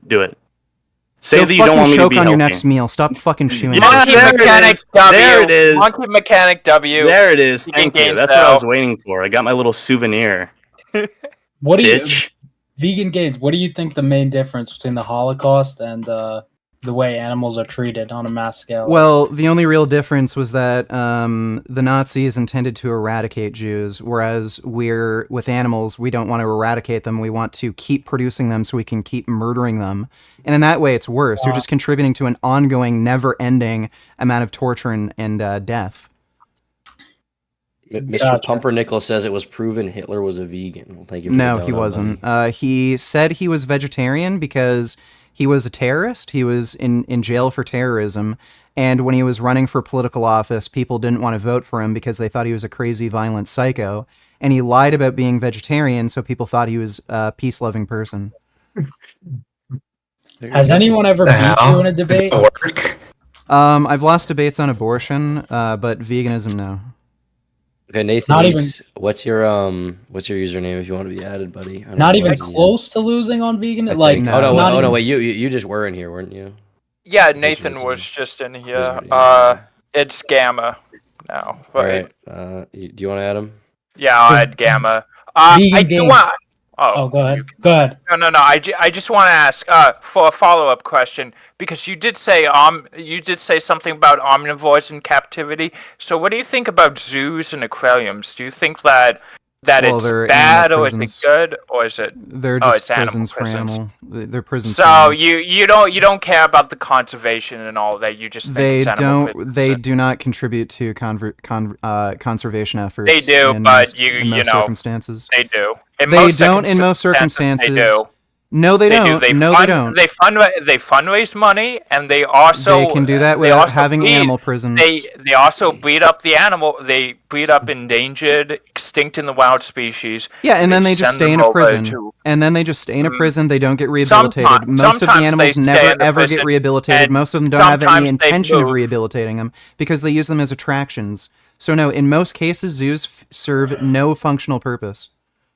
They do. They educate. They I educate. just and they said in go to most cases they do not. Even In when they most claim, look, this is what happens. Even when they claim they're going to do this for conservation efforts, zoos don't want to lose these animals because they're a money-making business. So what they'll do is they'll say, "Oh yeah, we're trying to rehabilitate them." They won't put any fucking effort. There's not necessarily any standard when it comes to rehabilitation. So they can just do the absolute bare minimum, not rehabilitate, and then just breed these animals so that they can sell them to other fucking zoos. Base. Yeah. Cool. Yeah. I like that. I like zoos. I like aquariums. I like that they do that. Yeah, well, that's if because you're a fucking moron who's too stupid to play fucking Call of Duty, and that's your only fucking form of entertainment you can enjoy. and you eat soy. So between me and you, I think you're the loser. All right, Gamma. Let's see what you got. Let's see what I got. Okay. Get him. Let me just start off by saying that when it comes to your opinion on veganism, I mean I respect your choice, right? And like every choice like that should be respectable. But I do have a little bit of gripes when it comes to your whole argument where you're saying like what can you compare between animals and humans that animals don't have that make animals more or like equal to humans in regards of like not killing them in mass. So what I have to say against that is that animals, to an extent, even if you use the whole mental deficiency argument earlier, animals to an extent can still not think at a cognitive level that humans can, right? They're the way that they think is genuinely just not going to be ever in any sort of like form of way going to be comparable to that of a human. Humans just have significantly more awareness to an extent where justifying the death of all humans is incomparable to justifying animals who just live off of instinctual practices. They're not going to realize that what's being done to them is wrong. They're just going to realize like You that could say they're that about victims of mentally another disabled process. people. So you're in favor of killing some mentally disabled people? Well, look. That's where the argument falls flat because mentally disabled people, to an extent, they at least know that when somebody is wronging them, they're That's gonna not get true. wrong. That is true. That is not very true of much every true. mentally disabled person. You can be so Tell me- cognitively deficient. You Tell me why. You don't know. Okay, look. But here's the difference. Not, like most of the human population isn't that cognitively deficient. And yeah, in fact, so it's I'd logical argue that less. consistency. It's logical consistency. So when it comes to marginal cases like that, to be logically consistent, you would have to be in favor of killing and eating those people. Okay, but who's to say that in a different world that wouldn't be the case? Like you could So in you fact would do that, be but in even favor then, of killing but mentally even disabled then- people. Look. I'm just gonna say yes for the sake of moving that point along because it's honestly a valueless point. Okay, so but when the Nazis I mean, rounded up mentally disabled people, they were the first people that were fucking holocausted and killed. You wouldn't necessarily have a problem with that if they were sufficiently mentally deficient. weak comparison because what percentage of those people actually made up the entirety of the people that were killed during the Holocaust, So or even I in general, the entirety of the population? I just said, don't fucking put words in my mouth. I just said, when the Nazis rounded up mentally disabled people, you wouldn't have necessarily had a problem with that, assuming they were sufficiently mentally disabled. But to what extent is something sufficiently mentally disabled? To where they're comparable to an animal you'd be willing to kill. Okay, but how many people can you actually compare to that? You're talking about millions. You're talking about in the millions. Okay, but you know how many people there are on Earth in comparison? The so number is so low fine. that it's just not worth comparing. Right, so you'd be fine with killing about 10 million just to people. moderate a bit here and kind of cut through the smoke. Okay. So Gamma, you're speaking practically. You're speaking like, okay, well, how realistic is that? Okay, well, let's say we did have a mentally disabled person that was of the same intelligence as a pig, right? The same intelligence. What Vegan Gains is saying is like, well, if your reasoning for like killing and eating a pig is because it's less intelligent, why wouldn't you be okay with killing and eating this disabled person? Look, the thing about that is that even if a person were to get that done, which is possible in extremely fucking rare cases, to the point where like you'd have to be genuinely significantly like you'd have to genuinely have an insane You're genetic talking deformity. about 10 million people on the planet that would have an intelligence of that level. No, where's the statistics for this? Where's the facts? Because you can say that 10% of people are fucking mentally deficient, but even some mentally deficient people have more, like maybe 5 times more awareness. Gamma, you're kind of getting away from the point. Let's say there was, a large subclass. Okay. I was gonna logical consistency. If your justification for eating animals is that they're retarded, why won't you eat a retarded person? Look. What I'm saying. I think he conceded that he would.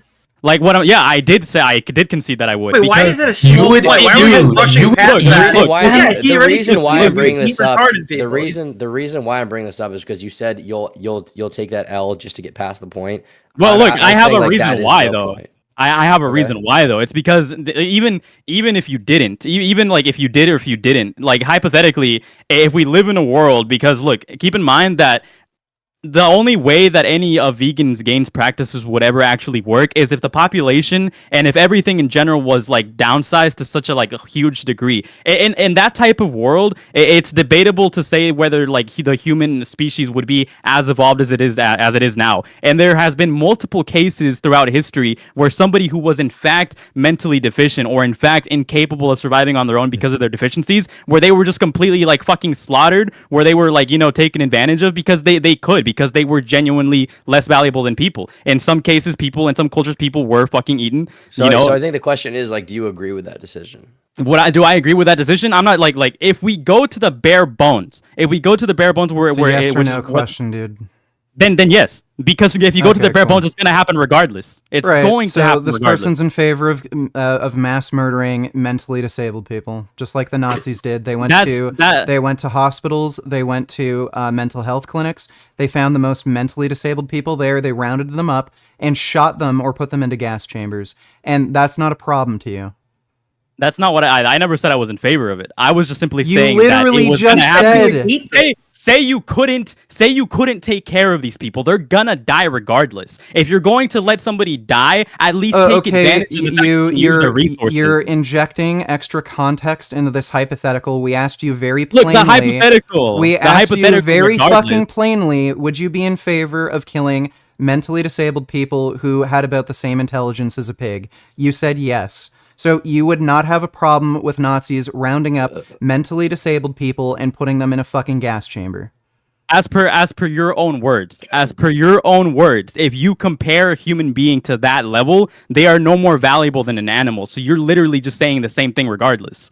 You're literally just saying that you would kill all I'm not of in favor of killing mentally disabled people, unlike you fucking moron. Look, all I'm saying is that no matter how you put it, even if you were to argue with or against it, at the end of the day, if you're making all of these other arguments where you want to kill off a majority of like the population because a lot of the population is fucking carnivorous, if you're willing to kill off that much, fucking off people like you because you want to fucking commit a Holocaust. Like you can say these vague ass threats all you want, it doesn't affect me. So That's not a I mean, threat. you know, keep going. No, it is a threat. No, it isn't. That's why I said it's a vague threat. I want to fuck your mom. Is that a threat? I mean, it depends on how I'd be willing to take it, but that's not the point here. Well, it depends on how she'd be willing to take. Yeah, it. that's also another thing. Yeah, how would she like? Yeah, why? Like, A you know, threat it depends isn't on how a any threat of us on the would be willing basis to of take how it. it's perceived. Yeah, maybe- so me maybe saying I'm- I want to fuck your mom isn't a threat. Well, technically, it could be because what are you implying by that? That could be the implication. Well, Well, that's not what the I'm argument. implying is I want to do it. Let's move on. Let's move on from this. I think he's saying that your mom is extra tight and oh so ooey gooey, and he needs to get in there right now. Yeah, but hold on. What if King of Nothing's mom has like the mental disability of like a fucking pig? Would that mean Vegan Gains is fucking an animal?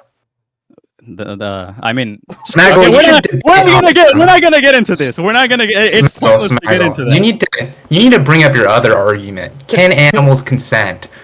Okay, look, Vegan Gains, respectfully, because I'm not going to insult you or berate you. I don't care, like, you know, what sort of fucking shit you say. I'm here trying to be respectful. I may be getting loud, but you know, I'm not going to like actually disrespect you. Look, to like, what is the point you're trying to make with that argument? All right, like, is your entire my point just, is like, the only way to justify eating animals is to take away human rights, which I demonstrated.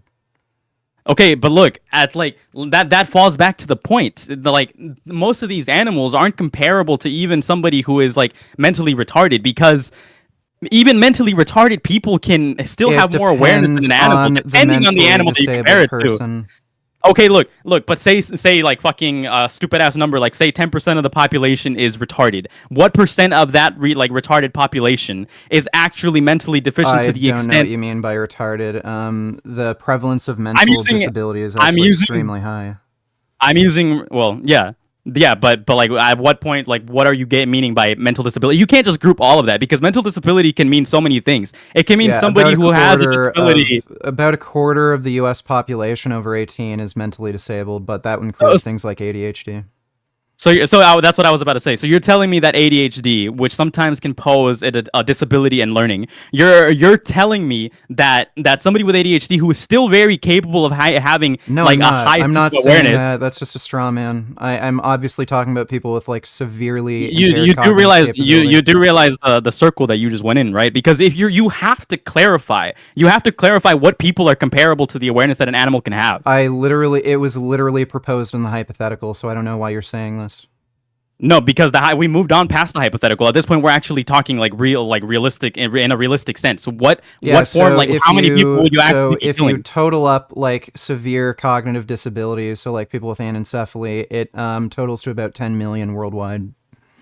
Okay, can you provide the statistic? Yeah, I'd have to gather that all again, but I don't have that information right now. But if you look at all like severe mental disabilities, where somebody would be about comparable to an animal, so you know diseases like anencephaly, it would be about 10 million worldwide. To make it easier, what about a vegetable? Somebody who has like little to no brain activity. That would be included. Lowering, yeah, that's even like I said, that's even lower of a statistic. That's even lower, yeah. But would you be okay with eating that person? I mean, they literally do not have a function. They do not have a purpose. Maybe how about a person in a coma? How about a person in a coma who might wake up? Okay, a person in a coma is different, because that's proposing the idea that they'll eventually have conscience. Are you proposing that they'll never have conscience, or are you proposing that they will eventually have conscience? Doctors say most likely no, but there's a small percentage chance if they keep them on the ventilators that they might. Can you eat that person? I would say no, because what if this person is important and can provide something? Say this person is somebody that like Vegan Gains is in favor of. Say this person is somebody that Vegan Gains would support. Well, like in that situation, like would you, like in this case, could we both disagree or agree that we would be like willing to get rid of this person or not? I mean, the mentally disabled person does something completely out of maybe not on purpose or whatever, that could provide something for society. I don't think providing for society necessarily would dictate. I feel like another thing is that when you're providing for society, that genuinely increases the type of value that you have in this sort of discussion. Because a lot of these animals that we have, they're specifically bred from the ground up, from a completely like separate offshoot of genes to like. They're bred from the ground up to specifically just live their entire lives just to be fat and not have any other purpose. Like to what? I'm confused. Why do people keep bringing that up as if that's a better scenario? Isn't that like worse? Well, it really depends on the way you look at it and the way you try to justify it. Because if you think about it, like a wild animal versus something that's been raised specifically to die, like let's compare like again, and it's gonna be stupid because it's just generalizing. It doesn't have a lot of details. Let's compare the cognitive abilities between both of these animals. Are you saying that if we just fucking stopped raising these animals and threw them in the wild and freed them and prevented all of this fucking struggle, would they be able to survive genuinely a day? The problem isn't that whether they'd be able to survive. The problem is that we breed them to murder them and kill them in like. Look, I'm not saying that. Fashions. Realistically, I don't know. American slavery wasn't like a super solid thing, right? You wouldn't say it was a really cool thing, but they were breeding black people on plantations to pick cotton. You know what I mean? It was very economically viable. We got a lot. It was super economically viable. Yeah, it really helped out the economy. Holy shit! Okay, look. I'm not going to argue this point because I don't disagree with Vegan Gains in this. There's a couple of points that there's a lot of points that I'm gonna agree with Vegan Gains on this. Like for example, he brings up a lot of climate change. I mean, you could argue a couple of other things, but overall, the problem is that if you eat meat, you kind of gotta concede that you're being a hypocritical dick. And what I feel like you really have to. In what sense? Because the majority of the arguments he's been making tonight are absolutely correct, is what I'm saying. Like he's demonstrated that. I feel like there's only... is okay. Look at it this way: how can would you be upset if you found out that someone beat a dog? Absolutely. Why? Because look, dogs and a lot of animals. Look, dogs and a lot of animals. When you really look at it I'm a very empathetic person, right? I like Vegan Gains. I have more. Look. You're not an empathetic person if you're I'm going to get into a second. I'm going to ask that you let me just walk you through this. Why do you get mad when someone beats a dog? Look, I'm going to get into what he's saying into a second. Look, I perceive animals like to an extent the same way Vegan Gains perceives animals, just a little bit more on the cognitive functional side. Look, we all know that animals have their own level of empathy. They all have their own level of awareness, right? Dude, I don't know what the fuck you're talking about. Why do you get mad when someone beats a dog? Listen. A human can defend themselves to an extent. Just answer the question super simply. Why do you get mad when someone beats a dog? Because it's unfair to them. Any person can just fucking completely abuse a defenseless animal, but at least a person can fucking defend themselves. I'm gonna get mad because they're completely indefensible. Okay, so the argument for Vegan Gains is, what about the pigs? What about other animals that we do eat? Yeah, they can't defend themselves, and you're abusing them, and you're killing them. What about the ones who are born to be killed? Yeah. I mean, look, I'm not, like I said, that's not something that I'm going to disagree with because you are right. So animals are getting fucking abused. But the thing is that you're getting into is if I'm going to eat meat, it's because sometimes going out of my way to go on a strictly vegan diet, it's beyond my means. Not as in means as monetary means. It's just my means of conveniency. If I try to do that every day, I just wouldn't be able to sustain myself in a way that it would actually matter. Because if I have to work the job that I work, and if I have to accommodate for my bodily functions to I train, okay, buddy. I do bodybuilding. I train 4 hours a day. I'm fucking bigger than you. I'm stronger than you. How the fuck can you claim you need to eat meat for health and performance? That's pointless because I never claimed anything about performance. I said it's more about consistency and more about what's easiest for me. Because look, what type Paying of job for animals to get tortured and murdered is easier for you. What type of job do you hold? What type of work? What is your profession? Yeah, buddy. I before I did YouTube, I was vegan. I was doing personal training. I was doing photography. Why the hell do you think you need to eat meat if you work a job? Would you say that you have at least that you had at least enough time to go out of your means or out of your way to at least gather food that would actually benefit you, whether it be some sort of supplement? Dude. It's all at the grocery store, okay? It's all at the grocery store. You have to move your arm a few feet to the left to choose the tofu or the Beyond Burgers or the soy milk. The tofu or the Beyond Burgers. Yeah, but they all taste shit, so... You taste like shit. That's I do. Yeah, I didn't even think about that. Hold on. That's why we don't eat humans, because we all taste like shit. No, actually, most people taste like pork, but you taste like shit. Wait, how do you know that? Wait, how do you know that? Your mom told me. There's been like let's just talk it up on the internet. You know what? I think we should report. I think we should report vegan gains to the FBI, the CIA, for eating meat. For you should be cannibalism. careful, okay? Not the CYA. Not the CYA, dude. Look, all right, look. So, to like what I'm not sure what like the monetary. I'm not sure what the monetary expenses of it would be. I'm not like I can definitely say that I'm not struggling for money. I could definitely afford a vegan diet, but it's just not something that I could genuinely. It's not more afford. It just wouldn't be extremely convenient for me. I would have to dedicate too much time and actually. That's bullshit. Like, no. I would How the hell I would it take more time and be less convenient? Would you say that a normal person, let's say they work like a regular 9 to 5, getting paid anywhere between like fucking $10 to $15 an hour? Would you say that it would be sustainable for them to be capable of doing Most like any sort of research shows this? vegan diets are cheaper. Okay, but what about the nutritional aspects of actually going into like that shit without having to buy a sort of supplement? Vegans on average are healthier, they live longer, and they have lower risk of chronic disease, including heart disease, diabetes, cancer, high blood pressure.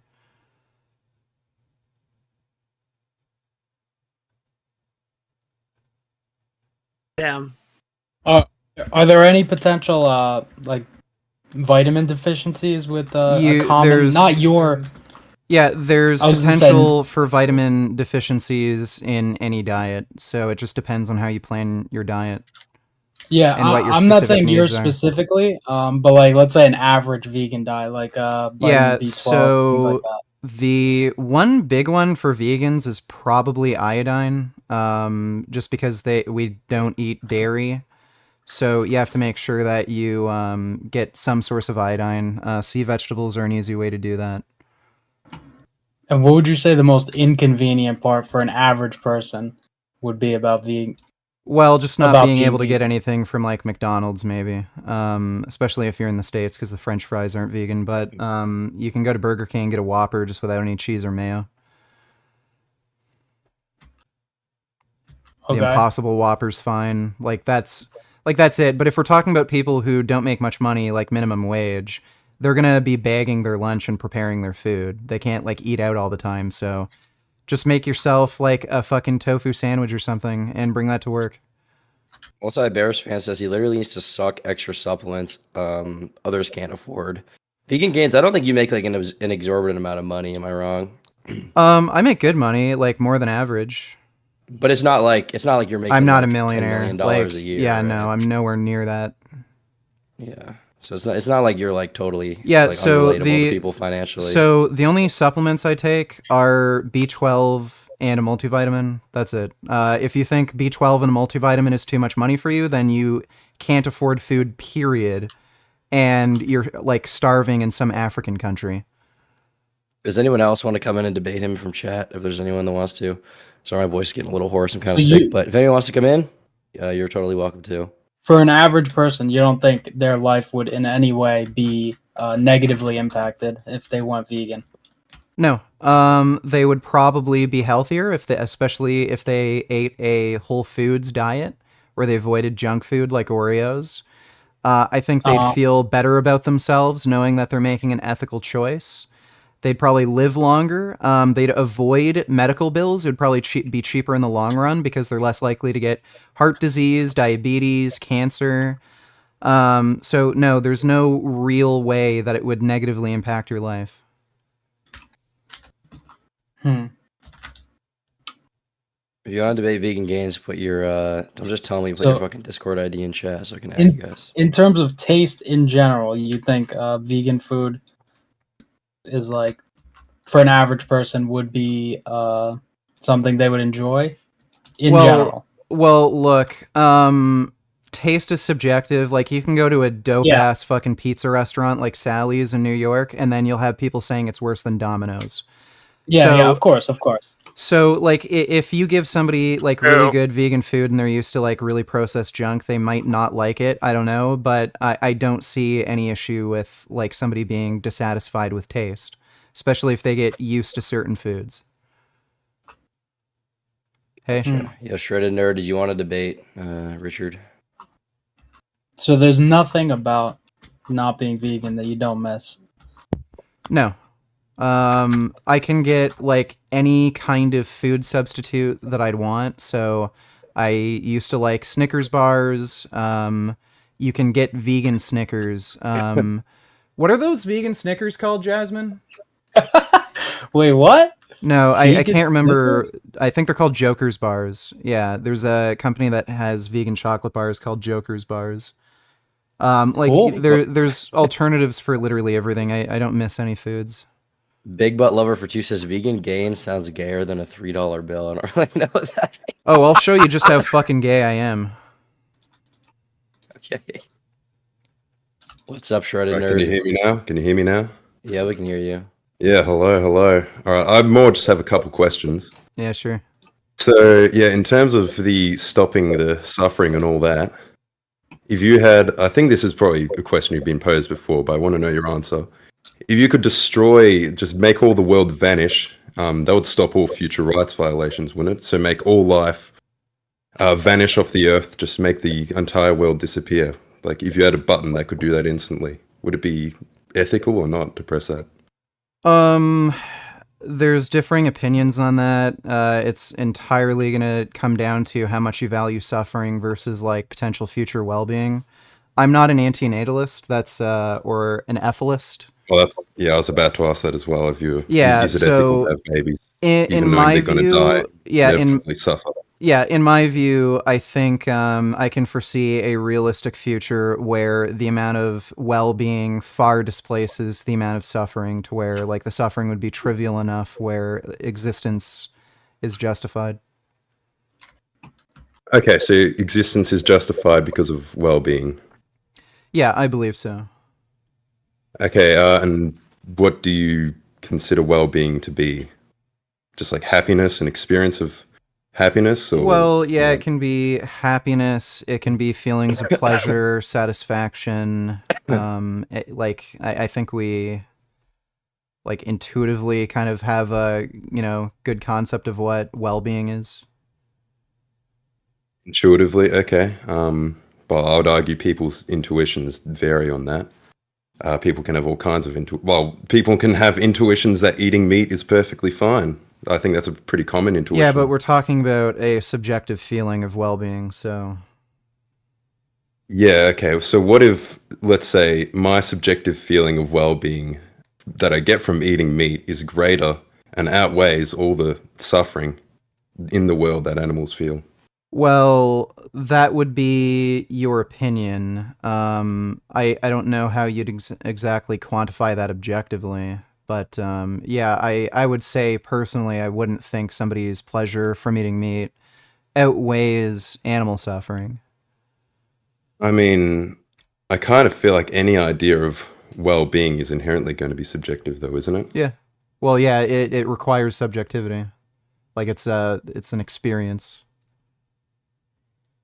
Okay, so I guess why would I value an animal's experience over my own? Well, again, it's a matter of logical consistency. Like, if you think you should experience well-being and you should not be harmed, then name the trait. Like, name the trait that's lacking in an animal that, if lacking in you or any other person, would justify, like, torturing and murdering you.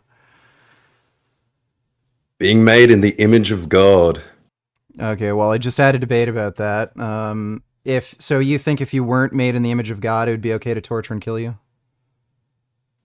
Yeah, I guess I couldn't say it's morally wrong. I'd say I don't like it and fight back against it, but I don't know how I could say it's morally incorrect. Well, why the hell would you hold that opinion? Like, if you don't like it... If it's all subjectively. Well, there's no such thing because, I mean, it's a negative experience, so I can't say it's morally. I can't say there's something... yeah, you can. This is from your own perspective. Well, yeah, it's my own perspective. And why, again, why should I value anything besides my own perspective, my own experience? Well, again, it's a matter of logical consistency. If you believe your experience should be valued, then by logical extension, other experiences should be valued. Okay, I think that's kind of getting lost in the weeds. I did want to ask some other questions as well. Okay, sure. I do also want to ask. So there have been situations, right, where they get told, by like doctors, right, medical professionals, to stop doing the vegan diet. Like, I think a famous recent example, you've probably been asked about this already plenty of times, but Alex O'Connor, Oh yeah, I that think guy's a he's jackass. a vegan advocate. Yeah, He's a how lying so? asshole. He's totally full of shit. Damn. Look, he was saying he was having digestive problems, and he specifically mentioned that he couldn't eat certain foods when he went out. Like, I have a hard time believing this guy is gonna have diarrhea from eating French fries at a restaurant, but when he eats like fucking pub food that has animal products in it, like fucking fried fish, he's fine. Like, it just sounds stupid. And again, he admitted himself that he just didn't appropriately plan his diet. He said he could have kept being vegan, he just couldn't be fucked. Okay. So he's full of shit. Okay, that's Yeah, what I he's think saying. he's just All totally right. full of shit. Okay, so I guess anyone could be vegan, right? Yeah. There's no disease or allergy that I know of that would prevent somebody from being vegan. Okay. I'm not a medical professional, but have you ever debated like a medical professional in Yep. that? It should still be up on my channel. His name is Roston C. He has a PhD in nutrition. Okay, I might give that a look. What were his basic arguments, if you don't mind me asking? Yeah, so we were debating what, like, the big part of the debate was whether or not cholesterol is related to heart disease pathology. He was arguing that oxidation of LDL is what causes heart disease, and basically I just debunked that. Gotcha. Okay. Interesting. I know you said you never lost the debate on veganism, but who do you think did the best in debating you on veganism? Maybe Destiny. Why? So especially the first time I debated him, his answers were just really jarring. He was just like totally okay with torturing any animal. Like, he was like, yeah, if you wanted to pluck a dog's eyes out with a fork, like, you could do that. And that was just really fucking jarring to me, and I just was kind of at a loss for what to say. Yeah, that makes sense. Holds his positions, right? Like, Yeah, I mean, you can be when he's- consistent, but yeah, it was just jarring hearing him say that, and I was kind of at a loss. That was jarring to me too. Like when I was talking to you guys on stream, and he was like, he was saying like, yeah, I mean, if I heard my neighbor like kicked his dog, I think he's weird, but I wouldn't really have a problem. Like, it's a dog, I don't really give a shit. Didn't he say in the abortion debate saying like it would be fine to use if a fetus like didn't develop their cognitive abilities or something, it'd be fine to use it as like a sex doll? I can't recall I think that. that's what Destiny said. I think it was in his abortion debate, that like Trent Horn one. Oh, okay. That was a bit like I didn't see that. I mean, the part. thing is, like, if he's logically consistent, he probably does like just think like, well, if it's a conscious experience, then I care, and if it's not, then I don't care. So he probably is fine with necrophilia, if I had to guess. Yeah. As long as the person, I guess, when they were alive, consented to it. I guess that, yeah. That would be my guess. So what would that matter if they consented while they were alive if they're dead? Why does it matter? Well, I guess if you're arguing from Destiny's alleged perspective, I think the explanation would be like, well, if we ascribe people personal agency and like we allow them to choose, like, okay, I want to be buried, or I want to be, or I want to be like incinerated and turned to ashes, right? If we allow them that personal agency, then we should still respect some level of it in death, right? Sure, but people don't always respect personal agency. I mean, wills are a thing. That's true. People debate over what goes where and who gets what. But he would probably say that we should, right? Like that's kind of a societal standard we've set. Mm. I feel like with almost any moral position, if you push it far enough, you're going to get some kind of thing that seems intuitively absurd to most people. Yeah. And I think that's going to be the case with any moral Well, the thing is, there is that, but then from like murdering all carnivores, for example. The other thing, like one thing I'm curious about vegan gains is like, okay, so obviously you're vegan, that's one part of your life, but we've been shooting videos over the past few days. Both times you've shown up on motorcycles. I mean, obviously those aren't like, the least fuel efficient thing in the world, but they do burn gas, and I'm sure that gas going into the atmosphere does overall harm the environment and animals. Like, how do you kind of reconcile that kind of behavior while also being a vegan, I guess? Yeah, I just don't consider it a rights violation, and something like that is something that's going to have to be regulated by the government and the market. There just aren't any environmentally friendlier solutions right now. So I mean, you without could just get like an electric car, right?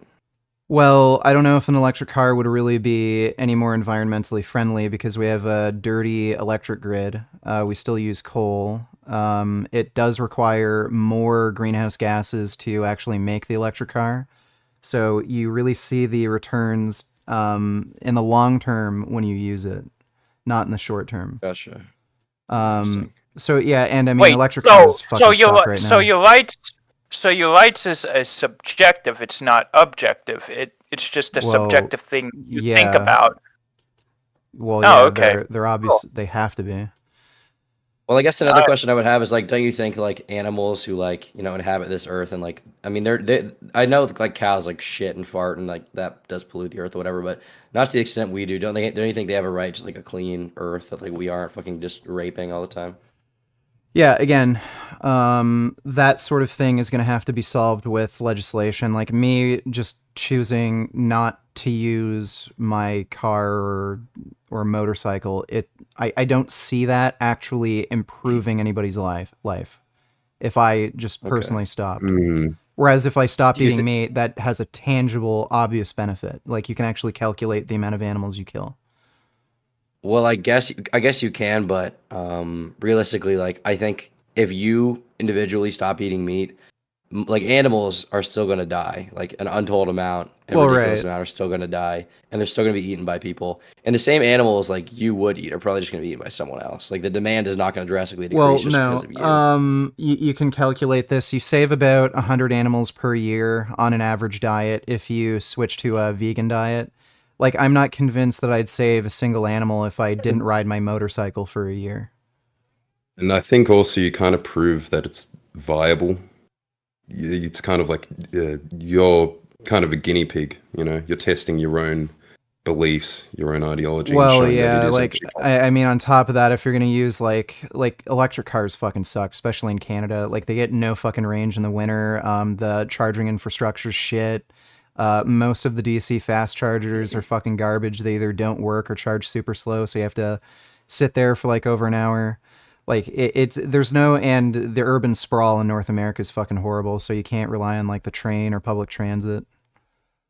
I have some other questions as well, actually. Yeah, sure. So what do you think about like air travel and sea travel? Because I think that inevitably involves killing like sea life, and I think air travel kills the birds. I think that's an inevitable. Well, like, they avoid externality birds. of them being used. I But think still they inevitably kill a certain amount of birds, do they not? Yeah, I know, but say like you inevitably kill people with transportation. I wouldn't consider it a rights violation when it's like an accidental death. I feel, but it's not just accidental. It's like something we eat into the cost of. Well, like, right, and air we travel. eat It's into the inevitable. cost. Right, we eat But into I the feel with cost. personal travel, you do have a kind of culpability and responsibility. So let's say you're driving a car and you hit an animal. That's something that you are directly in control with. Well, you Whereas could hit a if it's- person. Like people also die. I don't see it as a rights violation. You're going to have those sorts of issues when it comes to practically anything. Like any industry, there's going to be deaths in that industry, human deaths or otherwise. So we don't consider those rights violations, those sorts of accidental or incidental deaths. Okay. I getcha. And also, doesn't, I think agriculture with plants and stuff, right? Does Yeah. that not involve like culling, killing animals? Well, keeping pests away? such Yeah, things? like we do use pesticides and things, but again, I would just consider that like defensive property. Defensive property. So hold on, animals subject to property rights? Yes. So They could okay, be- so if an animal is trespassing on my property, is it fine to kill and eat it then? Well, it really, like, the same rules would basically apply to a human being if the only way to get it off your property is to, like, use lethal force. So, like, if a bear walked into your house, like, yeah, if the only way to get the bear out would be to shoot it, I'd be fine with that. So Same with, a like, farmer, a human. do they not own that property? Does that not count as What do you mean? things on their property? Well, again, like a if farmer, you- they're in the farm, right? Well- And the animals are on their property. Well, yeah, again, if there were human beings that walked onto your property, you don't have the right to just shoot them with, like, a fucking scoped rifle. You don't have the right I to mean, eat in them like either. Texas, don't you? You have like No, you castle don't. doctrine. You can No, say- you cannot just shoot somebody Okay, I with a don't know. scoped rifle. Like that. If you own a big property, say like a farmland or an open field, you can't just sit at your porch with a scoped rifle and shoot somebody from a kilometer away just because they walked onto your property. Okay, but What about, there like, are situations it's fine to shoot them. Imagine a boogie shot and ate Frank Castle.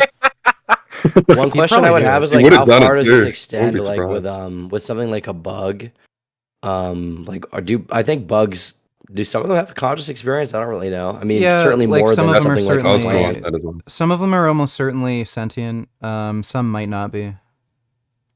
So how do you feel about, like, is it like super wrong to kill them? Depends. A lot of insects are carnivorous, so like spiders. Might not necessarily have a problem with killing spiders because, again, you're preventing other insects from dying.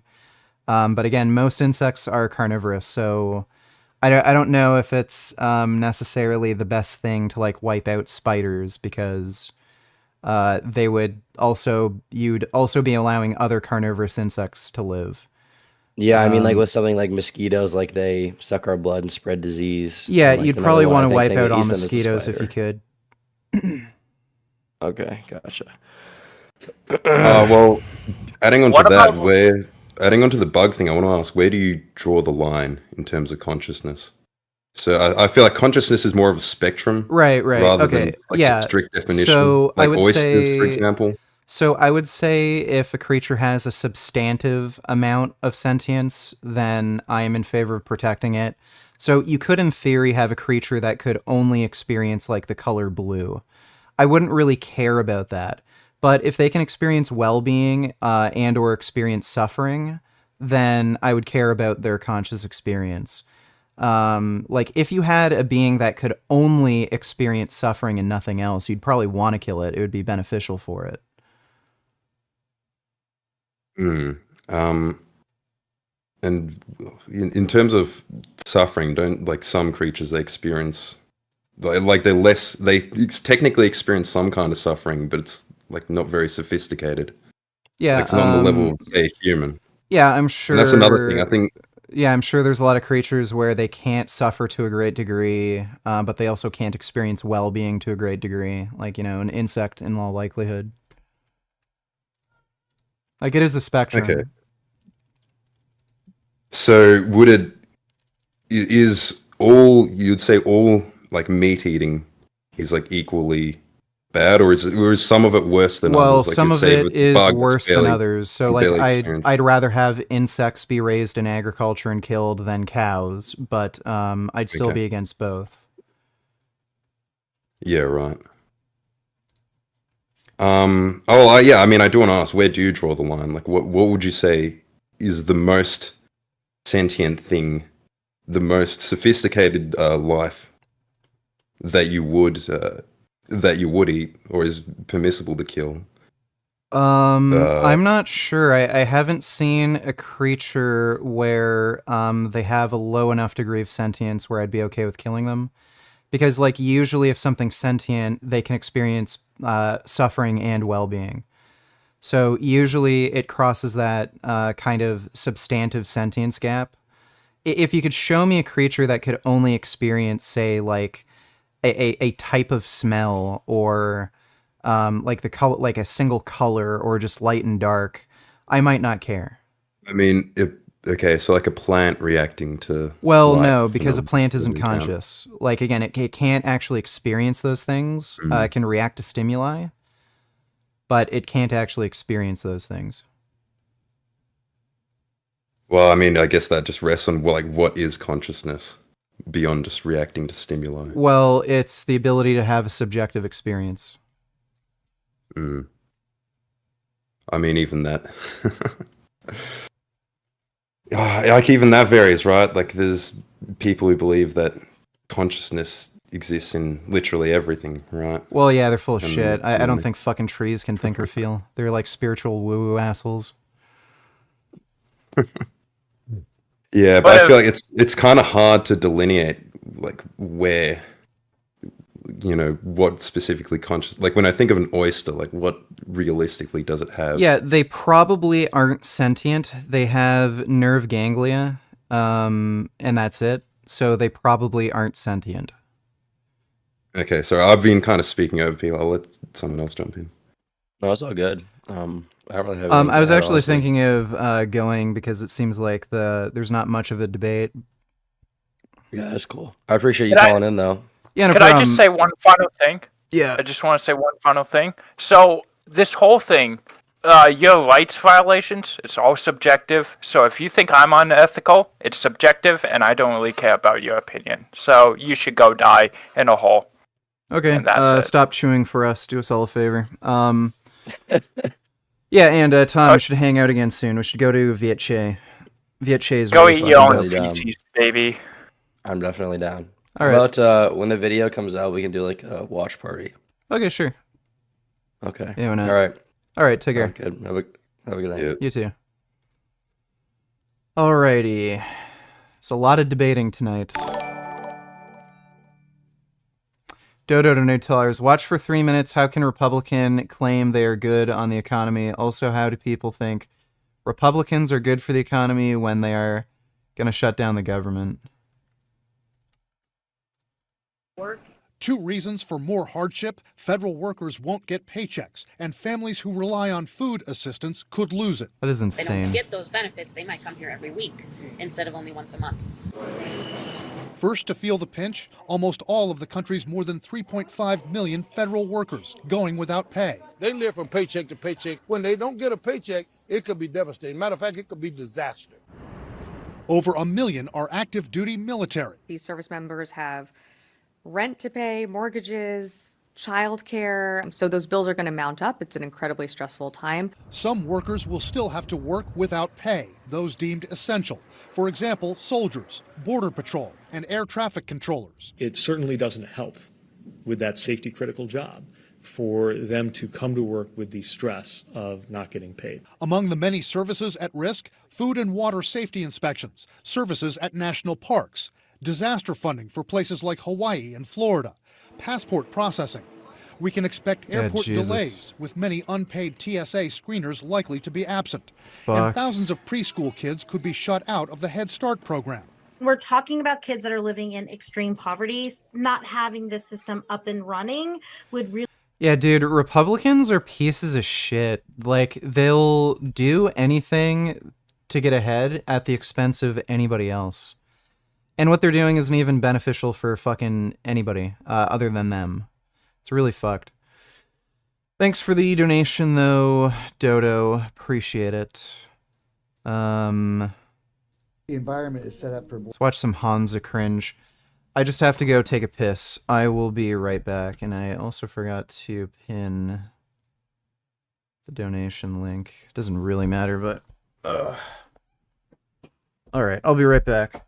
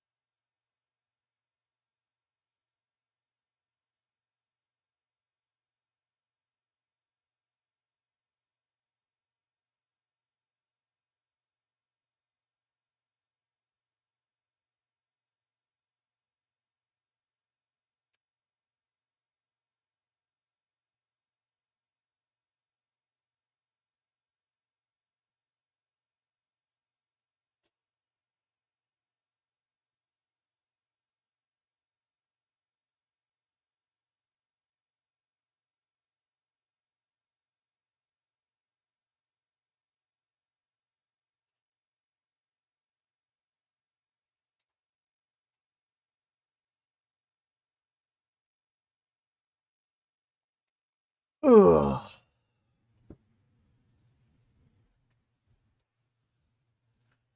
Say I'm a hockey pro? Okay, I'm a hockey pro. Let's see, why you're not happy and what to do about it. I'm sure he doesn't know why. Is to imagine that your brain is like a factory. Your thoughts all are created in a factory. And inside of this factory, there's two foremen, two workers who are looking after it, right? There's Mr. Triumph and Mr. Defeat. Each one of these guys will come into work as soon as you tell them to. And Mr. Triumph will come in and he'll produce the thoughts in the factory that will say, I'm amazing. I can do this. I'm going to do this. This is hardcore. I get the work done, especially when I don't feel like it. Let's do this. Discipline, David Goggins. Yes, let's do this. Hamza said, yeah, sweet. Okay, we're going to get this done.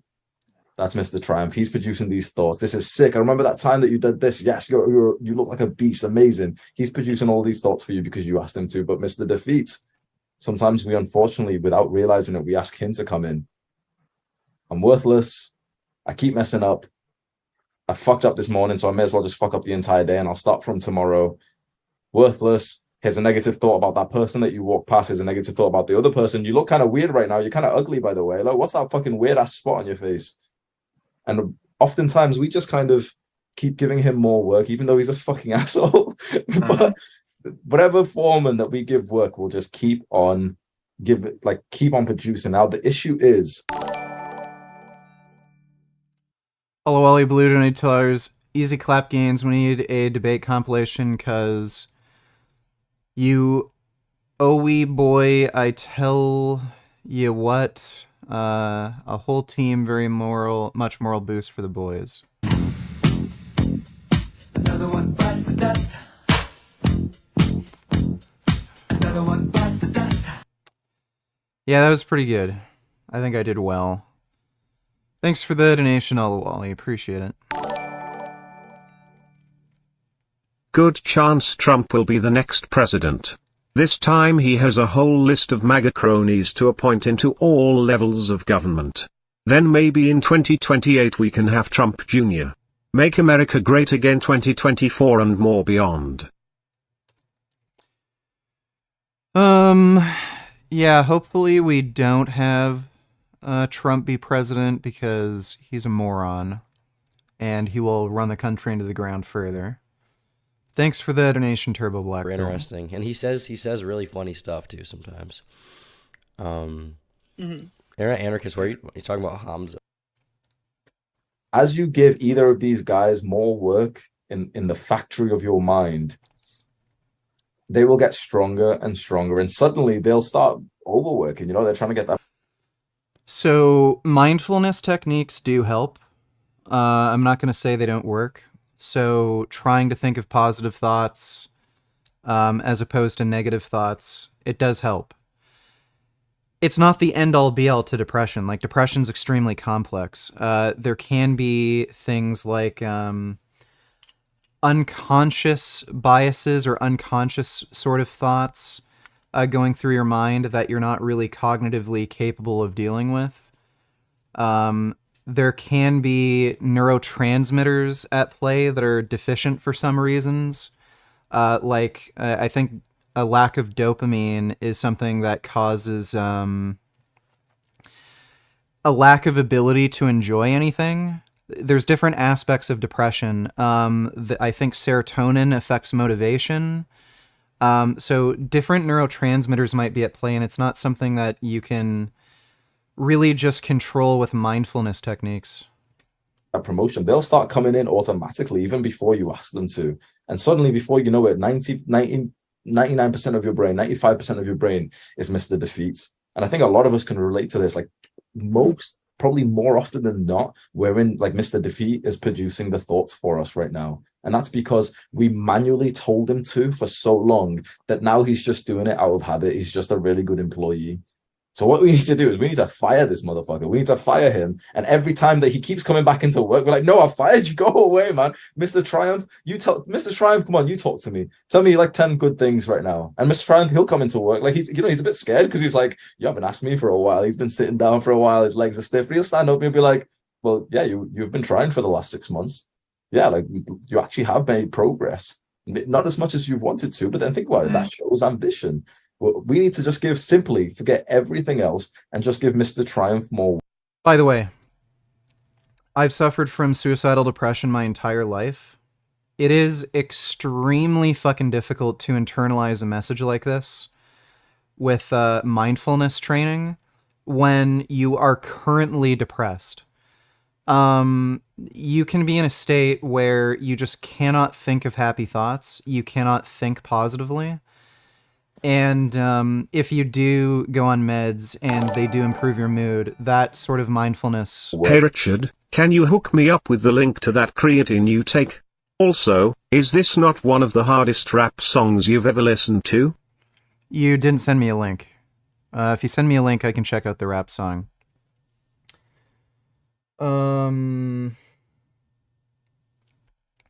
Let me see if I can find that creatine supplement. Give me a second.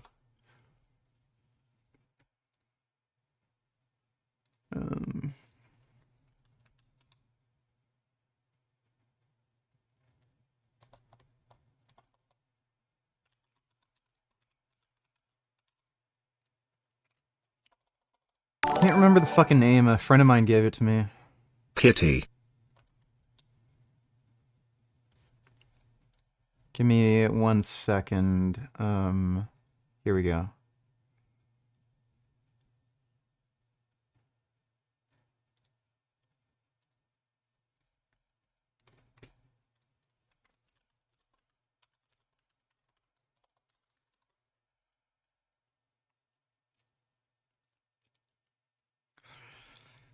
It's called Vegan Brain Food. Vegan Brain Body Boost. And I think it's selling on Amazon. So it's creatine, taurine, and beta-alanine. It's really good. I would recommend it. I gotta get some more. I ran out, and I just have creatine now. But yeah, it has creatine, taurine, beta-alanine in it. I would take... Yeah, so because it has other things in it, you're going to have to take 7.5 grams to get 5 milligrams of creatine. Or sorry, 5 grams of creatine. So if you need to take 10 grams of creatine, if you're a bigger person, you're going to want to take 15 grams total. And some of the proceeds go to vegan efforts as well, so... That is the supplement I take. And let me take a look at this kitty. This is pretty dumb advice from Hamza. If your life sucks, how can you be positive? Try thinking positive thoughts after you have been rejected by literally tens of thousands of women. Yep, I'm sure a lot of black pillars have that problem. Thanks for the donation though, Turbo Black Pill. Oh my god, so orange. Look at those toe beans.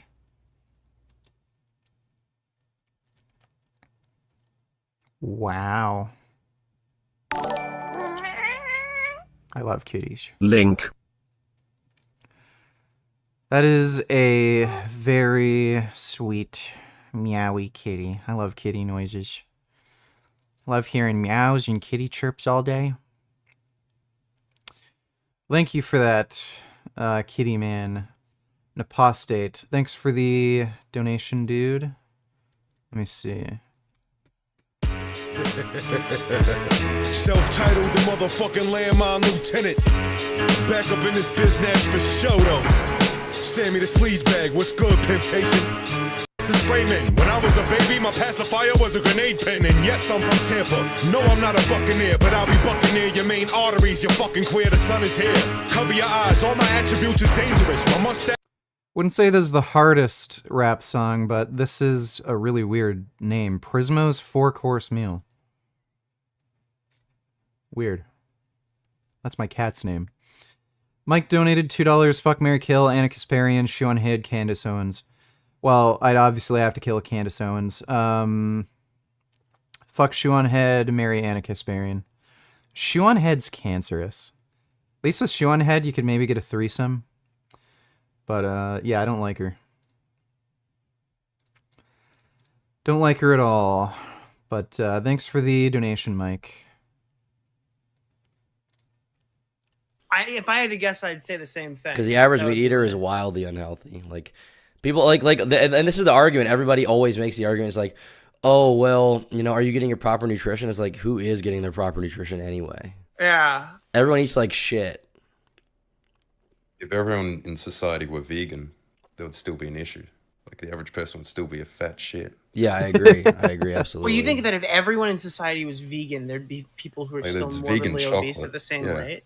There probably would be, because people would just eat like people would go to fucking vegan McDonald's and get 10 vegan Whoppers and just eat them. I guess. I feel like like there you has still have be to a not eat significant like shit. decrease, though. Dude, the thing is, like, when you eat like a burger versus you eat like an Impossible Burger, like the Impossible Burger is not that good for you. Like, it's just not. It's just not meat. It's basically just better for the environment. It's better for the environment. It's better for animals. It's probably less bad for you than an average burger because it's not red meat. But it's still like fried. Can you stop morally valuing useless parasites with no meaningful experience? You have no obligation to let them enter the world through your vagina just because you had sex. It's not comparable to poisoning something and attaching them to you. Yeetus fetus. Well, a lot of people have non-vegan children, so I do keep that in mind. Thanks for the donation, though, Yeetus fetus. You are such a hottie for a blackie boy. Also, if you and Jasmine ever need some spicing up, you can call me whenever for a threesome. Would love to get sandwiched, or we could even try the Alabama bedroom brawl bang sometime. I am quite the freaky white girl. Thanks for the offer, but I think I'm going to stay monogamous. I am going to do OnlyFans collabs in the future, but I'm not going to have, like, sex. They're just going to be erotic photo shoots. But thanks, Christy. You would have been proud. Tonight in martial arts class during ab workout, I smoked the instructor and his top 3 senior students, who are all lighter, stronger, and younger. They all just stared at your vegan boy. Yes, they know I'm vegan. Well, that's pretty good. I'm assuming you trounce them with superior technique. I really want to do jujitsu. I'm going to do it soon. I think after this next mezzo, I should be done dieting, or pretty much mostly done. So I'll just start doing it then, and I think my elbow will be good enough by then too. My elbow's a lot better than it used to be. Still not perfect, but a lot less pain. And I have a week off right now, so that should help with the elbow recovery too. Thanks for the donation, less is more.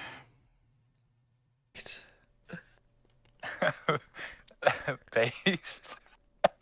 She's literally getting blacked, bro. Dude, deep fakes. Yeah. All right, I think this stream has probably come to its natural conclusion, so I'm gonna get off. But, what the fuck are these pictures? He does look green. Hold on. He does look fucking green. Like, is it on purpose? Like, I don't know. I don't know. This one, he looks really green. It looks like a filter or something. It's an old photo. Somebody put that filter on. It wasn't me. It might just be because he looks crazy here. His body looks really weird. His head doesn't look like it's really attached to his Crazy if body. He was just fucking green. That'd be fucked up. Like, imagine if you met him in person, he actually was like just green. Imagine if a byproduct of becoming vegan is that your skin becomes dark green. Like you become. Dude, we'd all be Shrek. That'd be so cool. All right. Just keep asking him for more. Invoke him, like, in your mind to think, okay, Mr. Triumph, what would you say? Today is actually a good day. It's raining. I don't really like the rain, but fuck it. Like, isn't the cold supposed to be, like, healthy for me? You know what? Like, I'm just gonna go for a run in the rain. That's weird. I've never done that before. Yeah, fuck it, let's go. And like, yeah, I feel amazing. I'm disciplined. This is awesome. And Mr. Defeat will pipe up. You know, he's popping his fucking dumbass head around the yeah, by the way, you're ugly. He's like, go away, bro. Like, Mr. Triumph, please. I was like, actually, you're looking a lot more attractive recently. You've been grooming your beard recently. As soon as you joined, bro, like the comments started spamming like he looks like Adonis. So it's like, Mr. Triumph, bro. Yo, it's good. Hey, Buzzman, what's up, man? But I get it, man, because I get into Mr. Defeat thoughts as well often, and sometimes you don't even realize. Sometimes he's literally just working overtime, and you weren't even aware of the concept that you can control your thoughts, and your thoughts are actually what determine the actions. So, Am I crazy, or is the amount of work you have to do just to earn a basic standard of living in the United States, like be able to have decent housing, a car and food, just fucking outrageous? You basically have to be an employer's bitch to afford these things. Well, just the fact that you have to own a vehicle massively increases your expenses. So the lack of public transportation massively increases cost of living. That's why it's easier to live in Europe. A lot of places you don't need a car. In fact, it could be a hindrance because public transportation is so good. But yeah, cost of living is getting fucking insane in general. It's crazy. Thanks for that donation though, broke nigga. So I think... Like, if somebody like me has trouble affording a home, like a house, that is just nuts. Like, that is fucking insane. The area of improvement for you, it seemed like the way you asked this question and like the kind of the story you told just beforehand is that you think these beliefs will come after you do the actions. But actually it's the other way around, Rob.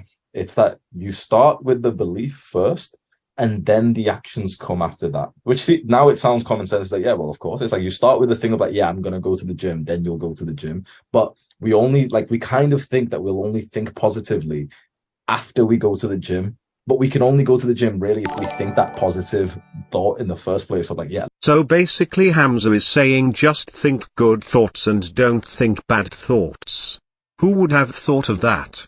And he's probably being paid $500 just for that. Depression has now been officially cured. Yeah, Again, mindfulness exercises are good, they're useful, but everybody in the red pill space, they're totally against the use of medications when they do work, especially when you're talking about an older person. You might not want to recommend SSRIs to somebody in their teens, especially if they're suicidal. But these meds do work, and they make these mindful exercises more effective when they're an adjunct treatment. So it's very difficult for somebody going through depression to actually internalize some of these mindfulness exercises, and I've experienced that. With the current meds that I'm on, it has made it so fucking easy to think positively. I feel so much fucking better just on my own, and when I also practice mindfulness on top of that, it's like, you know, mindfulness on steroids, you know? Thanks for the donation, Cockhunter. Gigliardo donated $2. Episode 4 is out now. Buy your tickets here. Oh, damn. Previously on this stupid fucking show. Shut up, Gig, and shoot. Where the hell am I?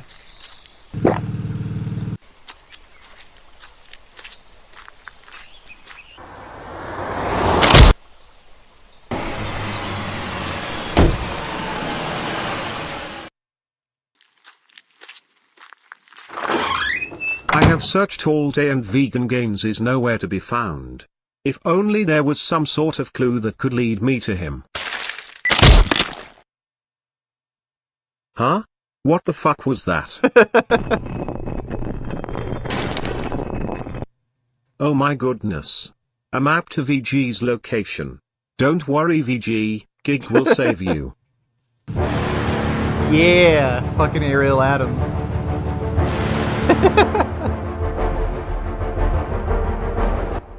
Where the hell am I? You are in my evil lair. I am a bad guy and I captured you. There is a bomb that will explode unless your friend Gigliardo gets here in time to help you. Oh no, why did I give him directions to my lair? Have no fear, Gig is here.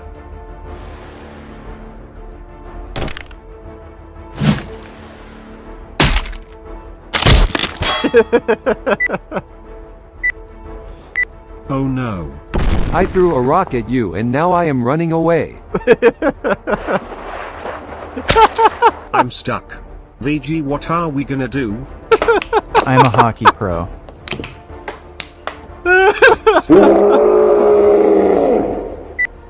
Oh god.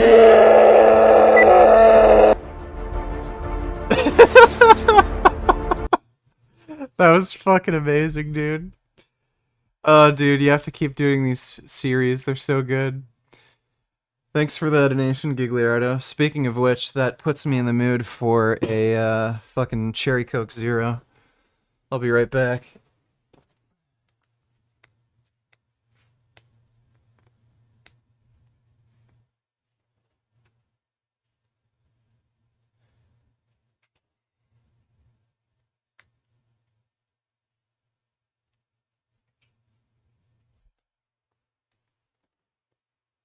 Oh.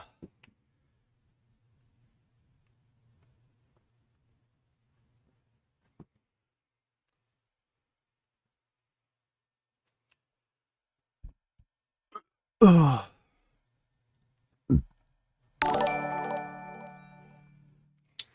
So I found out a guy I was with is actually sleeping around with both my mom and sister, and I guess back in the day even slept with my grandma. Is it weird I want to keep it going? I'm in love with him. Have you ever been in this situation? No, I've never been in that situation, but as long as you're cool with it, don't see a problem. Thanks for the donation, Christy. Word of advice to the last dono: if you want, try moving to the Midwest. Lots of underrated cities with home prices under half of the average. Unemployment is also low here. Best decision I ever made. Not saying there isn't a problem in the US though. Yeah, there are areas where cost of living's lower, but like usually that comes along with like very few job opportunities as well, so a lot of people are still stuck. But thanks for the donation, US broke guy.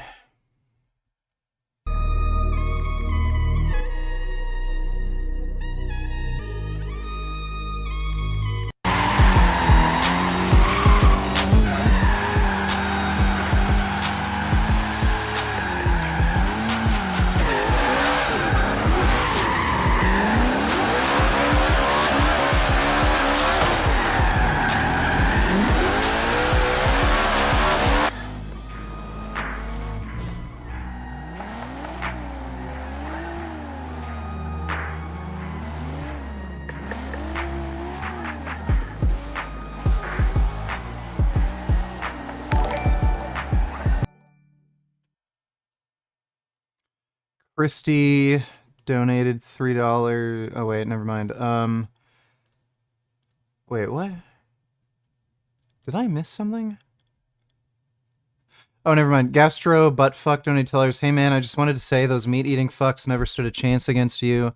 The guy you debated on the Crucible looked like Post Malone, Jim Job, and Gandalf put together. Yeah, he kind of did.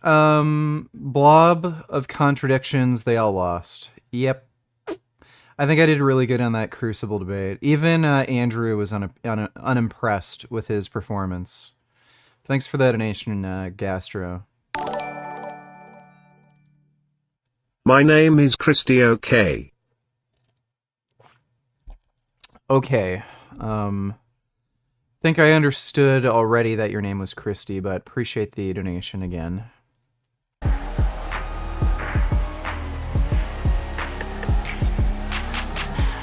Yeah, dude, there's so many sick 90s cars.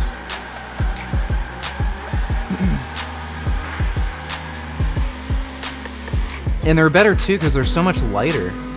Now, like, they're so fucking bloated with like a bunch of computer systems, infotainment systems, so much fucking upholstery and airbags and crap.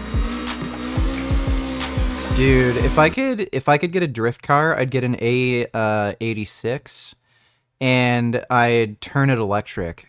The fucking electric A86 I've seen was so fucking cool.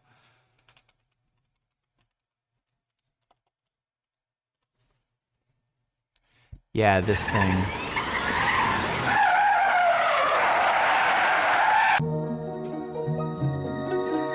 This is such a sick car. I really love these old cars, man. I love that blocky, kind of angular look, and I dig pop-up headlights. I don't think pop-up headlights ever stopped being cool. They should still make cars with pop-up headlights.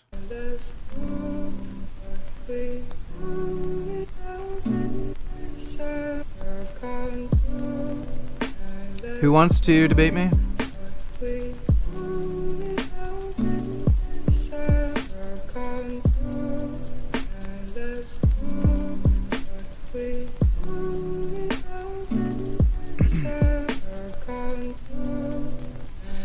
Yeah, if I ever got, like, a car just for my own personal use, I'd, like, rip out fucking everything in it just to make it super light.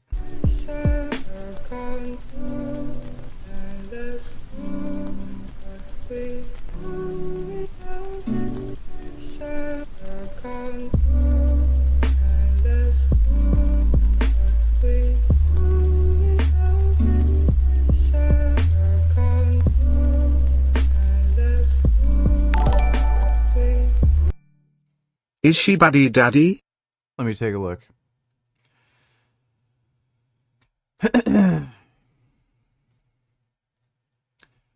Yeah, she fine. Yeah, she's cute.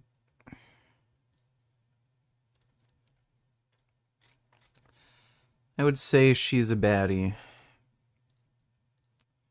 Oh damn, she's a Berserk fan too. Yeah, if she was vegan, that'd be pretty dope too. Yeah, she has a Brand of Sacrifice tattoo. That's cool. Yeah, you know, someone actually has an appreciation for art and culture if they're into Berserk. Thanks for that donation, Andrew. I still gotta read the last chapter. Good night, Father Gaines and everyone in chat except for Christy. She is a carnist piece of shit. Why is she always here as she is carnist? Father Gaines PLS help. Alright, well, Nighty Night Christy is a carnist. I have no idea why she won't stop eating meat. But thanks for the donation. Appreciate it. Sweet dreams. Alright, if you want to debate me on creatine, here is the Discord link. Just pop in when you're ready. And we'll debate on creatine.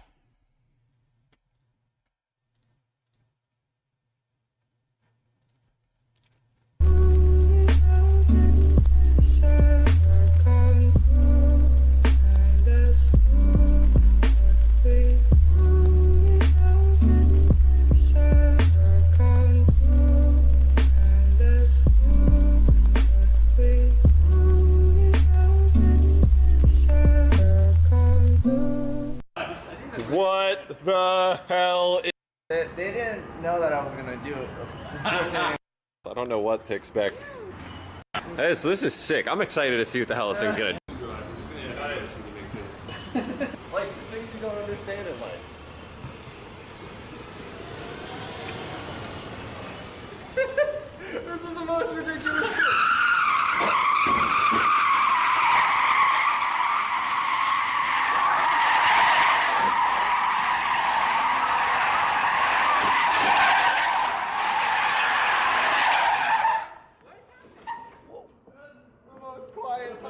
You must go through fucking mad tires doing that shit. Okay, you got ready.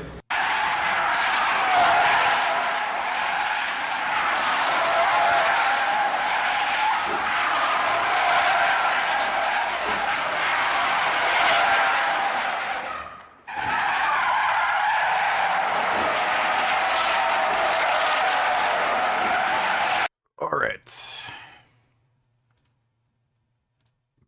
Oh, hello, sir. Appears that your microphone is muted.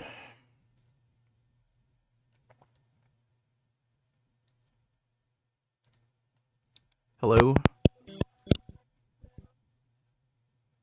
Hello?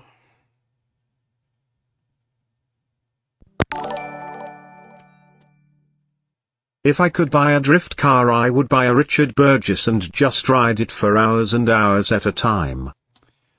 Well, I'm flattered. Thank you for the donation, Christy. Appreciate it. It's the nicest thing anybody's ever said to me. I cannot hear you, sir. And it's not on my end. I just hear static from you, so...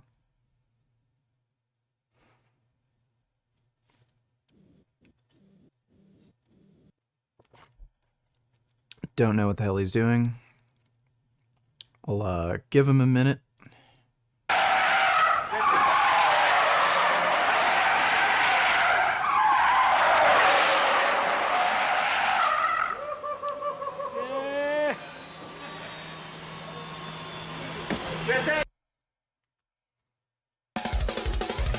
On.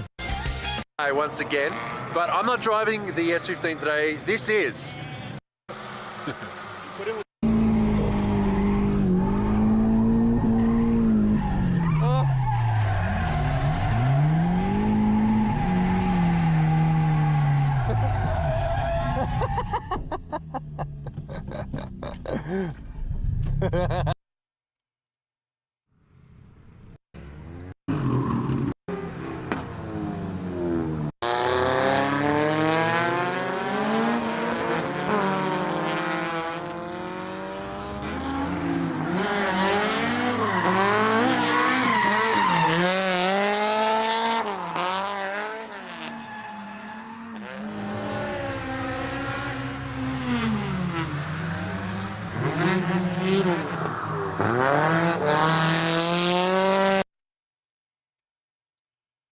Alright, did you figure out your audio issues? This can't be on my end. I'm seeing his voice thing. My headphones are correct. I cannot hear you, dude.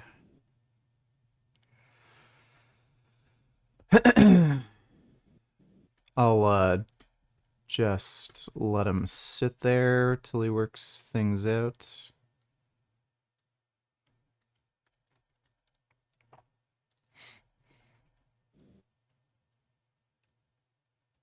Pearson decides to try a maneuver called a side slip, practically unheard of on commercial airliners, but sometimes used by glider pilots.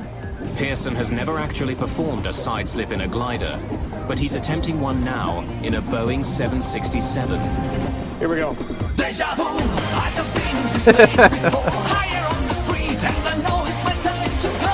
Going new, and the search is a mystery. Standing on my feet, it's so hard when I try to be me. That's hilarious. Deja vu, I just been this place before. Higher on the street, and I know it's my time to go. Going new, and the search is a mystery. Standing on my feet, it's so hard when I try to be me. Yeah, Teeth Daggers, I literally cannot hear anything coming from your mic. It looks like something's being picked up by Discord, but I can't actually hear anything. I don't have you muted. And I checked my audio settings multiple times. Hello? Oh, now I can hear you. Hello? I can hear you. Yes. Mic check, mic check. Yeah, I can hear you. Hello? I can hear you. Nice. Yo, what up, Vegan Games? Not much, dude. What's up? Somebody said you wanted to debate creatine? Oh fuck, I can't hear. I gotta turn you off though. It's messing me up. I don't know how I'm gonna debate you. Oh, here we go. All right, yo, creatine 100% is not vegan. So you're not a vegan. Yeah, so creatine supplements are vegan. No, they're not. They all come from animals. Nope, they don't. That's No not how matter creatine's what. produced. Yeah, just Google it. Just Google it. That In order to is get not creatine, how creatine's produced. just It's not an Google it, animal dude. product. Don't argue with me. Just Google it.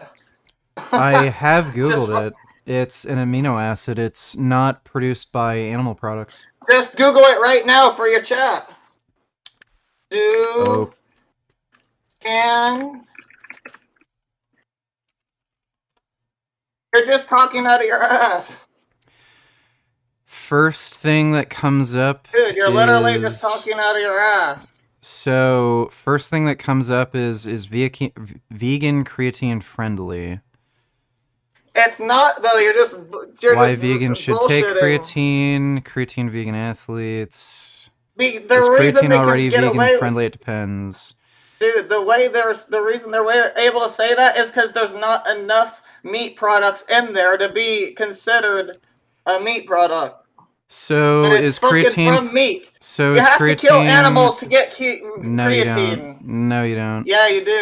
You have So to kill in the animals to first get article creatine. that gets brought up, some may be wondering, is creatine already vegan? Well, that depends. Some creatine contains bovine tissue. Be sure to check the Do label. you need to kill animals to Capsulated products in get- particular contain bovine gelatin. So creatine monohydrate is the most popular form of creatine supplement and is a good option for vegans. You guys are just talking out of your ass.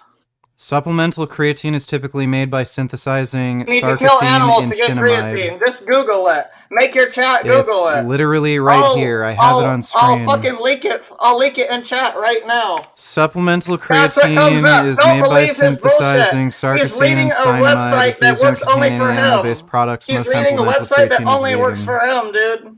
It's all propaganda. Just Google it up. Just Google it up. He's talking straight out of his fucking ass.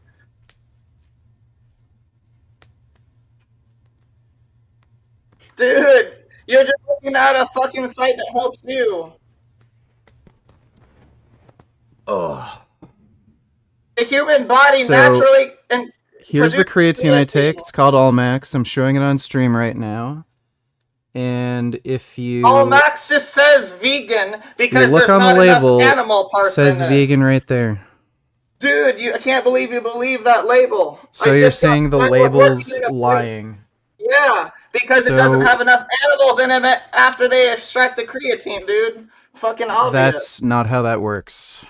Yes, it is. I fucking just got fired from a place that works with COAs, brother. I fucking got fired from a place that works with COAs. So, COAs take CLA every little piece of thing. So CLA Dude, what is also a vegan supplement, depending on where you're getting it from.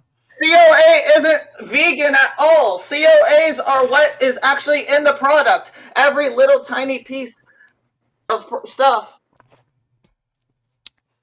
So It's again, in the CLA. supplemental creatine is made by synthesizing Certificate of sarcosine and analysis, you dumb cyanamide. fuck. Certificate of analysis. That is great. Dude, So that's how dumb you are. You think you want to think tell us COA why you got is fired? vegan.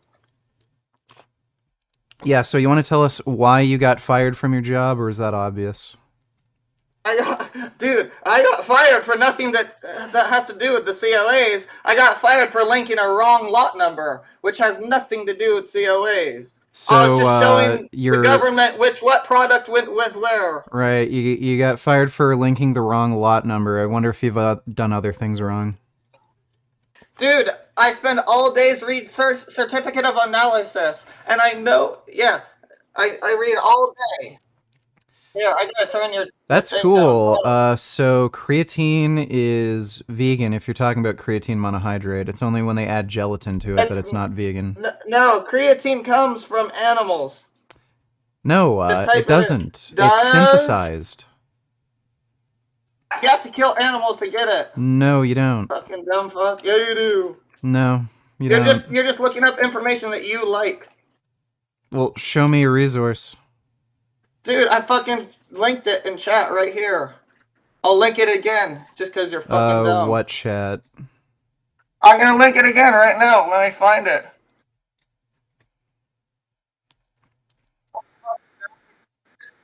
Because you don't want to look Like, what chat? Are you in the debate room chat?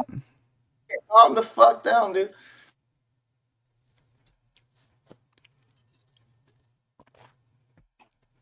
Trying to find where you're at. There you are. This is actually what Google says. It doesn't even let me link it. Holy shit. You might not be able to post links. Just go into tea time. Oh, fucking hiding shit, bro. Just go into tea time.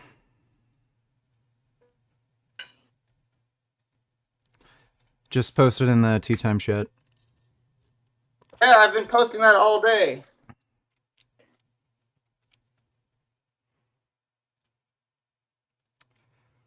Plant foods do not contain any creatine. So how, if plants don't contain any creatine, how are you going to get fucking creatine? Yeah, supplemental unless you have creatine is food? synthesized. You don't get it from normal food sources.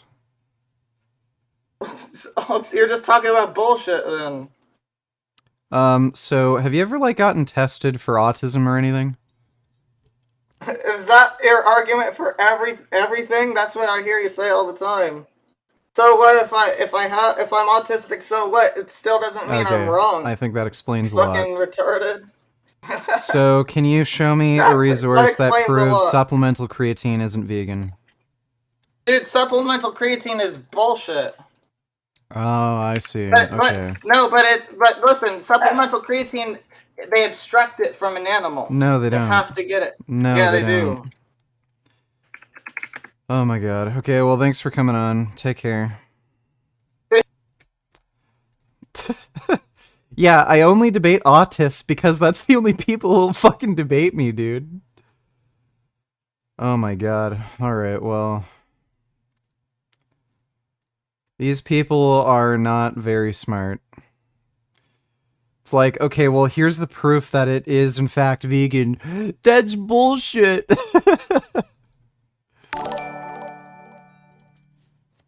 This guy is a week into a meth bender, guarantee it. Probably got fired for meth. Yeah, he kind of sounds like it. It wouldn't surprise me. Thanks for the donation, though, Meth Head.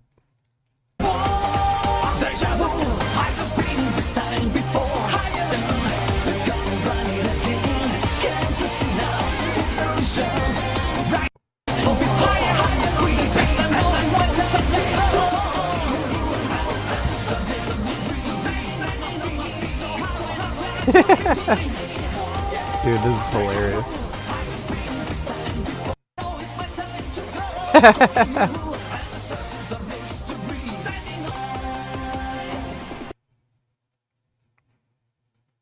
Oh, duck.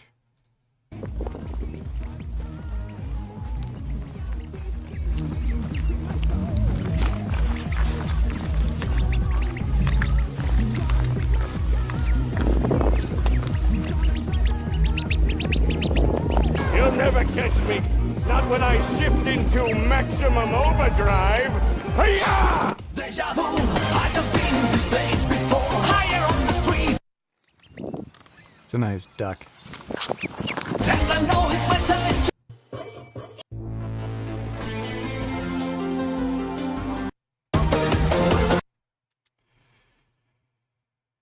A lot of tardation tonight, man. It's actually a little exhausting.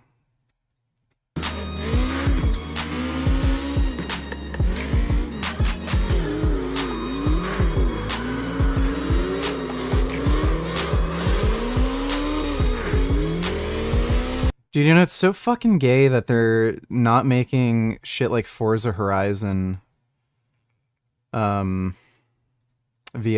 compatible.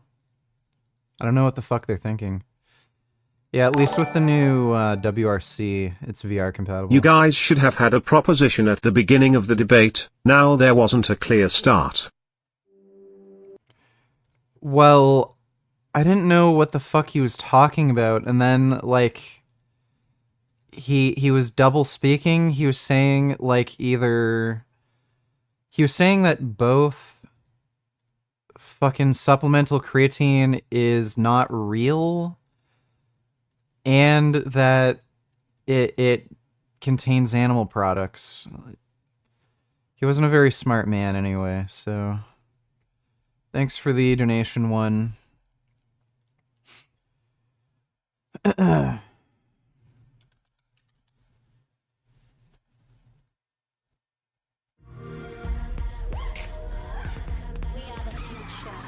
Yeah, what's really stupid too is the cockpit view doesn't have 900 degrees of rotation either. So there's not really any point in using the cockpit view. How do you handle someone who bites the bullet on name the trait? I was debating a pescatarian who said they would be okay with murdering a person who had the intelligence of a fish. They also said we would pull the plug on someone who has that level.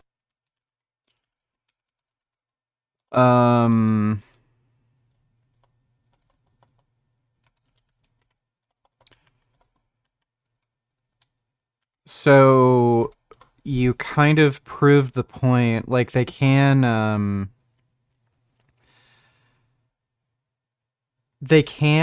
just, you know, bite the bullet and say, yeah, like, I'm fine with killing a human being with the same intelligence as a fish, but again, that proves the point that you can't justify eating animal products without,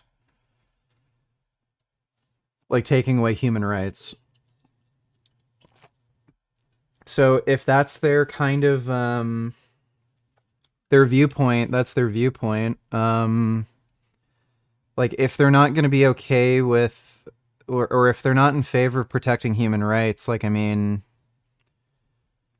I don't know how you're going to really have a debate about veganism with somebody. The debate would really center around whether or not mentally disabled people should have rights at that point.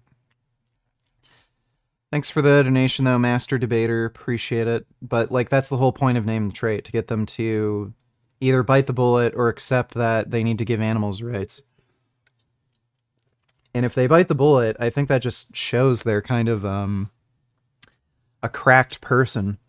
So, yeah, don't think of it as getting stuck if somebody bites the bullet on the Name the Trait question. If they bite the bullet, then you've proven the point. I mean, couldn't you before the debate talk on Mail or Insta to agree on a prop? If I'm just inviting people into the Discord, I don't usually do that unless it's a more complex sort of discussion, so...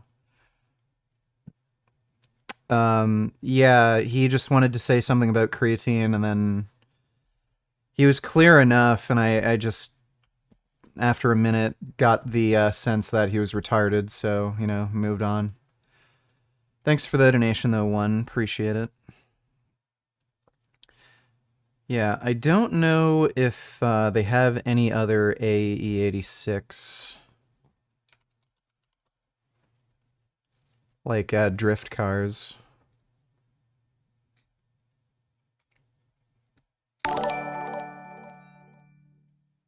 Do you know what a reversal is in sexual terms? It's where you fuck a girl while she's giving birth. Would you ever do that? Sounds kind of interesting, and I'd be open to do who gives a fuck about the kid's head. No, I would not be interested in doing that. But thanks for the donation, Alawali. Appreciate it. That sounds gross as fuck.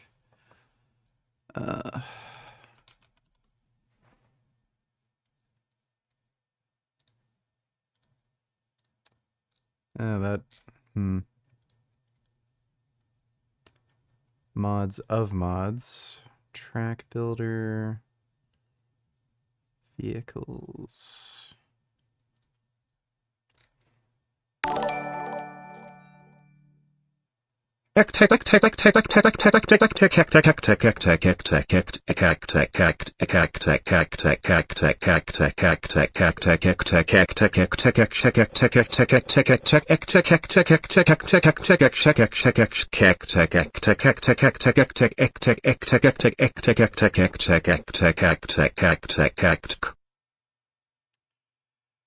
Thank you for that.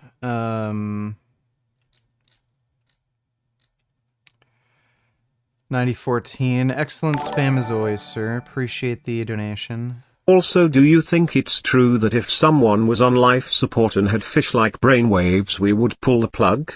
He was trying to make the point that fish-like intelligence isn't even considered human life at that point.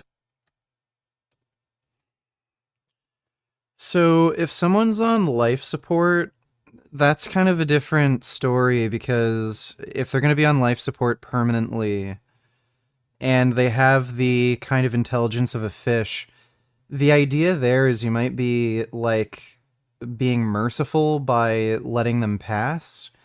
But if you're just talking about a mentally disabled person who has the same cognitive ability as a fish, but they're like living fine, that's a different story. Like, in my view, if they can experience well-being, and they want to live, or you could make a good enough assumption that they want to live, I'd see it as immoral killing them. Thanks for the donation, though, Master Debater. Hope that helps. I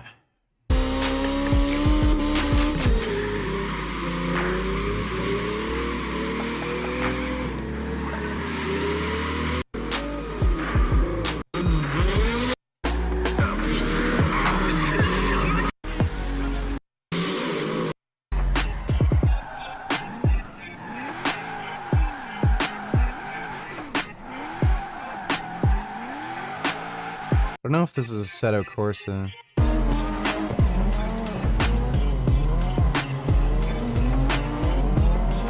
I gotta download some of the maps for Assetto Corsa.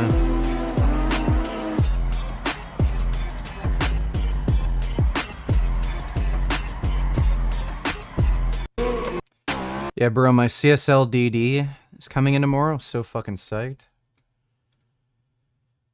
Canada Post probably isn't gonna fucking deliver it, and they're gonna make me pick it up at the post office like they normally fucking do, but hopefully they just deliver it. Bro, why did you just debate an autistic goat? Here's random content. Well, I mean, somebody offered to debate me in chat, and I can't really vet people to know if they're autistic beforehand. So, you know, oops, I guess. Let me take a look at this random content. My body is 70% water, and not a single ounce of that is in this form. If I drink this water, it's going to feel good. It's going to feel like I'm hydrating myself for a few minutes. But I'm going to pee this out in the next 45 minutes because this pure water has no reservoir in my body. The vast majority of the water within my body is actually in a crystalline structure. For this to turn into a crystal, it takes a complex relationship to a vast array of salts, mineral amino acids. No, the water in your body is not a fucking crystal.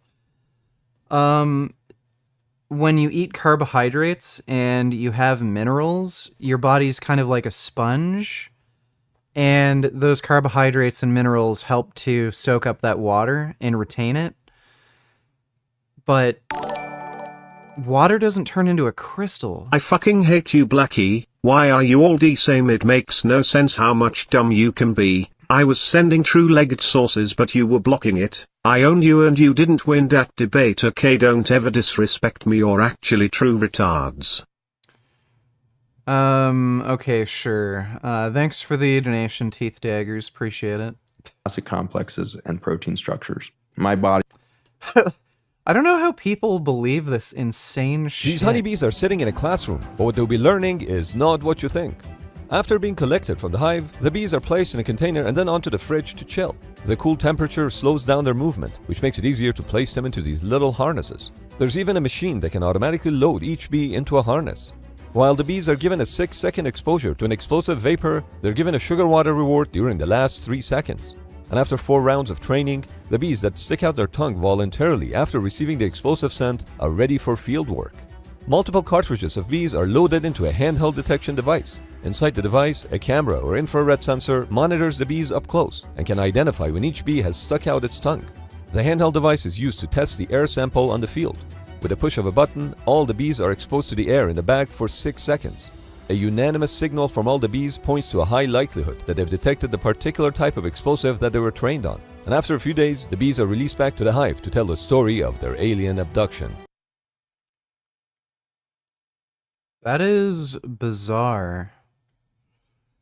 Yeah, I don't know if I really agree with doing that. Bees are fairly intelligent, so... yeah, that's pretty fucking bizarre. I didn't know they did that. This guy's meltdown became Japan's biggest meme.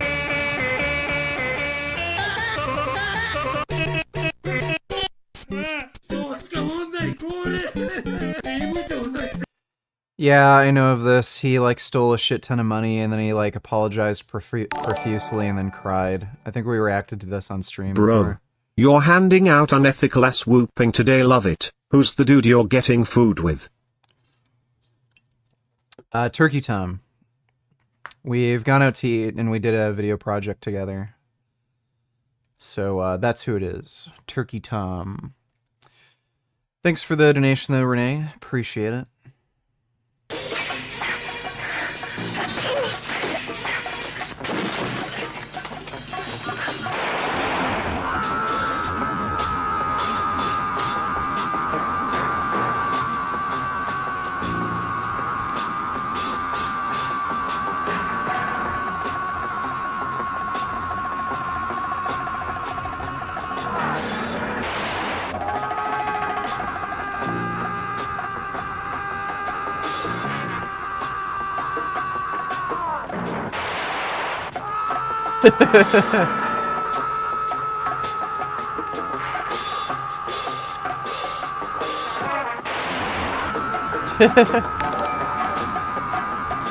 Like how it's normal Hey teeth speed. daggers, shut up and come over here and get yourself a real meat-eating bitch. It's even been said carnivore girls' pussies taste dat music better than vegans bitches. We are so awesome eating meat, it smells better for us and makes us so much wet. Alright, well, I think that's too much information, but thanks for the donation, Christy.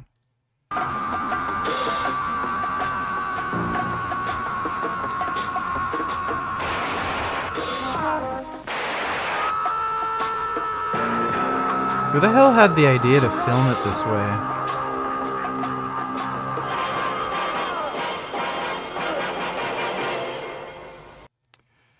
Kinda reminds me of Italian Spider-Man.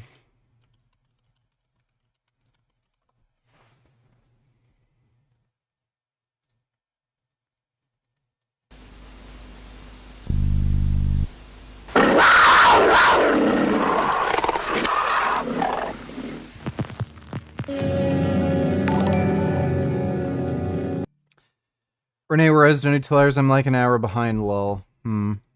Alright, well. That's fine. Plenty of content and debates tonight to enjoy yourself. Thanks for that donation, though, Renee.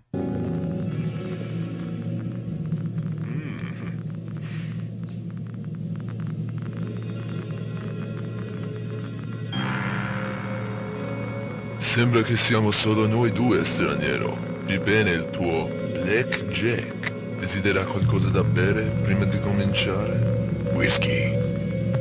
Va bene.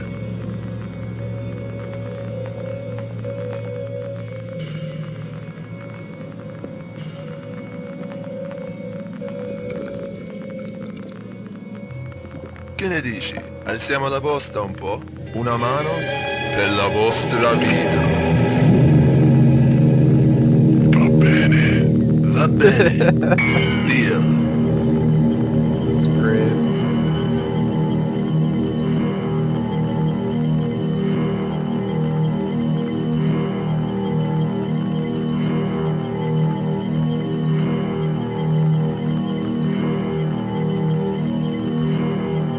Check.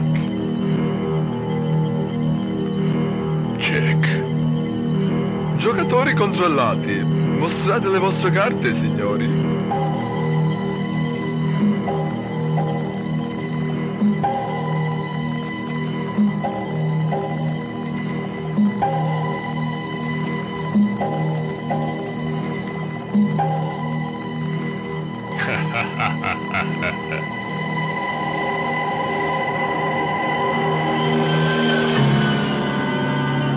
Blackjack, di certo.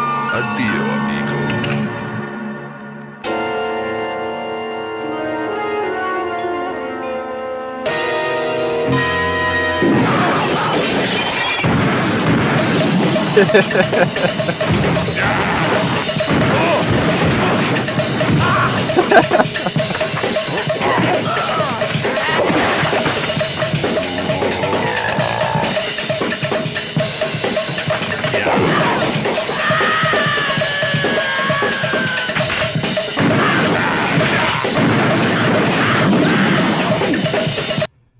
Dude, Italian Spider-Man is fucking amazing. It's one of the best short films ever made. I should make a movie like that, like Italian Spider-Man. Let me tell you, there is a lot to unpack. So today I'll give you my first impression. Dude, I love how much smaller it is compared to the Quest 2. Of the good, the bad, the specs, and everything in pre-orders start now, and it's available US dollars for the 128 gig model, and for those craving more space, there's a 512 gig version that comes in at $650. Let's see. I think they're selling it already. Oh yeah, there we go. I think it's still pre-order in Canada. Oh, $650 for the 128. $850 for the 512. Holy shit. Ugh. Yeah, I usually use it as a wireless and not a standalone. I'd probably get this version. Guess I could sell my Quest 2 to so I wouldn't need it. Debate me, Blackie. I think I'd rather not because you've proven yourself retarded, but thanks for the offer anyway, Teeth Daggers. Appreciate it. I don't think the head strap is compatible with the old Quest. So much smaller though, so don't think I'd care. Yeah, I just love how tiny the actual device is. Looks nice. Has really good mixed reality. $3. At the event, I found that the Quest 3 changes the whole approach Meta is taking than Quest 2. Plus, it has 8 gigs of RAM and Wi-Fi 6E support. At last, a true chip upgrade. Qualcomm sent me one to showcase VR and AR experiences. With Quest 3 on, you can choose to still see your room through its HD cameras on the front of the headset. Now, digital elements can be seamlessly overlaid on it, making your real surroundings part of a game. This is called mixed reality. I got to test the magic with different MR games, like this MR mode in Stranger Things, and the upgraded cameras and depth sensor are leaps and bounds better than the Quest 2's low-quality black and white view. Depth perception looks great so far. I'll compare this more later, but I think it surpasses the Quest Pro. Sure, there are still imperfections like warping on the sides, and it's not a 2020 sharpness, but it's a vast improvement over the Quest 2. And yes, I can finally read text clearly on my phone while in pass-through, which is awesome. And I love that in many games the depth sensor is now being used, so you see virtual things interact with your real-life walls, windows, or even You got someone you could sell your Quest 2 to? Who? Furniture. I'm genuinely excited about mixed reality because while escaping to virtual worlds is captivating, there's something magical about blending it with the real world, like Pokemon Go did. That's actually a good gateway to Quest 3 software, which operates within the same ecosystem as all other Quest devices. This is a plus as it grants you access to the existing library of over 500 games, and if you come from an older headset, transitioning your profiles and games will be easy. With the new headset, however, you might enjoy added perks, like an improved Smart Guardian benefiting from the new depth sensor, and a new MR home environment with spatial augments, I think that's what it's called. That is sweet. MR home would be so awesome.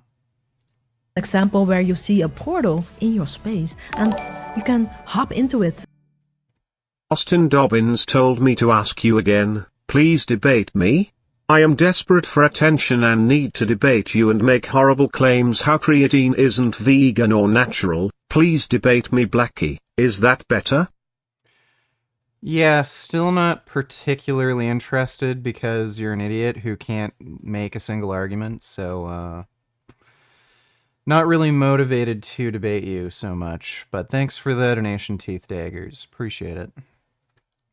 To launch games and stuff. Meta is also releasing major software updates like access to 2D screens, so your Quest 3 can be used as a big TV screen that you can bring anywhere. Xbox Cloud Gaming is finally releasing, and there will be 50 new games and apps coming, and 50 existing apps will be adding new mixed reality features. For the rest, we'll just have to wait and see what developers do with it. The Quest 3 offers two methods for interaction: the controllers or hand tracking. With hand tracking, you can immerse yourself in the virtual world using only your hands. I didn't get to test this enough, so more about this later, but it does seem improved. The controllers now Controller seems chonkier in a weird way. named Touch Plus, have received a significant makeover. Although they still rely on batteries, their design has become sleeker, notably with the absence of the tracking rings as seen on earlier Quest controllers. They feel great. Oh, that is awesome. The tracking rings were kind of annoying and got in the way. Much lighter than any of the previous controllers. They also added new Yeah, I think I'll probably sell my Quest 2 and get this. buttons that you can press in to pop out the battery cover. Sometimes it's hard to debate pescatarians or vegetarians because they aren't completely dumb and easy to run circles around. It feels like they always have excuses and ways to weasel out of things. More complex mental gymnastics to untangle. It's not any more complex, they just tend to be more dishonest, honestly. Like, vegetarians especially. They always make, like, crazy copes for what they do. Like, oh, it's good enough. Oh, it doesn't make a difference. Appeal to futility all the time. Like, they really can't give up fucking cheese or something. But yeah, it's, they just cope more than most other people. That's the problem. But thanks for the donation, Master Debater. Appreciate it. What'd you say? Philo was thinking of buying a Quest 2. Sure, you took great care of it. I actually have a special head strap too. That's better than the OG.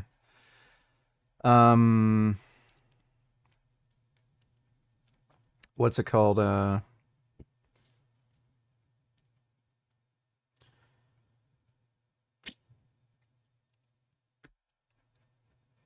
Is he, like, local? I don't want to have to ship it. Like, I might as well just sell it on Kijiji. Much better design than before. While they might resemble the Quest Pro controllers, these aren't self-tracked. Then you might wonder, how do they track? Well, they still use infrared LEDs, which, while invisible to our eyes, are detectable by the headset cameras. However, these Yeah, that just looks way more fucking comfortable to use for a longer period of time. lights can sometimes be occluded, especially when gripping the controllers. To counter this, Meta is now using LED tracking with continuous hand tracking at the same time. And based on my initial impressions, the tracking feels reliable, but I will put it to more rigorous tests later. Additionally, there's an option to upgrade to the fully self-tracked Quest Pro Durian Rider O. Nice try. I really wish they'd show more MR content. I think there's probably an embargo right now where they can't show it. But the MR stuff looks really cool. Especially MR Home. I fucking hate going into the home screen and having to be in, like, a totally different space. It's kind of annoying. Carnashit donated $2. Buddy acts like this life hack is a game changer. Lol, not a single source in sight, but we know how delusional their Jeffrey Dahmer diet is. Let me see. If you are a man and you are struggling to lose weight, I have a secret hack for you. It helped me lose 20 kilos in the last 6 months. What I want you to do is... I have lost 55 pounds in the last 7 weeks. That would be, like what? 55, 24 kilos. So, probably don't need to eat a carnivore diet. Switch to the carnivore diet. I went from looking like this to looking like this in a very short amount of time. eating 200 grams of protein per day. A general rule of thumb is that 1 kilo of meat, or 2.2 pounds of meat, will give you that protein goal of 200 grams, as well as hitting 2,000 calories. You are only going to eat meat, nothing else. That is remarkably stupid. Chicken thighs, chicken breasts, steaks, pork, bacon. Only eat meat. Do that for 6 months and work out 3 times a week. Yeah, try eating nothing but meat and actually exercising. That won't go well. You'll become hypoglycemic fucking constantly and have no fucking energy, feel like shit, get constipated, and it's just bad for you in fucking general. And you will look like a completely different human being. Your muscles will pop, you will feel better about yourself, you will have zero inflammation, you will sleep better. This is insane. You'll sleep like shit. If you're not eating any carbohydrates and you're calorie restricting, your sleep will be fucking terrible.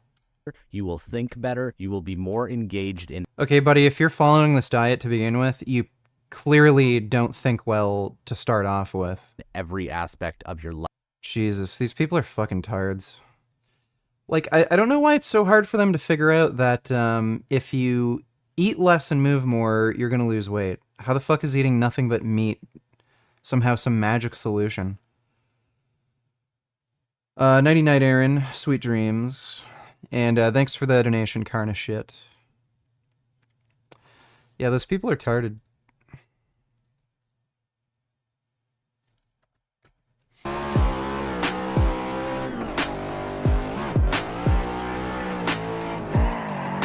Oh, damn.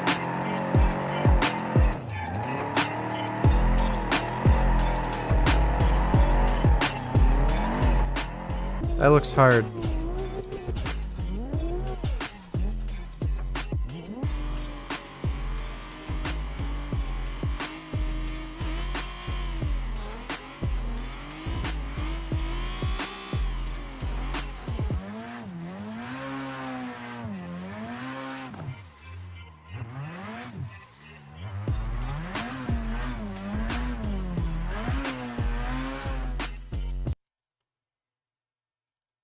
Let's go to the gym. So we start with the belief first, and you've got total control of your mind. Another way that I'll just explain for you and everyone listening is to make this a little bit easier, just in case of the first analogy didn't work. Let's say we've got manual and automatic thoughts in our brain.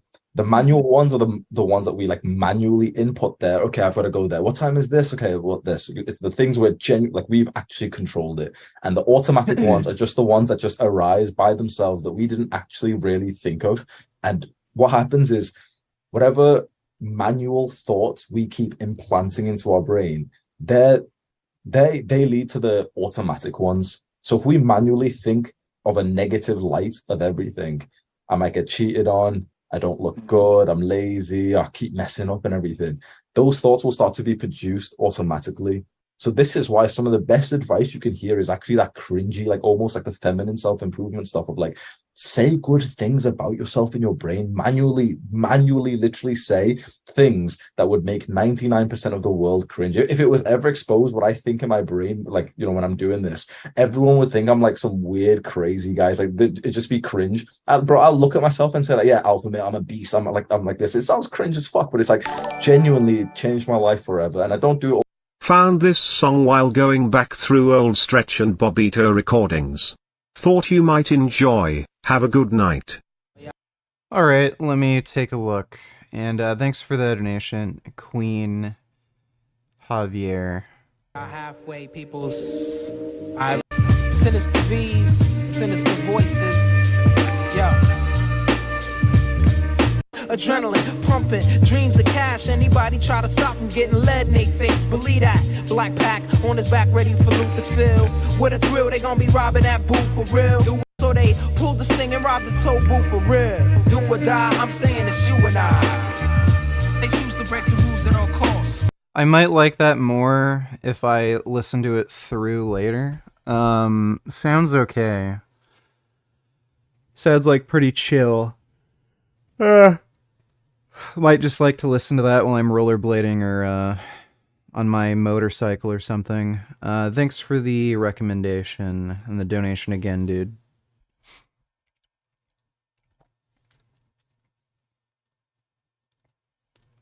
All the time. I slip up loads of times. I forget to as well. It's just how the mind works is so complex. But just implant more manual thoughts in your brain. This is why things like affirmations and visualizations really work well. That you literally every single day you say things to yourself, which is like, I'm confident. Yeah, that was like halfway decent. It's a little more complex than that. Like, the problem is if somebody's in a really, really bad state of depression, they're suicidal and shit. If you tell them think positively, it's like they're just gonna think, what the fuck are you talking about? Like, my life sucks, hate everything, I don't enjoy anything, I hate video games, I hate walking outside, I hate exercising, I don't like anybody, fucking hate my job. Like, they literally cannot think of anything positive. So a lot of the time, you kind of need something to pull you out of the space you're in, and then you can like say, oh yeah, some things are good. And like a lot of the time that's going to be antidepressant drugs. It could also be psychedelic drugs. Sometimes that works for people. But yeah, mindfulness doesn't always work. It's not the end-all be-all to treating depression. Or really any issue. Like, even if you have confidence issues, he mentioned that. Like, again, if you fucking strike out with every girl you talk to, and maybe, like, you go to the gym and everybody's bigger and stronger than you kind of have to do something to, again, kind of pull you out of that mindset of, I suck at everything, and maybe, like, actually set a goal where you get stronger, and then maybe then you can be like, oh yeah, I can do some awesome shit. And then you can start doing that mindfulness training, but it has, like, to really be effective, I think it has to be used along with other therapy techniques.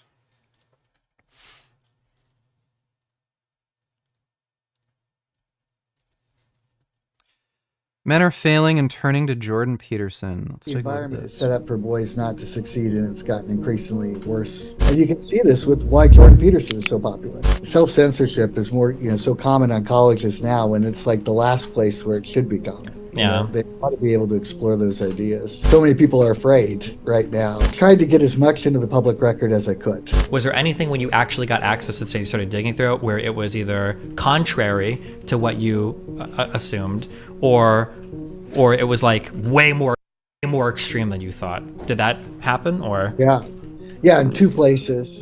Do you have any particular feelings about men in school? Women are destroying us now in admissions. Oh, totally. Yeah. Do you have any thoughts on that? That's a very vague question. Do you think there's something more specific that we should do about it?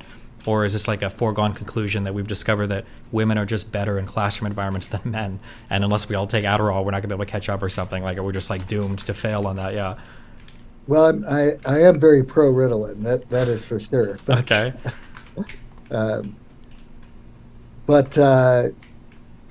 I think the environment is set up for boys not to succeed, and it's gotten increasingly worse in that regard. There are differences between boys and girls in this. A long time ago, I had seen something where if you looked at reading levels in public schools, the boys would be well behind the girls. But if you looked at homeschooled kids, you would not see that. Mm-hmm. And I think part of that, it's like, well, what books are you going to get these kids to read? The boys are going to be much more likely to want to read all the violent stuff that might be deemed inappropriate. I mean, my kid, he ended up graduating from Stanford, swore that he was never going to want to read at all. What got him to read? Captain Underpants. I remember, yeah. I remember Captain Underpants. That was the book, right? Mm-hmm. So those kinds of things, maybe they're not going to be as excited about reading Little. If I had a kid, I'd get him to read manga. Manga's so fucking dope. I don't think anybody, if they found a manga that isn't a genre they like, wouldn't want to read. Women. The other thing is they're going to want to compete. So I spent a year in England and I was 6, and the system was set up where you wait, what was that last thing? You spent a year in England and you have a when I was 6 years old. Oh, when you were So- 6. Okay, gotcha. Okay. So there, every book I read, I got like a sticker, and you could get reading just as far as you want, and that completely motivated me to go super far over these stupid stickers. Mm-hmm. But the whole competition really echoed, went with me. But the reality is that in my view, men are getting sort of pushed down in the school system. JP is popular because he's the only one who cares about beta males. If young women were killing themselves, socially isolated, never moving out, depressed, people would be up in arms. But when it's dudes, people just say to man up or red pill BS. Sad. There's definitely a lack of sympathy for men. I would agree with that. So yeah, it's just too bad that, one of the few men's voices is a fucking retarded asshole. Thanks for the donation though, Turbo Black Pill. And such.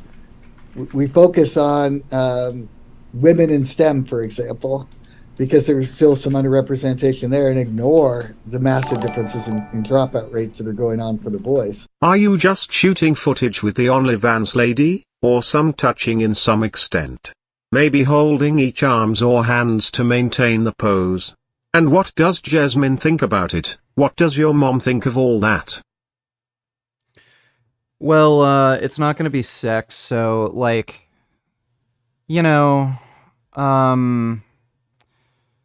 you've ever seen, boy-girl lingerie shoots, it's probably going to be something like that, and likely full nude.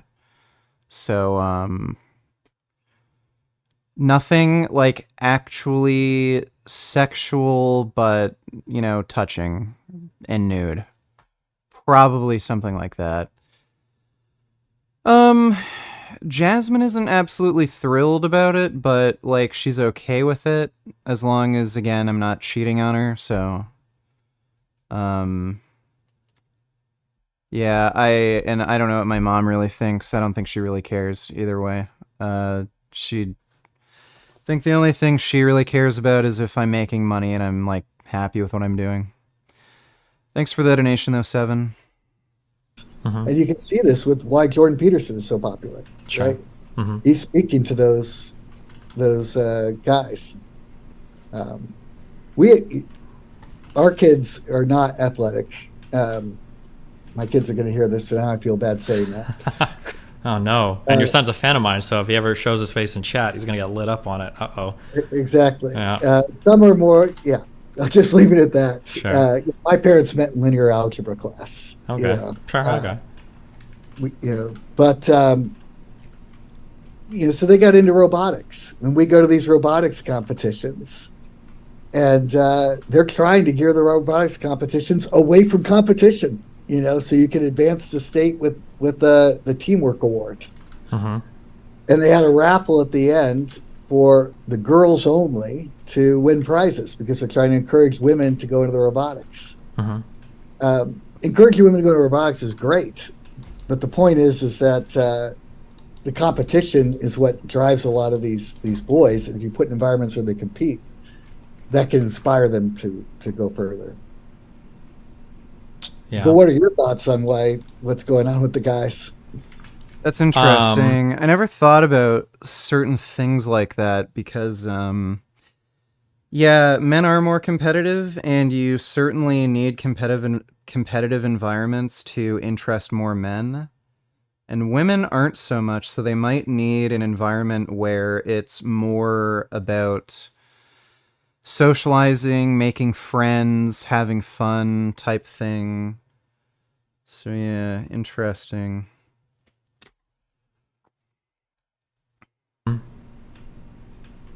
I'm not sure. I guess my just on the very, very, very little bit of psychology I've read, very, very little bit about teaching I've read, is it feels like for a long time, it feels like we kind of just ran under this default assumption that men are just smarter and better in almost every way compared to women. We do math better, we do science better, we learn better, we do everything better.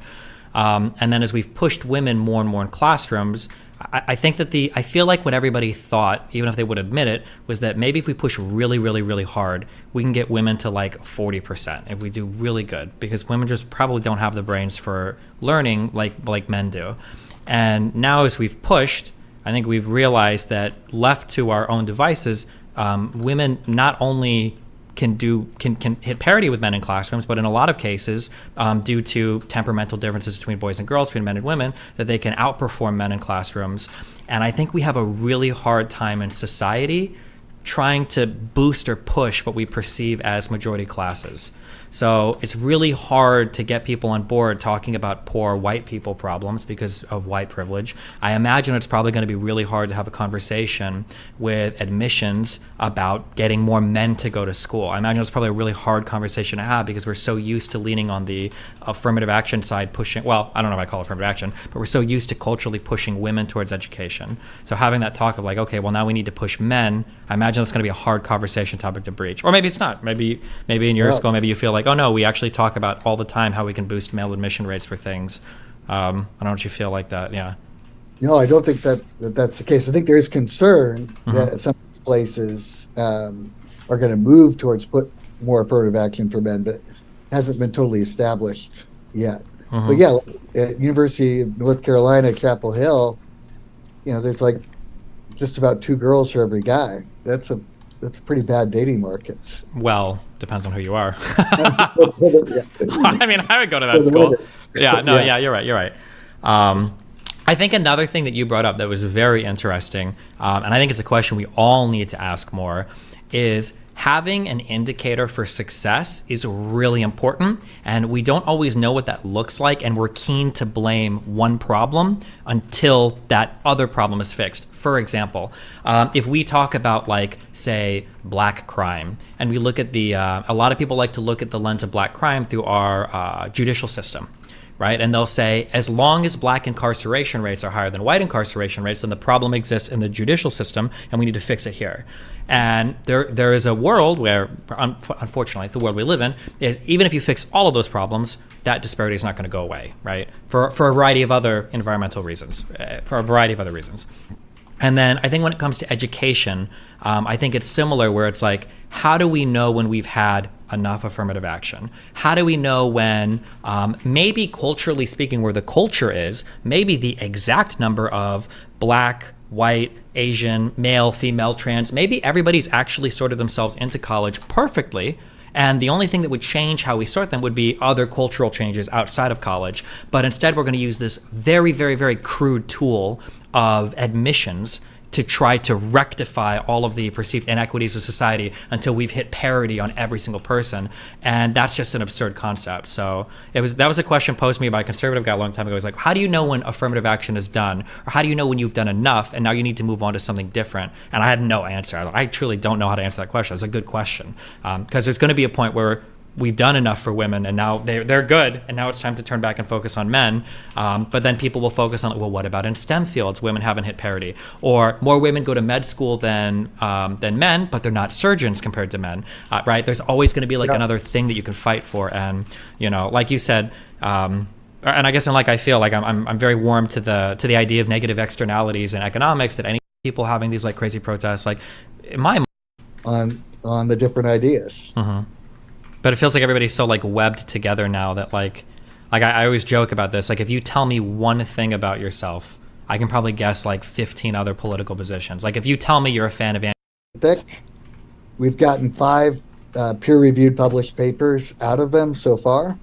I mean, they're in economics journals, so read exclusively by a few economists. Sure. And that was in part both from my reports, but there's just so much in the public record through this lawsuit that people really aren't even aware of. When you say that, actually, or go ahead. Yeah, what are a couple things where you're like, I can't believe people don't know this, or everybody should know this? Yeah. Oh, things like what the SAT score cutoffs were to get a letter telling you to apply to Harvard, and how that differs by race. And these were, to go back, these were hard-coded things, or these were just like the process of when they were evaluated things? So what they would do is they want to try to get students to apply, and so they would send them letters based on how they did on their PSAT.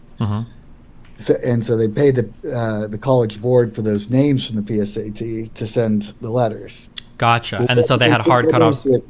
Correct. They said if you're Asian, you might need a 1350 to get a letter on the SAT. Gotcha. If you're black, it might be 1250, just as an example. When they're doing the racial coding on this, when you take, I don't remember, when you take the PSAT or the ACT or the SAT, are you filling out like a racial bubble, or how do they even do this? Like yeah. Okay. Yeah. And I'm guessing like every okay, so if you're listening to this and you're in high school, if you're half Caucasian or half whatever, you always fill out the other, whatever the Asian parent or the black parent or whatever is, I'm guessing, for your admissions.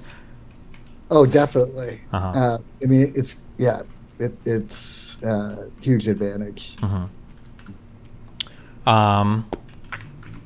That's one example, but I mean, they'll tell you how many, there's stuff in the record over time, how many applicants by race were they getting of people who had SAT math scores below 600, all that sort of stuff is in the record. Oh, geez. Okay. Plus, yeah. And so then the other thing that was stunning to me is I didn't know how big athletics was at a place like Harvard. Yeah.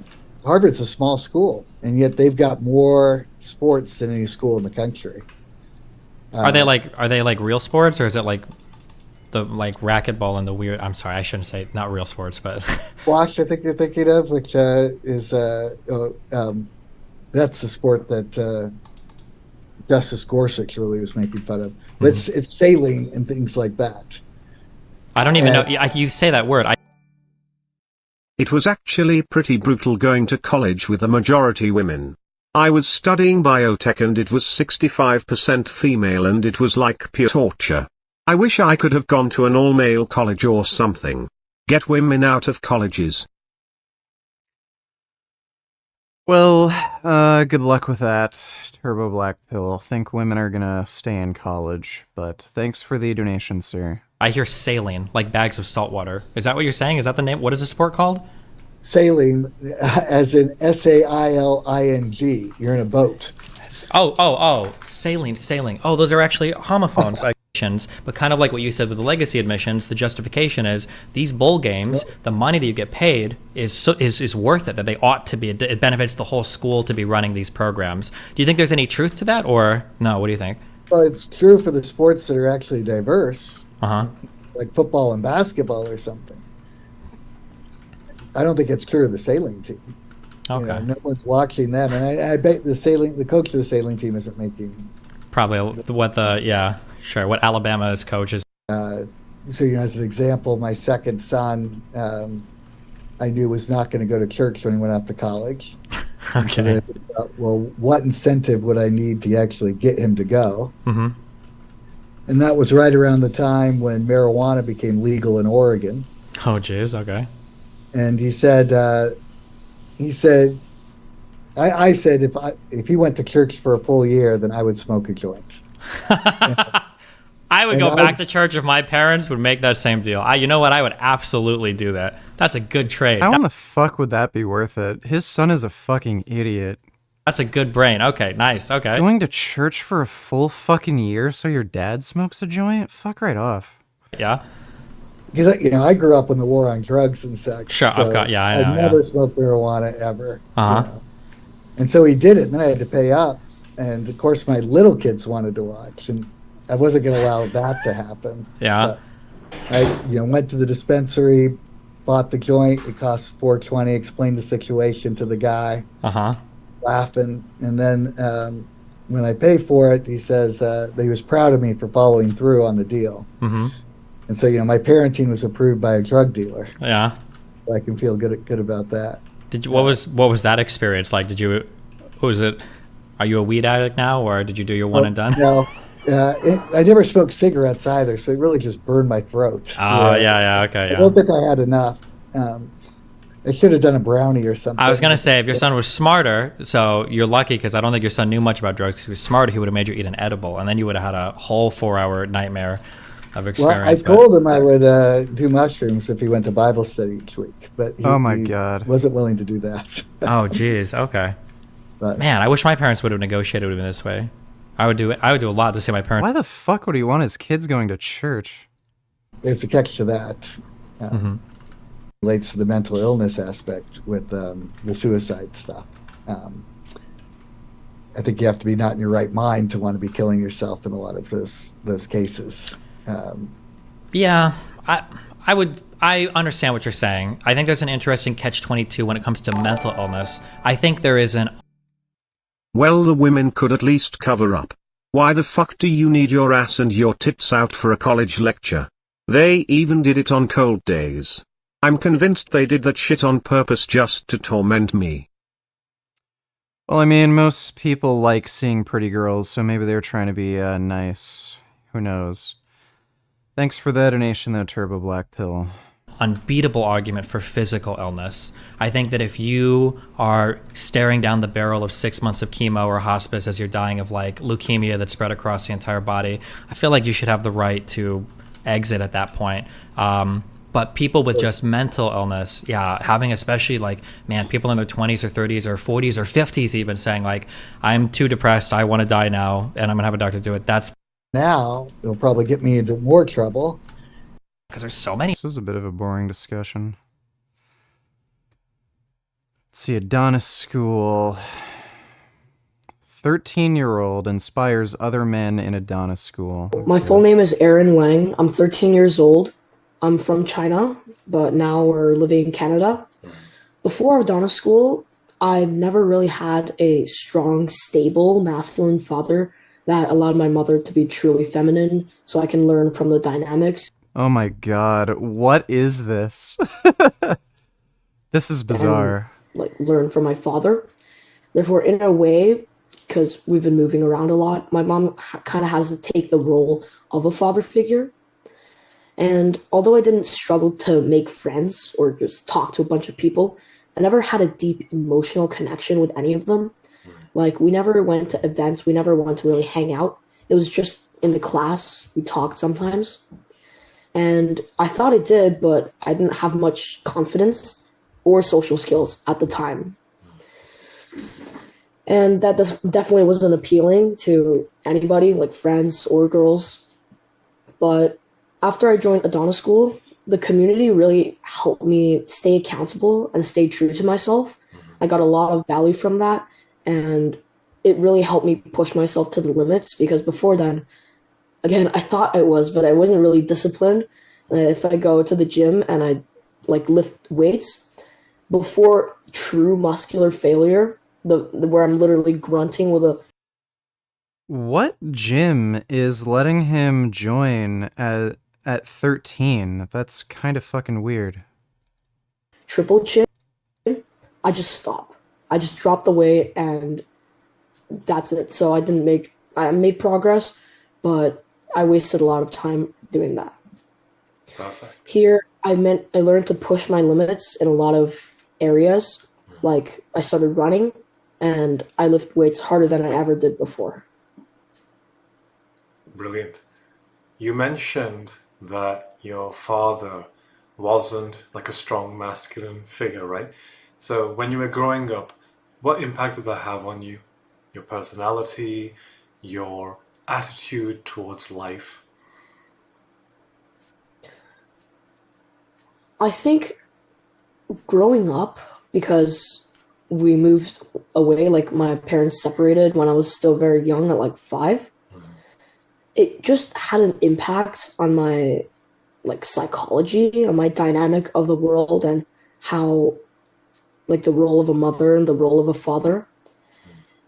Personality wise, It's this bullshit about roles. Everybody's their own fucking individuals, okay? People can act the way they fucking feel like. Holy fuck. Yeah, this kid's just getting brainwashed. He ended up just watching Hamza and then getting brainwashed into thinking that dad act this way, mom act this way, women need to behave like this, men need to behave like that. I do not fucking understand people who say, like, oh, because I didn't have a good masculine role model, I didn't know how to, like, be masculine myself. No, you're just a fucking pussy. Like, that's it. You're just a natural born fucking bitch. If, like, you produce testosterone, you're gonna have behavioral differences to somebody who's, like, female.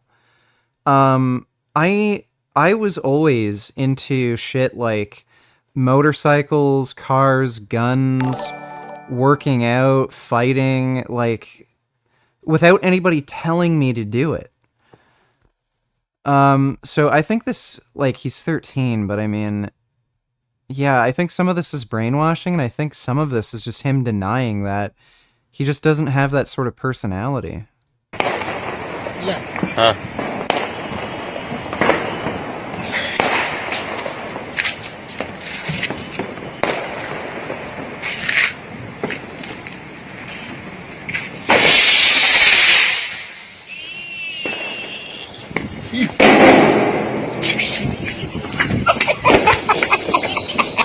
Oh my god. The firecracker went off in another fucking building. That is insane. How it feels paying $5 for a gallon of gas. First time? This very first time. First time, huh? Yeah. These chiropractors are fucking idiots. This can't be real life. This gotta be illegal. They could have literally picked any other name. Cotton pickers? What? Picker pride? Dude, how the fuck do they have a name? Cotton pickers? They might as well call them porch monkeys. Like, what the fuck? That is bizarre. Well, thank you for that, Cock. That is weird. It definitely had something to do with me being a boy, because I was kind of like pretty feminine growing up, and every single small thing I would cry on, and like I was afraid of getting hurt. I was afraid of going to adventure. That's because you're like that. It has nothing to do with you being raised by your mom. You're just like that. Yeah, that makes sense. And when you joined Adonis School, was there something specific in particular that really resonated with you, that helped you become this strong masculine man, or at least on the road to becoming one, that you always probably wished your father was? So, in the community calls section, I got to talk with a lot of people that are in my situation and that we can relate to.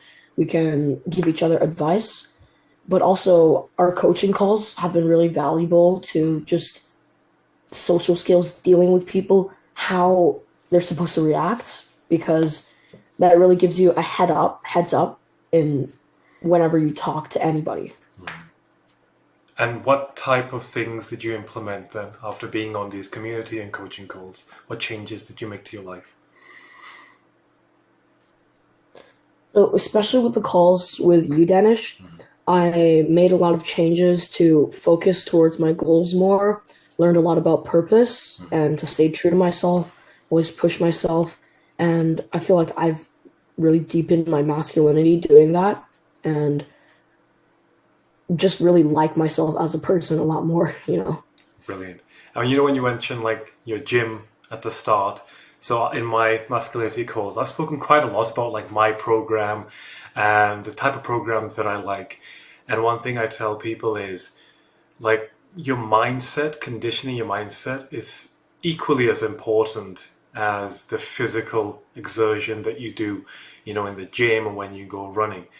So now that you have developed a strong mindset, do you feel like it's actually having a really positive impact in your gym? Because I remember when you commented, you know, I mentioned like you can now run insane distances and your gym progress has exploded. So talk me through those two aspects. Yeah, so about a month before I joined Adonis school, still He's 13. Like, what does it look like for a 13-year-old to have their gym progress explode? early summer, I hit a bench press plateau, and it was really bad because I was working towards it. I had everything planned out for the year. Okay, so like get stronger 5 pounds per month, and then you get this much by the end of the year. Yeah. So that was really Dude, if you're following a plan where you can only gain 5 pounds per month and you just started lifting, that's not good.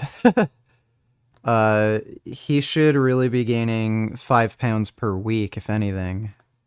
demotivating, and I wasn't pushing myself hard either way. I was starting to run, but I just ran for like 5 minutes, and it'd be so painful, like I couldn't breathe.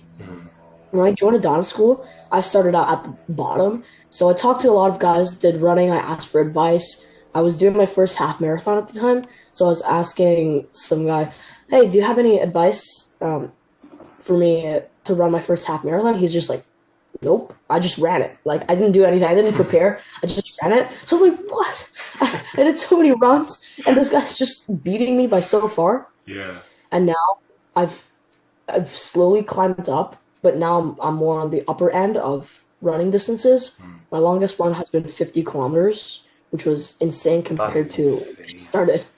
I don't understand why he's trying to do running and weightlifting at the same time. That's absolutely incredible. Yeah, but also with my gym stuff, I really just pushed myself more and more, which Hi VG. Great job tonight BTW. Speaking of racism, anti-Semitism, etc. in sports, check this out. Let me see. Parents, leaders demand accountability. Brooklyn pledges change after Nazi play calls slurs Poor during kid game. got red-pilled at 13 rather than black-pilled. Man, if I could have been black-pilled that early, I would have been injecting dark web HGH. I had the money and was on the dark web back then. Once I found the black pill, it was too late. I was a man. Let's. Well, sorry about your unfortunate circumstance, but thanks for that donation, Black Pill.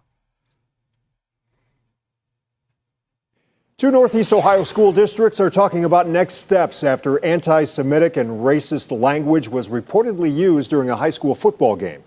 News 5 first told you this weekend about Brooklyn's team using the term Nazi in a play call in a game against Beechwood Friday. And then yesterday we told you the Brooklyn head coach had resigned. Many of you reached out to us wanting to know exactly what happened. So News 5's Catherine Ross follows through tonight, speaking with parents and players about what happened and leaders in both communities about what comes next.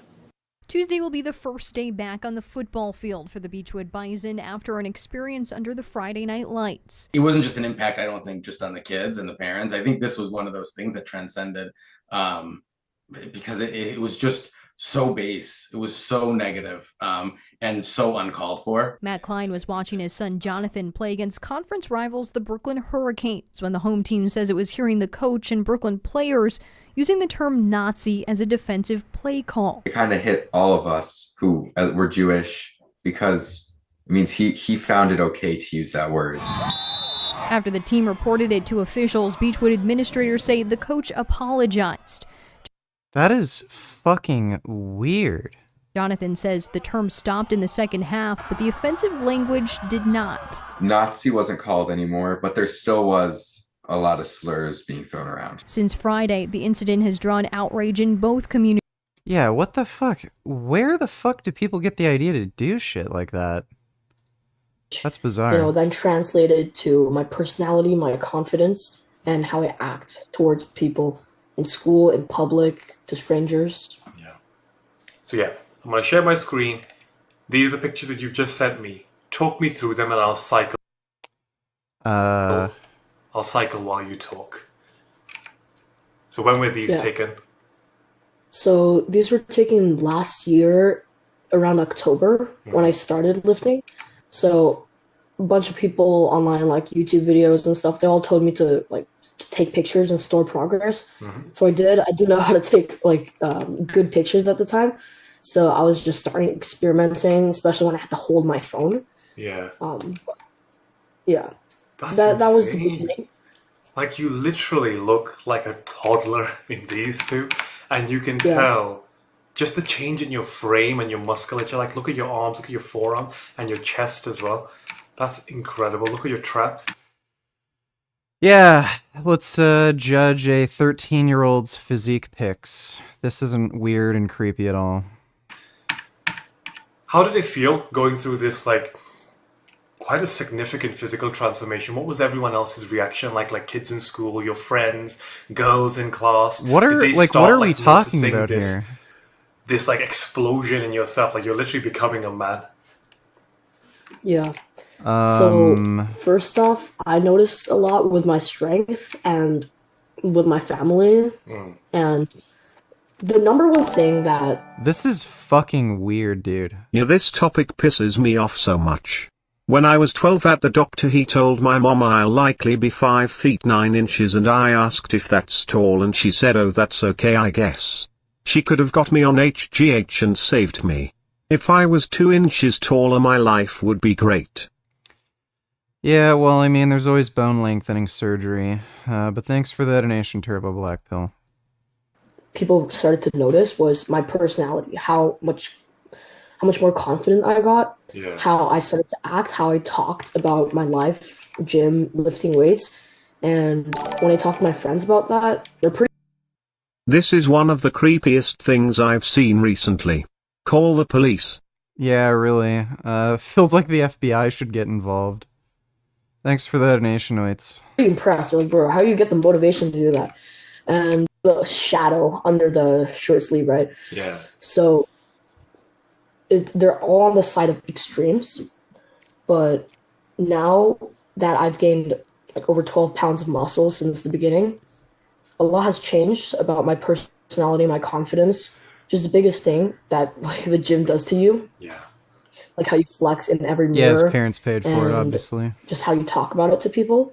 Yeah. But also my size and confidence. But there's just some guys who are naturally tall and muscular, so Yeah, that's what I was talking to you before, wasn't I? Because your journey is a little bit different. Most guys will start from being like a 3 out of 10, 4 out of 10, 5 out of 10 in everything, in every aspect of life, and then they go on in their journey and they go become a 6, 7, 8. You've literally started from like being a 0 or a 1 because you started puberty a lot later than everyone else in like your social circle. He's 13. Like, what? He's not even in high school. What the fuck are you talking about? So it's like He looks like a normal fucking 13-year-old. living life on hard mode. This is and now bizarre. that you've taken charge of your life, now that you've actually got a very defined Oh my God, dude. purpose, it's like you're now allowing your body to become this lethal animal that it's supposed to be, and your progress in such a short amount of time is incredible. Like, it's one of the best I've seen. What? Especially like your frame, like the width of your shoulders. You're literally becoming strong, not just muscularly, but in your skeletal structure. He's still growing. Like, he's 13. This is so bizarre. One thing I always tell young men when it comes to attracting women is there's a reason why women or girls in high school, they love guys who are into sports. And some of these guys aren't. Oh, dude, that is total bullshit. All the girls in my school liked all the, like, fucking gay twink dudes. They told me that they didn't like my body because I was too muscular. And that's when I was, like, lifting weights super seriously. So that's not fucking true. And, like, the hottest fucking girls in my school liked fat dudes. So, yeah, maybe for some people they're into that, but yeah, don't expect girls to be into you just because you, like, lift weights. Aren't even jacked. Like, I think you guys in America, you do like cross country, don't you? Cross running, like long distance running is quite popular. And the guys that do this, not exactly jacked, they're quite lean, but not muscular. Yet girls love them. Why? Because they're literally dedicated towards their craft. That running means so much to them.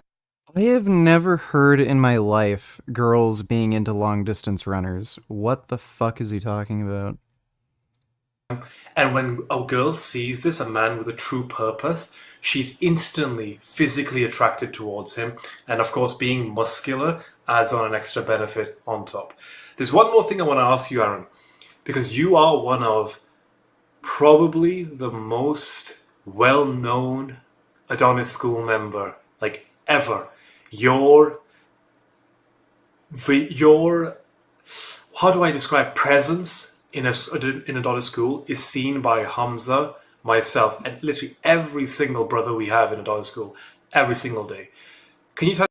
People are putting a special attention on a 13-year-old boy who's uploading shirtless pics. This is fucking weird. Tell me about just one time. Call the FBI. You've helped someone else, especially if you felt like that person, that teenager, that young man, was someone that could be in your position, like how you were, where you didn't really have a purpose. And when you helped them, what do you think was the change in their life? So I made a very big post about a few weeks ago, and this was during my second longest run, which was 32 kilometers, attempting for the 50K, and like I got like really sore, probably cramped, so I stopped at the time. I went on my computer, I wrote the post, and I made it super detailed about endurance running, long distance running, all the nutrition training benefits, the mindset conditioning you have to have, all the planning. I got it out for everybody. So it's been collecting likes. I think it's got like almost 60 now, which only is the tip of the iceberg for the amount of guys who've seen that. Definitely. In the comments, I see it's very engaging. I think I've inspired a lot of guys to like start long distance running. In the comments, I encourage a lot of people to double their mileage or even triple it, and they've done it. Like they mileage. That is fucking weird.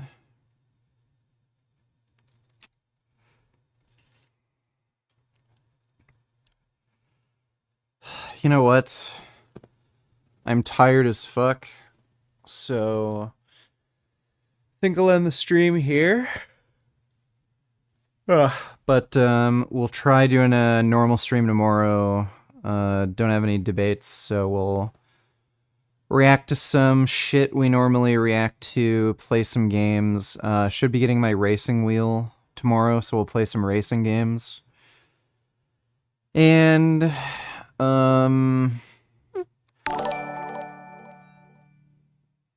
Hey VG, I asked for your advice about my traumatic experience, and after medicating with microdosing and weed I feel like my condition is getting worse. Thinking about trying some other medicinal substances. Do you have any more advice to look into? Thanks. Yeah, go to a doctor and get help. That would be my advice, but thanks for the donation, gosh. So, big thanks to everybody who donated in Streamlabs, really appreciate it. See you all tomorrow night, and sweet dreams.